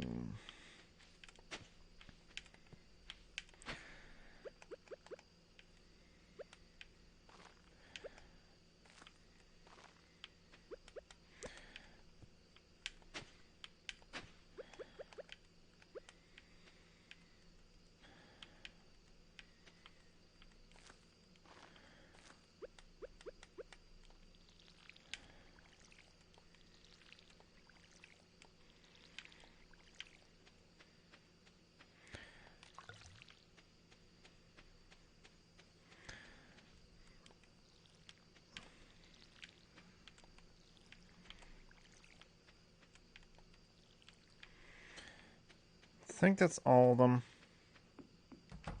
Yeah, it's getting late. And there's the cat.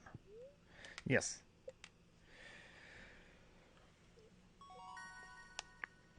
Level 2 farming, nice. Water canister proficiency, +1 to water canister proficiency, hoe proficiency, new recipe, stone fence, new crafting recipe, mayonnaise machine, a sprinkler, nice.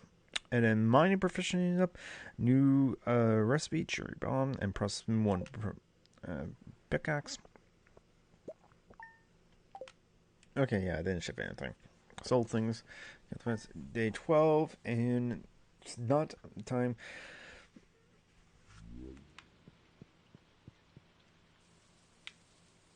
Oh, so good thing for me. Hey there, good morning. I noticed that you've been like breaking rocks open and finding ores. That's good. If you want to like get the most out of the ores you find, you need a furnace. I just so happen to have an extra set of blueprints lying around. Here, if you want it, and have them. Yay! You learn how to craft the furnace. The furnace allows you to like smelt metal bars. The bars can be like used for crafting, constructing, and tools upgrade. When you smelt a few copper bars, is considering having me upgrade one of your tools. It can make your work a lot easier. Okay, I'm heading home now. Take it easy. All right. I need to do a quick bathroom break. So I clicked on like something that my computer has been like that. Clicked on a program that's been inactive of running a program for a little bit. So like it took a second to do that, but it's right back there. So we're going to do some more self care.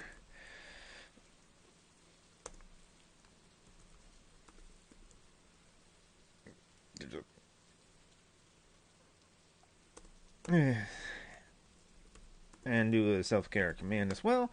And so everyone get up, stretch, use facilities if you need to. If you're peckish, get something to eat. I'm going to switch over to the Be Right Back screen, run a 6-second ad break, and I will be right back.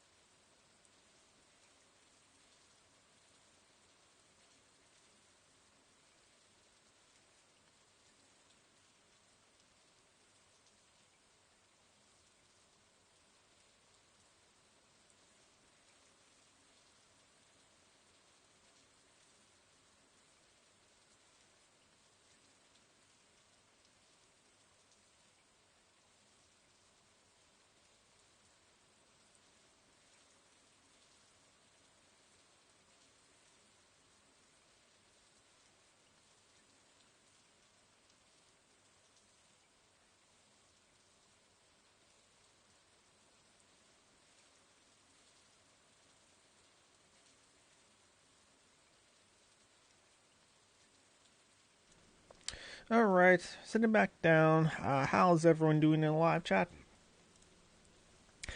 Just going to play some more Stardew Valley because I feel like it. We got another letter too.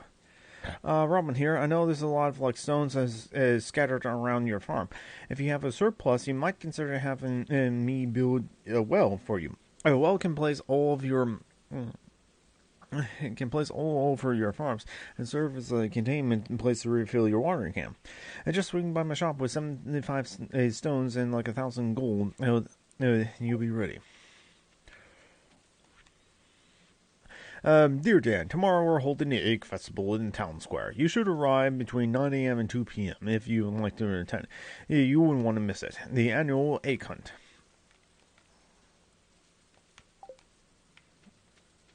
Okay. Potatoes. Nice. And a bean.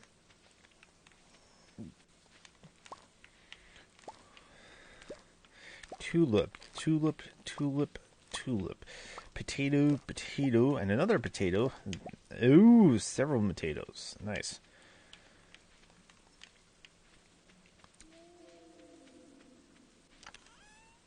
Okay.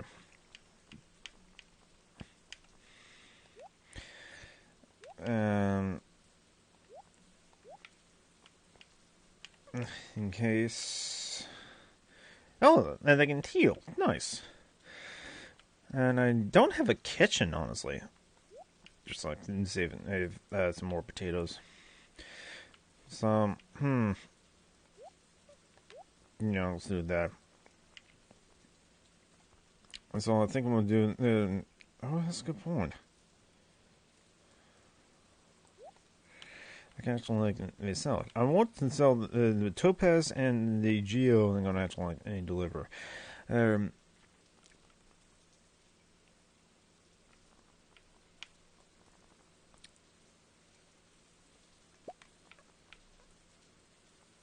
that thing like moving around because I know. Oh, hold on. Yeah, so like just like sell it in there. I still want to like eventually sell like one or something like, but yeah.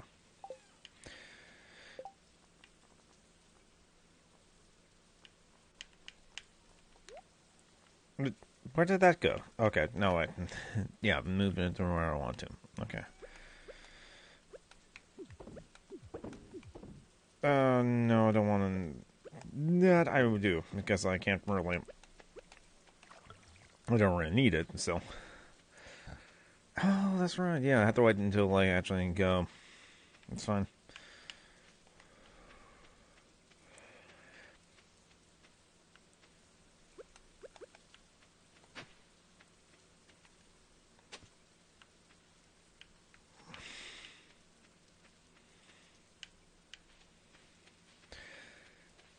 Sometimes I don't know what I'm doing.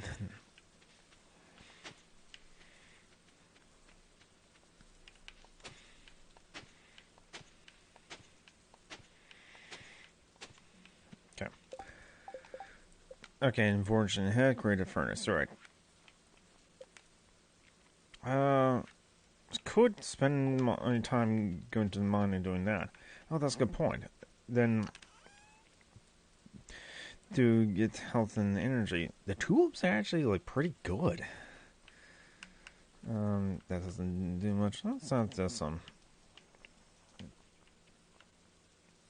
Flounder is good. Probably should spend some time to like fish a lot, so I can go back into the mines. But then again, it's like I don't know of how much I can actually do. I want to like deliver those topaz, and well, maybe I can like do it at another time.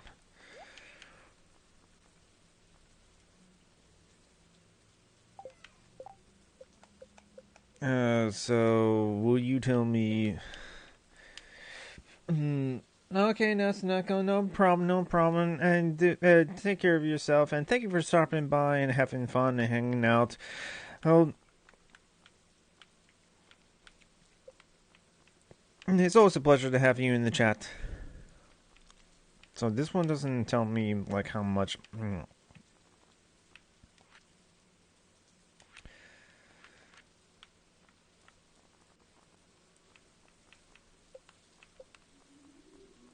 Ooh. Okay. Okay. Yeah. So I pick up so I don't have to like ship it to him. As yeah.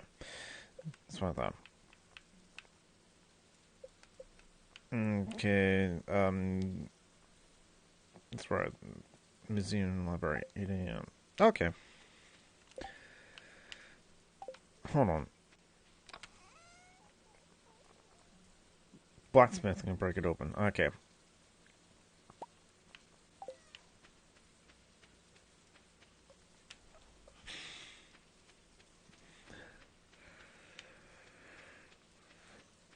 So let me go into the mines.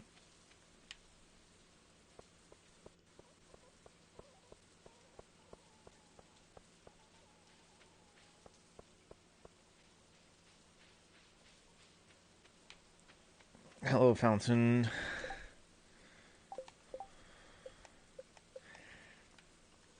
Ah, I see. Over the park, and then over here. And there's the community center. I see. Never actually. Maybe I have been to that part. I just didn't notice it. So.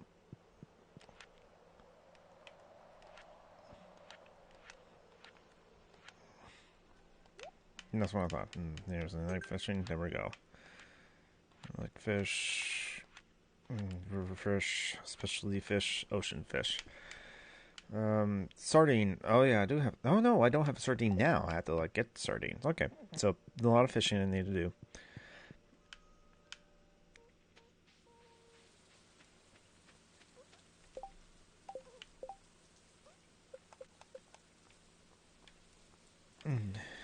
There's the mines.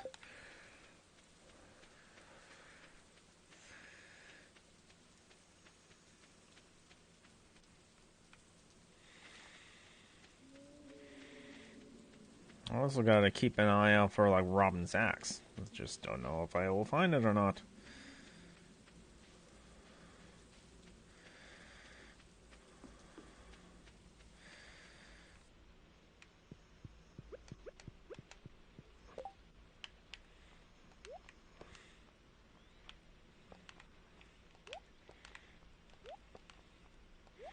The thing I need a hoe. That.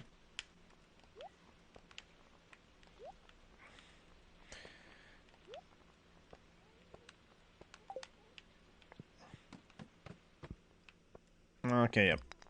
All those things regenerated, so I can like get more stones.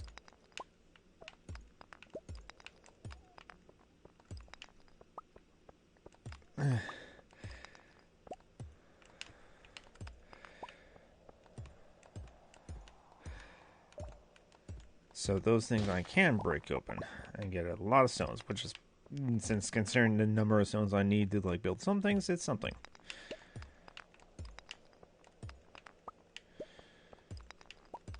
Alright, Geode. Another one.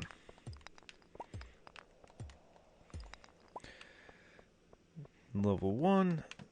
Level 2.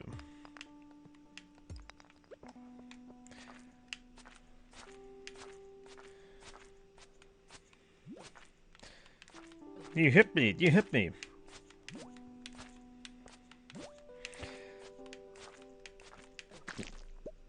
Sap.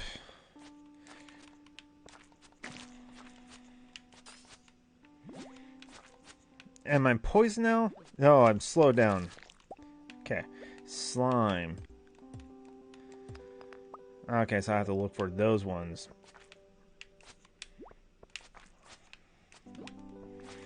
Okay, so there's a noticeable pattern, so.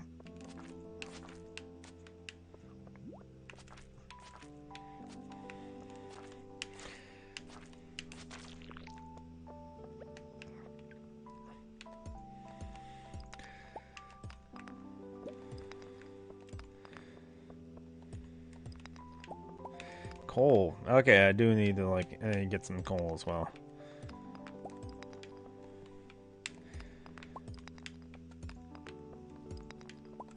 And that's what I thought. There's a copper ore in some of those ones as well. guess I could just like reach level 5 if I want to if I go down there, but I wanted to actually get the copper ores. There we go.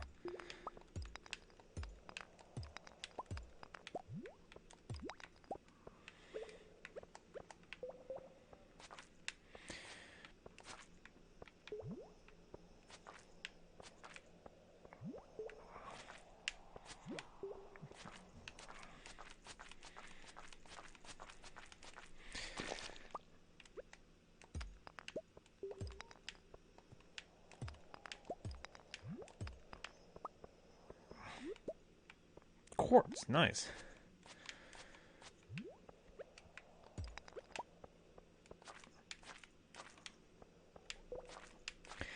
Slimes. You're so much easier in a Dragon Quest game. Nice.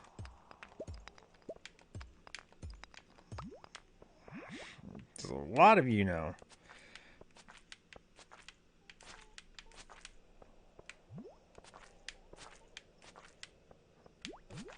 No, you slime me. Huh.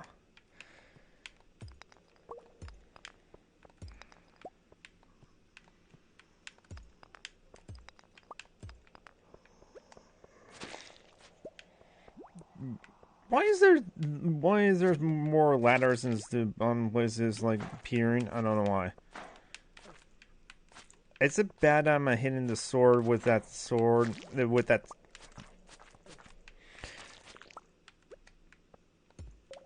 And that's okay.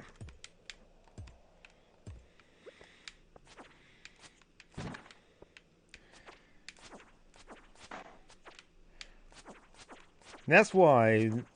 That's why. Mixed seeds, nice.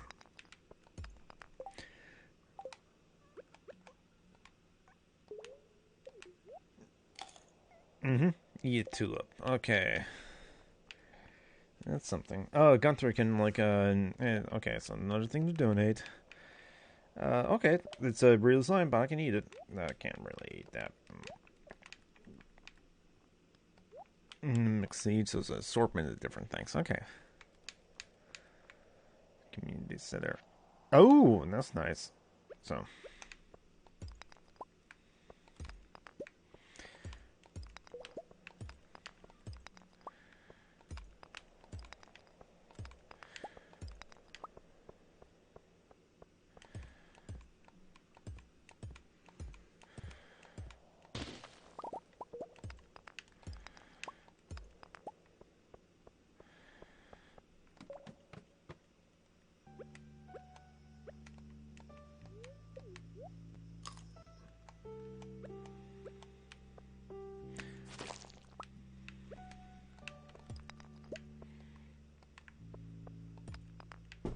Yep. Hold on.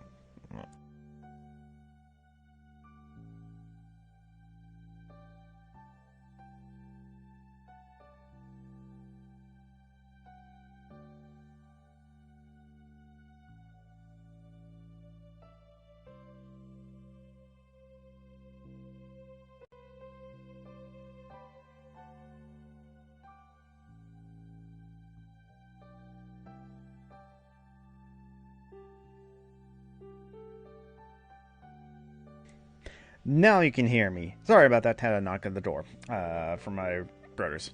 Okay. Okay. Ooh, I like the music actually in this like section.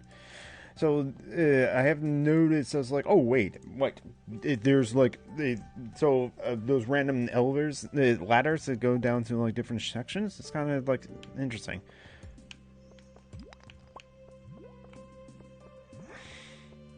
I wanted to like avoid those as like a.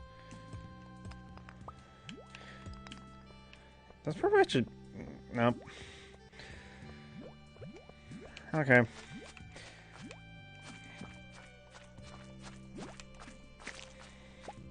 Still takes some energy to like kill these slimes. I at least get something, but it's like using up a lot of energy. I don't think I'll get the copper ores, but I can keep the copper.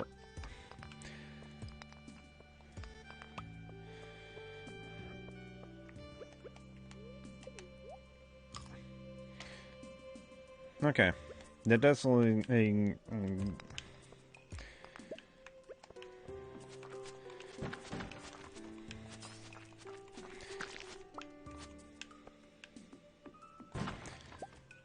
copper ores, nice.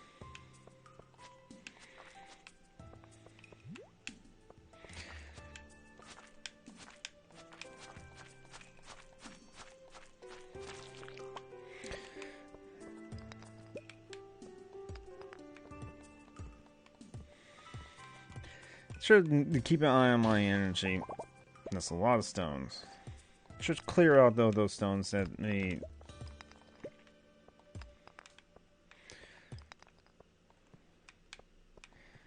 Okay, I'm getting low on energy and I don't have much food. So. Okay, yeah, I can't really break that open without exhausting myself. Feel exhausting. There we go. Okay, no more activities, no more fishing, no more anything like that. Just gonna go up again. So I am going to just like completely avoid any other fights as well with the monsters. Yep, leave them alone. I do like the fact that like instantly just like they leave the mines. That's really actually helpful too. So yeah, I'm not gonna get that, and it's already too late to do this. So I'm going to do this like. The bug meat, yeah, I can't cook, so I'm just gonna sell the bug meat and ship it out, and ship out the slime too. Keep the sap. I know the sap can. So hold on. Cherry bombs, okay. Bait, ooh. So I'll actually not sell the bug meat now. I know about that. Oh, okay. I remember now. And that's probably in the advantageous. Last longer than wood fence. Keep grass and animals contained. Oh, okay. I need the iron bar. Allow you to pass in through fence. The lights, yeah. A furnace, okay. And turn ore and coal into metal bars. And turn eggs into minis. Okay. So if I'm out just like watching, I can forge. Like right there. Wild. Leet.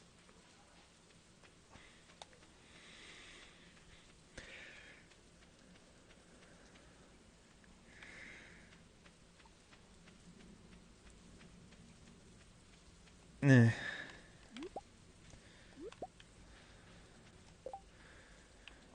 I definitely like this aspect where you just go to the community center. You can look at the screen crops. So cauliflower, which I'm growing, yes. Oh yes, I also got like mixed seeds, so should plant that.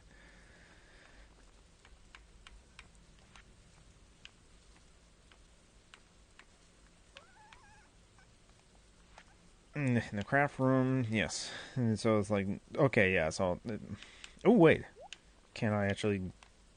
No, can't directly. Have to actually be there. I need, and I also need like a hardwood as well. Exotic foraging, okay. Summer foraging, it's not summer. Fall foraging, it's not fall. Fish tank. Well, I can't really fish anymore right now. Pantry, artisan. So it's like tomatoes, apple, apricot, something like that. In the jam jail and something like that. Annual bundle, fall crops, summer crops, and quality crops. Okay, so I need 5 quality patrons. And melons, pumpkins, and corn. So melons is it's pumpkin and corn, so fall. Okay. Alright.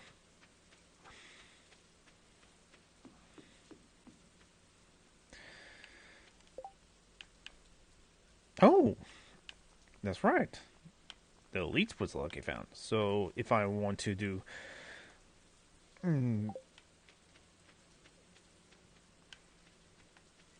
eventually,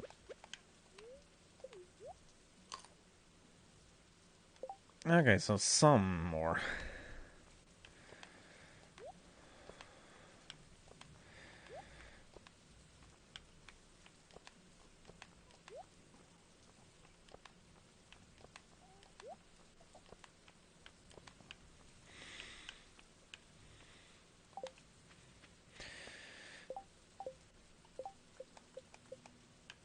I see. So it's over here. Okay. Yes, yes. Here we go.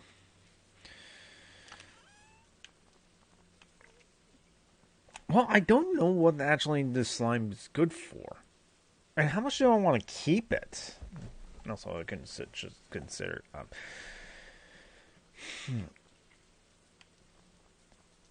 Yeah, plant that.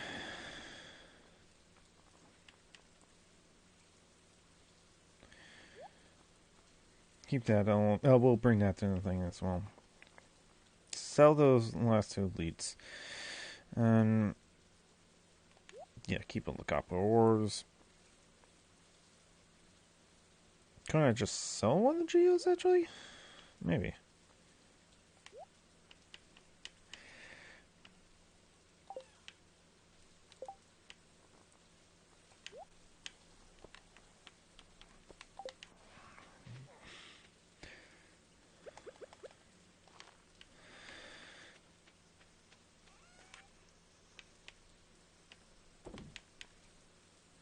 Yeah, it's just sell one. No, keep it around and sell that.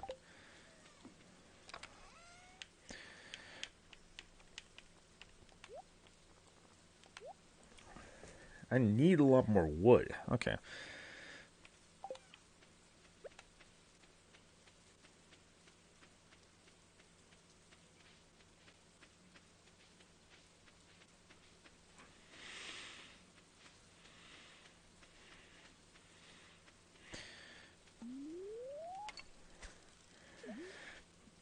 Let's see what I can catch fish here at night fishing. Soggy newspaper. Maybe the lakes and the rivers are a better place to like fish.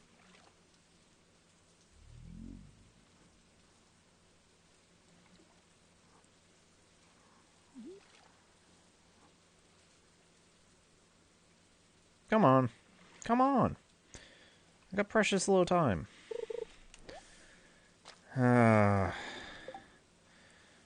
Okay, so since I actually don't have much time left, let me just like...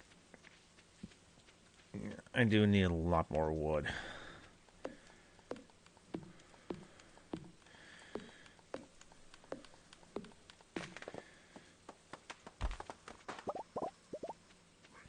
There we go.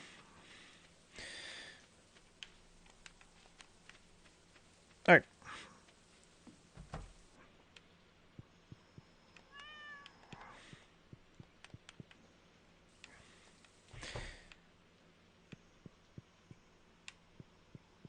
Come on, cat, you're in the way.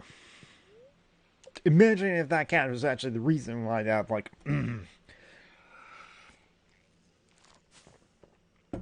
Nice. Okay, so...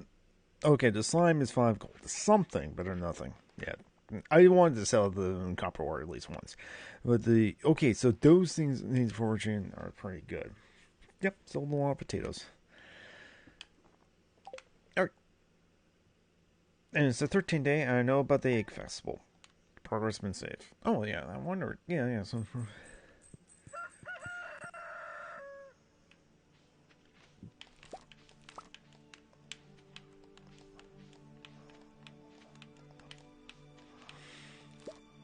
Blue Jazz, nice.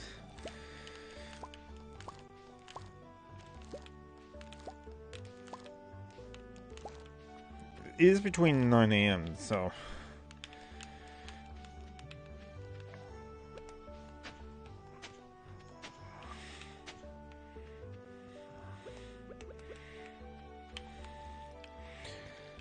Oh yeah, I still have like the broken CD and all that.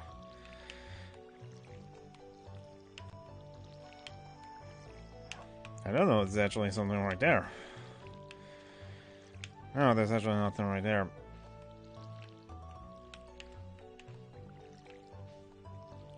I think it's like... I probably don't need to water that or that, but I will anyway.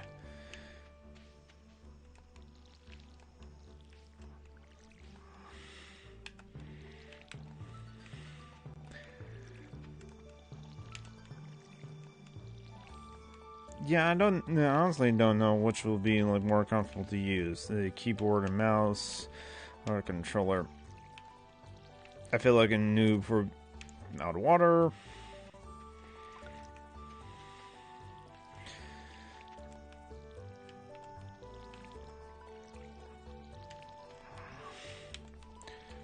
Should head into town for the egg festival.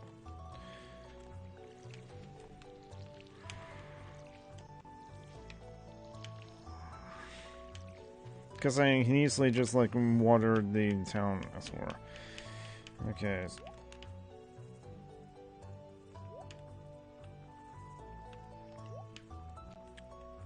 Right. Oh wait, do I need only one? Bluegrass. Interesting. So let me keep one. Potato.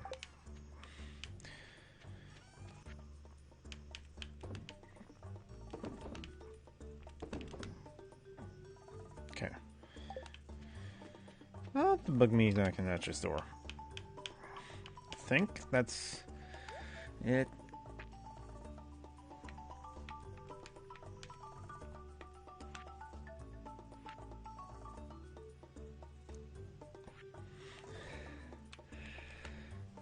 Okay, so that's it. So quality. Oh, it has to be gold star, not silver star.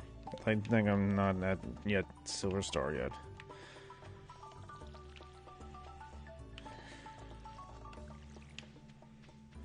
Okay. Let me go to the egg festival then. It's about to start soon, actually.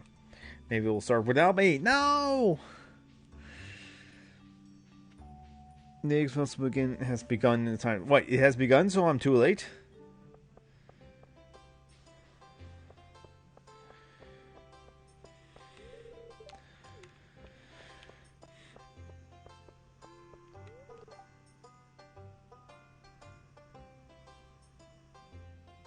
Oh, okay, now let's start. So yeah, let's do that.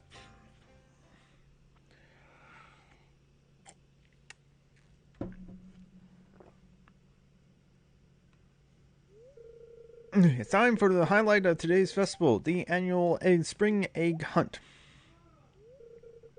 Calm down now, kiddos. You're going to need all your energy if you hope to find the most eggs and take home the exclusive prize.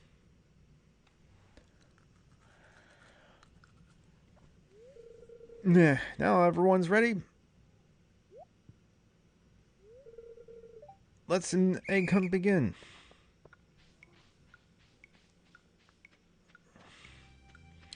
Is that an egg right there?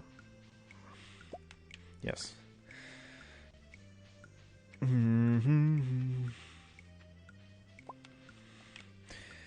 Just look for the solid colored like things, and they can be hidden in plain sight quite easily.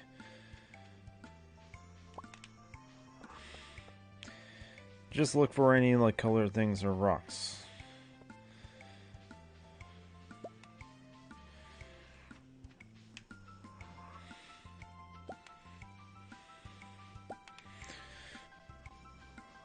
No, I can't get through the bushes. No.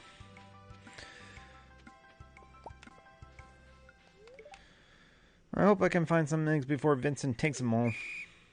Oh, there was like one there and one there. It was really hard to get into that one, though.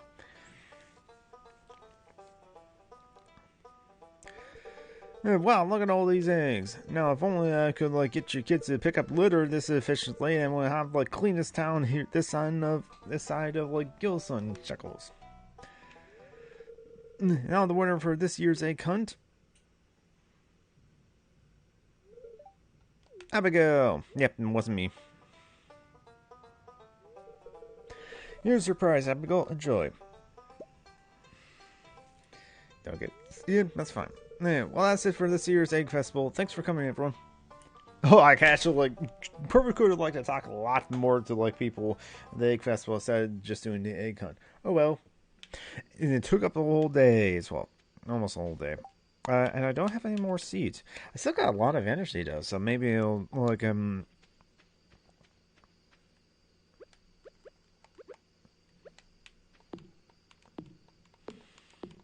So let's chop down more trees.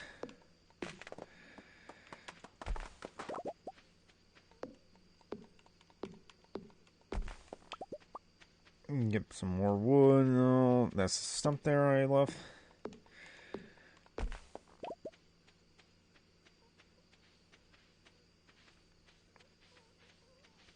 That's probably is those tree stumps. I can bet I can get hardwood.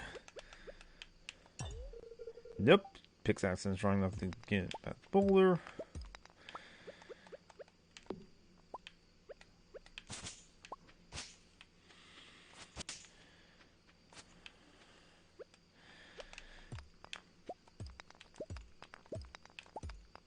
Ah, there's 11.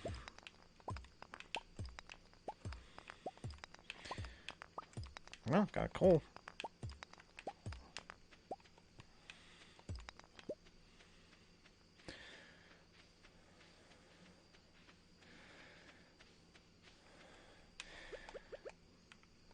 No, that's like almost midnight, so let's go to bed.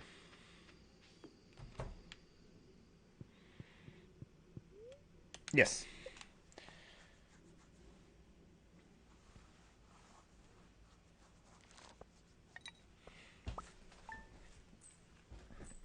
Okay. Better than nothing.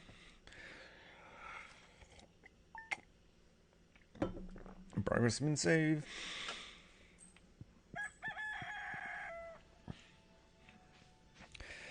And let's look at that. And Dan, how are you doing, sweetie? I miss you so much since you left. I hope the farmer's life is everything you enjoy and hope for. Love, Mom. Send you your favorite cookies. Ooh, cookies.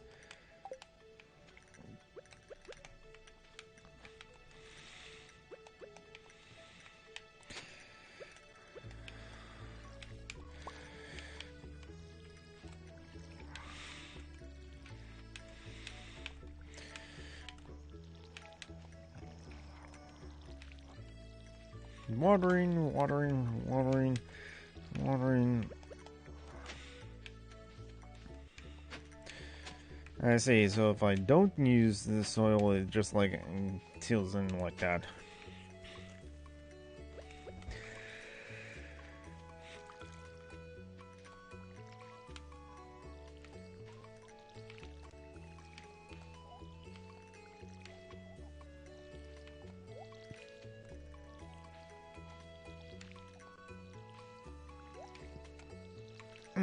What is that noise? I'm hearing something happening.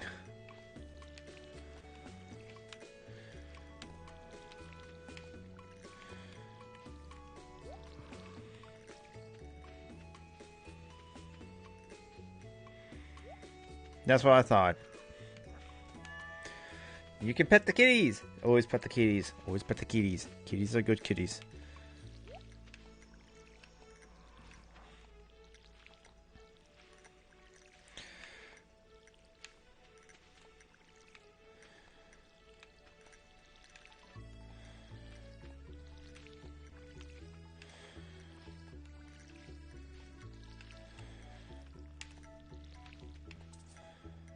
Nope, out of water.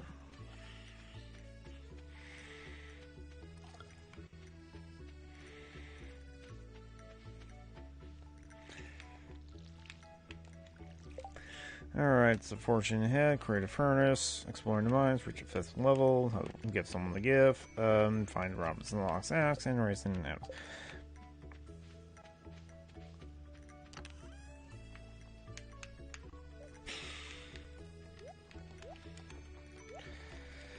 So, cauliflower, essentially.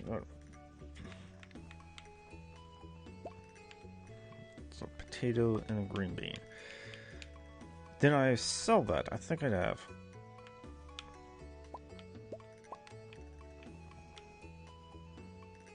Okay. Yeah. So. Oh, okay.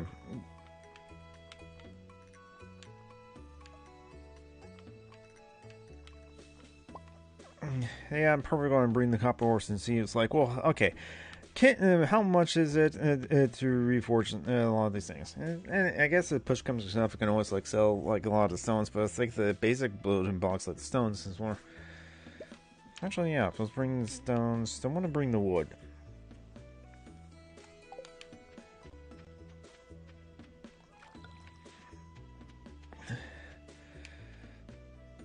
So I'm gonna bring the fall crops, no, spring crops, to the community center, and then I will bring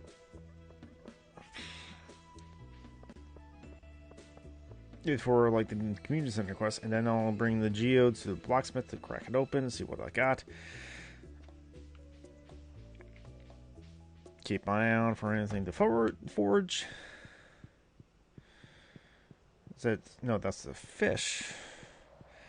Where is it? Is it here? The pantry. Yes, the pantry. Spring crop. Cauliflower. Potato. There we go. Bundle complete.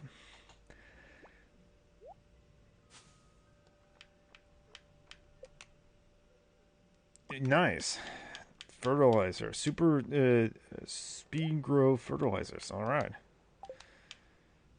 And it'll open up some more things.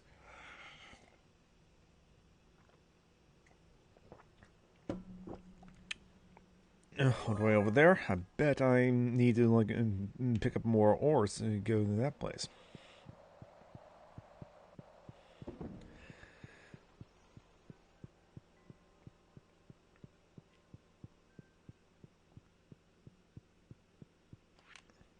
Blacksmith bundle. Okay, yep. So, adventurers. Oh, okay. So, is this any one of these? I'm actually going to. So, okay. So I'm probably going to get the slimes most likely. And okay, I want. So first I'm going on like. Actually, yeah, I want to like. Okay. Chances are we'll get more quartz as well. So yeah, let's actually give him one the quartz. There's quartz frozen too. Wait, so it means like it's any one of these, or it has to be in this? Well, this one only lists 2, so it's probably like any one of these 2. But okay, no, because if I give the 99 slimes, it will be like okay, yeah, you're good on slimes. I think there is also so it's one of these places where it's like I can bring this a lot of things, stone and and wood. I need to get to the hardwood though. That's a fish tank. The pantries for the crops. And forging construction. Yep, exactly what I needed. So I need to be able to get the hardwood. So if I have the copper, then I think I can. Okay. Get some more seeds, especially since it's got a super grow too. All right, what's the no? Trying to keep the art of fishing alive for a catfish, Willie. All right, and this will tell me that's probably what I want to spend my day doing. River fish is a catfish. All right, so let's get some fishing, some catfish. I'm going to do that a lot today.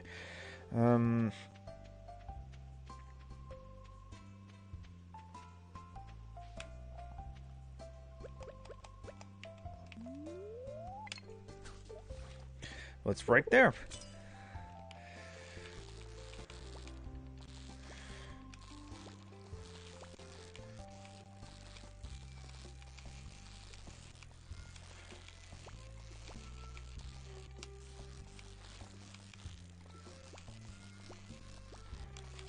Come on, come on, come on. Almost there.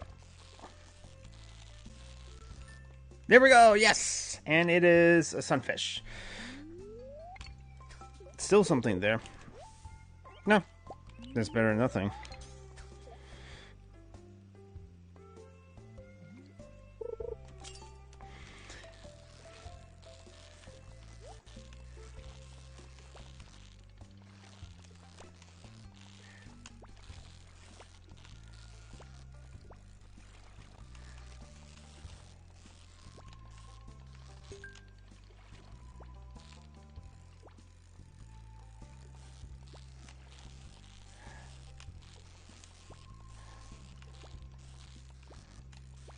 Oh, come on.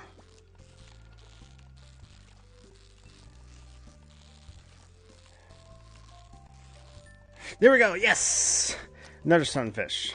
But I got the treasure of bait. Nice. Alright. And so now let's go to the blacksmith. And the museum. Oh, here's the museum. Donate to the museum. I got the topaz.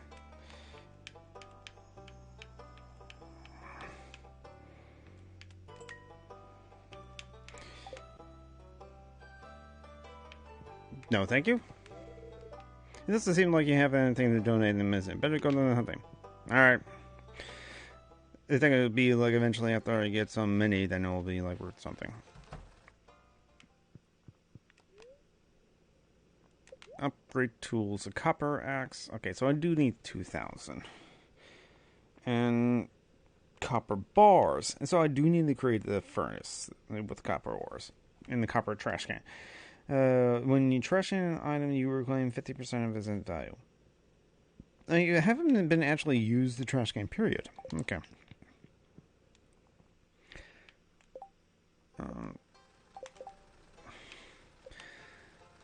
Craft a furnace.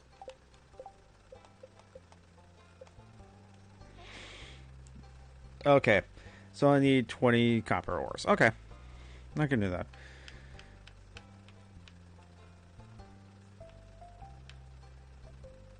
Simulated leaf production guaranteed to increase growth rate by 10% mixed into soil. Okay, I think I want to do that. I'll get a lot of seeds and then go fishing. I got like a couple of days to do that. Oh, wait.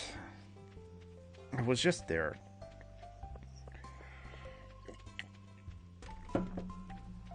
I got geodes. Process geodes.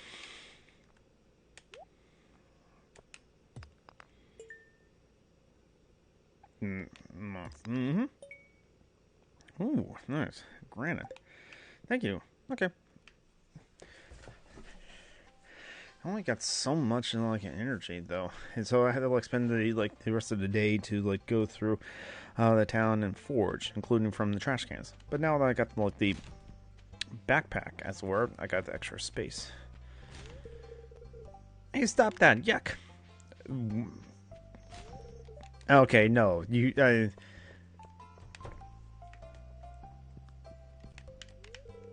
Man, I've been pushing off my homework all weekend. Looks like I'm like Napoleon Nighters. No. 36 slots. Okay. I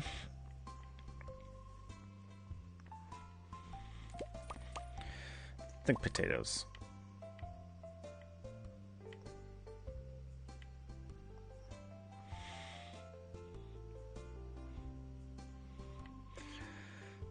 Okay, that's some food items.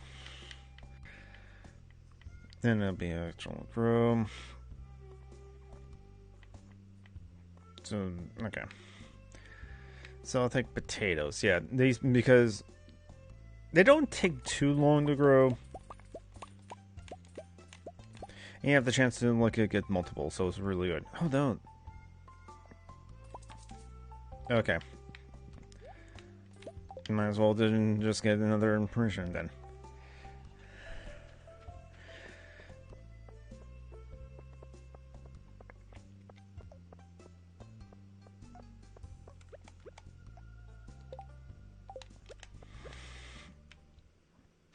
Gonna do some farming. Nice! You found a lost book. The library collection has been... Oh! That's probably... Oh, nice, nice, nice. Alright. Let's see. Okay, so it is listed before, so... It's a sparkling material that is like commonly used in construction. And mudstone combination. Okay. So, I think I'll actually... Oh, I actually do need the sunfish actually for the thing, too. And bait. Keep that.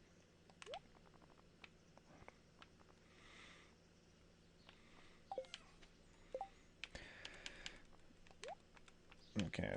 Oh, I got cookies. Okay. And potatoes.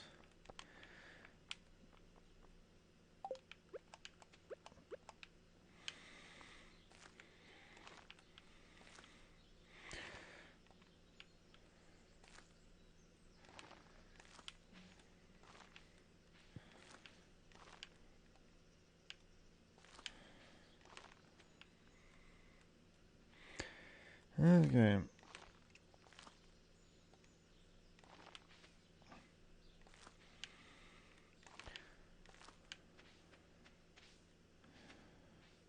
Oh, that's right. But I forgot which one is like actually potatoes or not. So.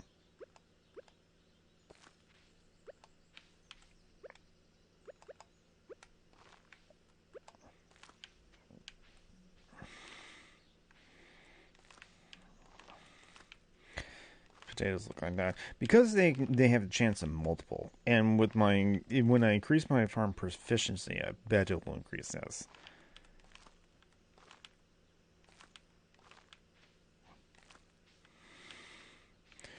And just one more place, and now more watering.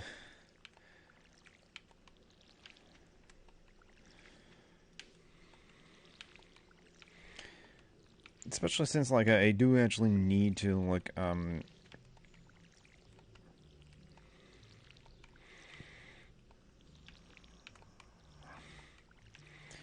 that's right, I got cookies, so I can just, like, eat that and gain more energy. Okay, that's everything. And I can't do... Unless I start actually, like, selling. Which is either selling something tonight, or selling one of these things that I have here. So...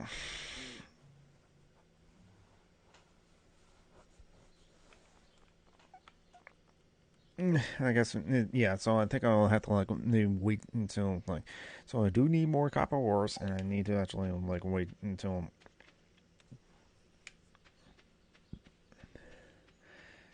wait a minute, I think it is at the museum, 6 p.m., okay, so I can put the Locke's book there. Oh, what, I don't have it? What? Do I still have to, like, go, to it? Okay.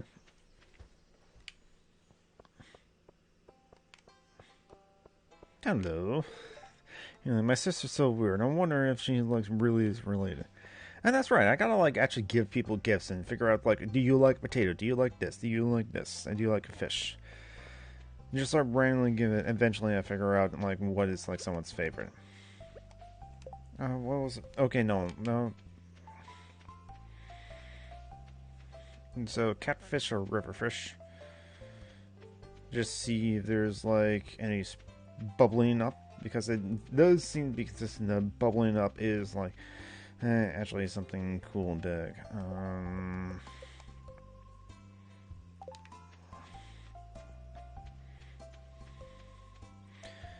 Nope.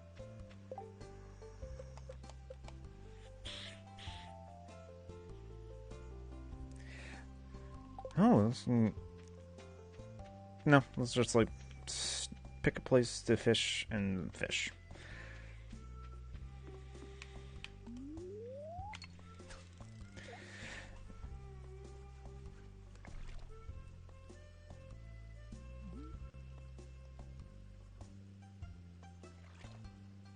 Because Willie needs a catfish.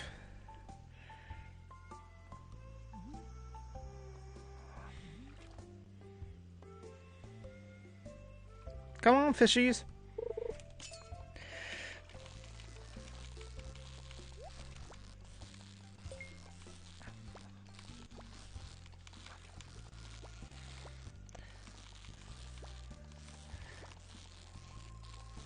Come on, fish, stay right there. That's how you really doing. Come on. Oh, stay right there.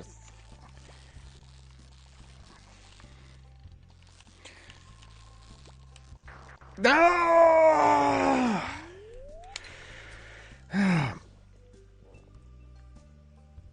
There are times like, wait, am I supposed to like hit the X button and constantly click, or is I not doing?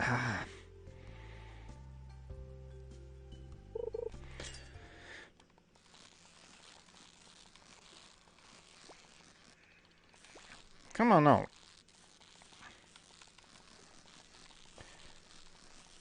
Yeah, stay right there. Yes, there we go. It's fish. It's a beam. Still something. This comes out at night, but I think, like... Well, I wonder is... Like, yeah, I guess I had to do night fishing at, like, the ocean, too. But I'm guessing that, like, I still have the chance of, like, catching some, like, catfish even at night. The beams are more active at night, which is why I'll get them... Yeah, stay there. Stay there, stay there, stay there. What? There we go.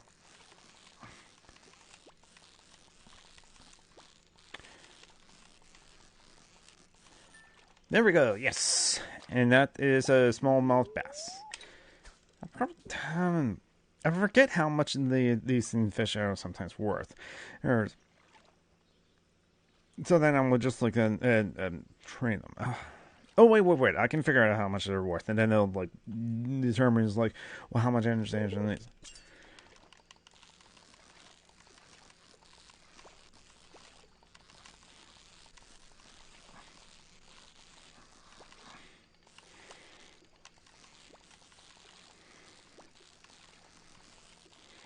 There we go. Another smallmouth bass.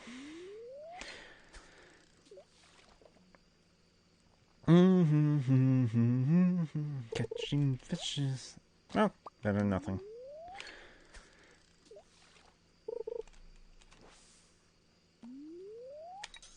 I think I like press and hold X instead of just like pressing X and like on the hit. But I do want to like get the trainer ball so that way I can like use the like a bait, especially the bait I.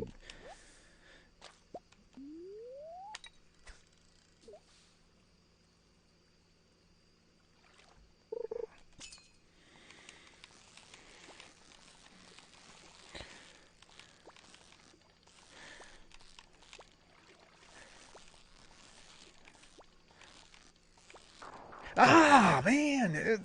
Dude.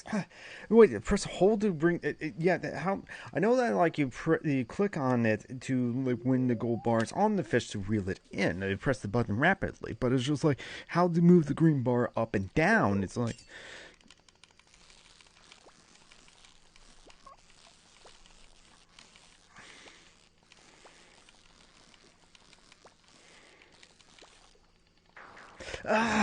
That's the tricky part. That's like it's hard for me to know. So let's see. Okay, 40 small bass, 50. That's something, and 45. Wow, the sunfish is only 30. I know that, but the sunfish I think I need things. So, do I have? No, I don't have it on me actually. Okay.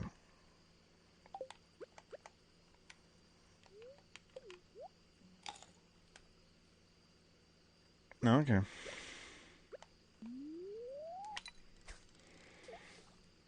Okay.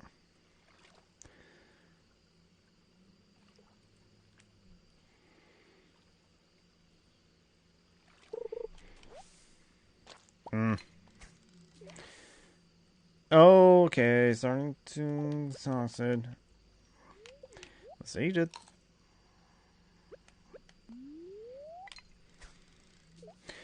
Yeah, probably the last thing.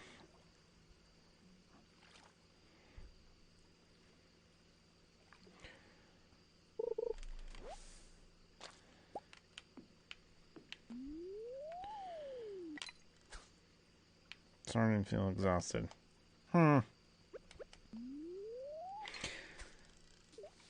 Okay, no more unless I eat something.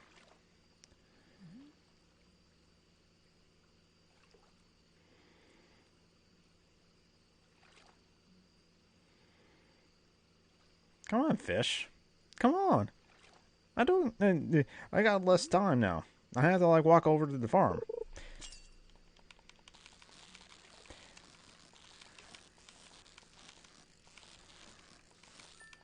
Yeah, that's too easy. So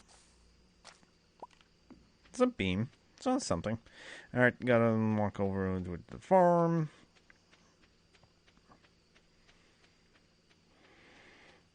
Gotta be actually really gotta be like mindful to like how long it takes for me to do anything. I'm not too far, so it's fine. Should be fine. The small amount bass and the beams I can get, I think I already like deliver the thing to the beam. Should still double check that to be sure. Okay, so probably when it's like 11, 10, should not stop fishing. That's fine. Okay, so I'm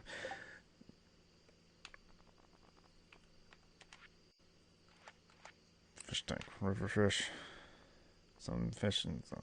Okay, so not the smallmouth bass. Oh, we got the beam, so I can sell the beams.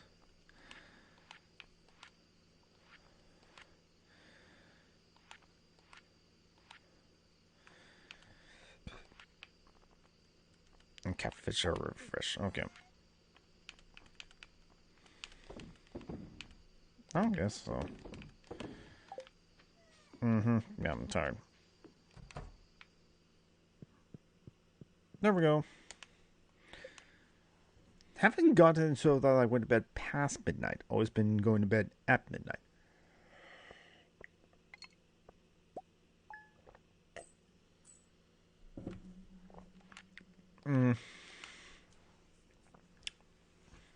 Okay.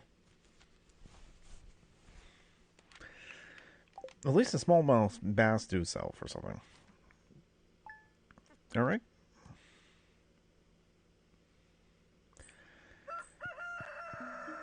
I think I'll actually like called there.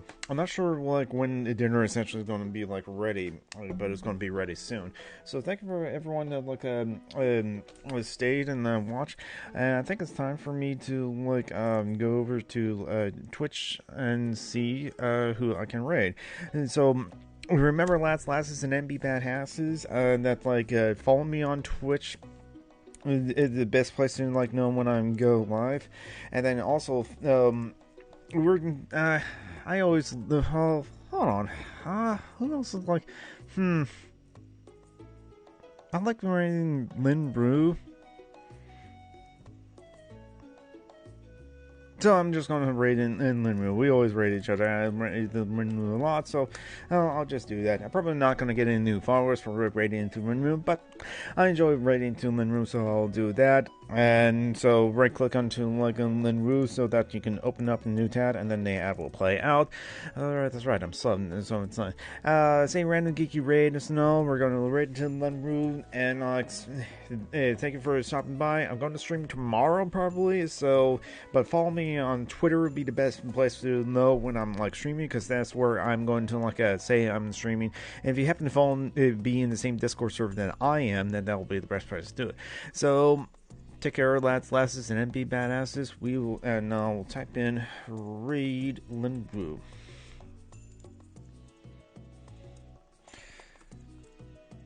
Come on, yes.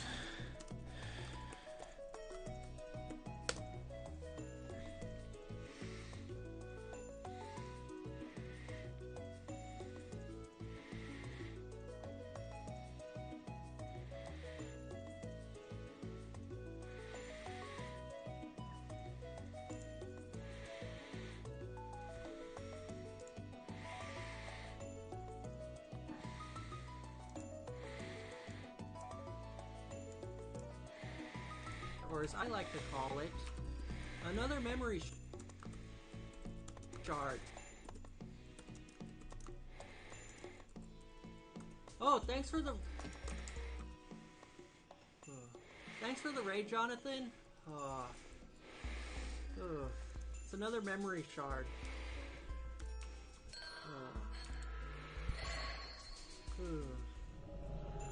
I think I'll shout you out.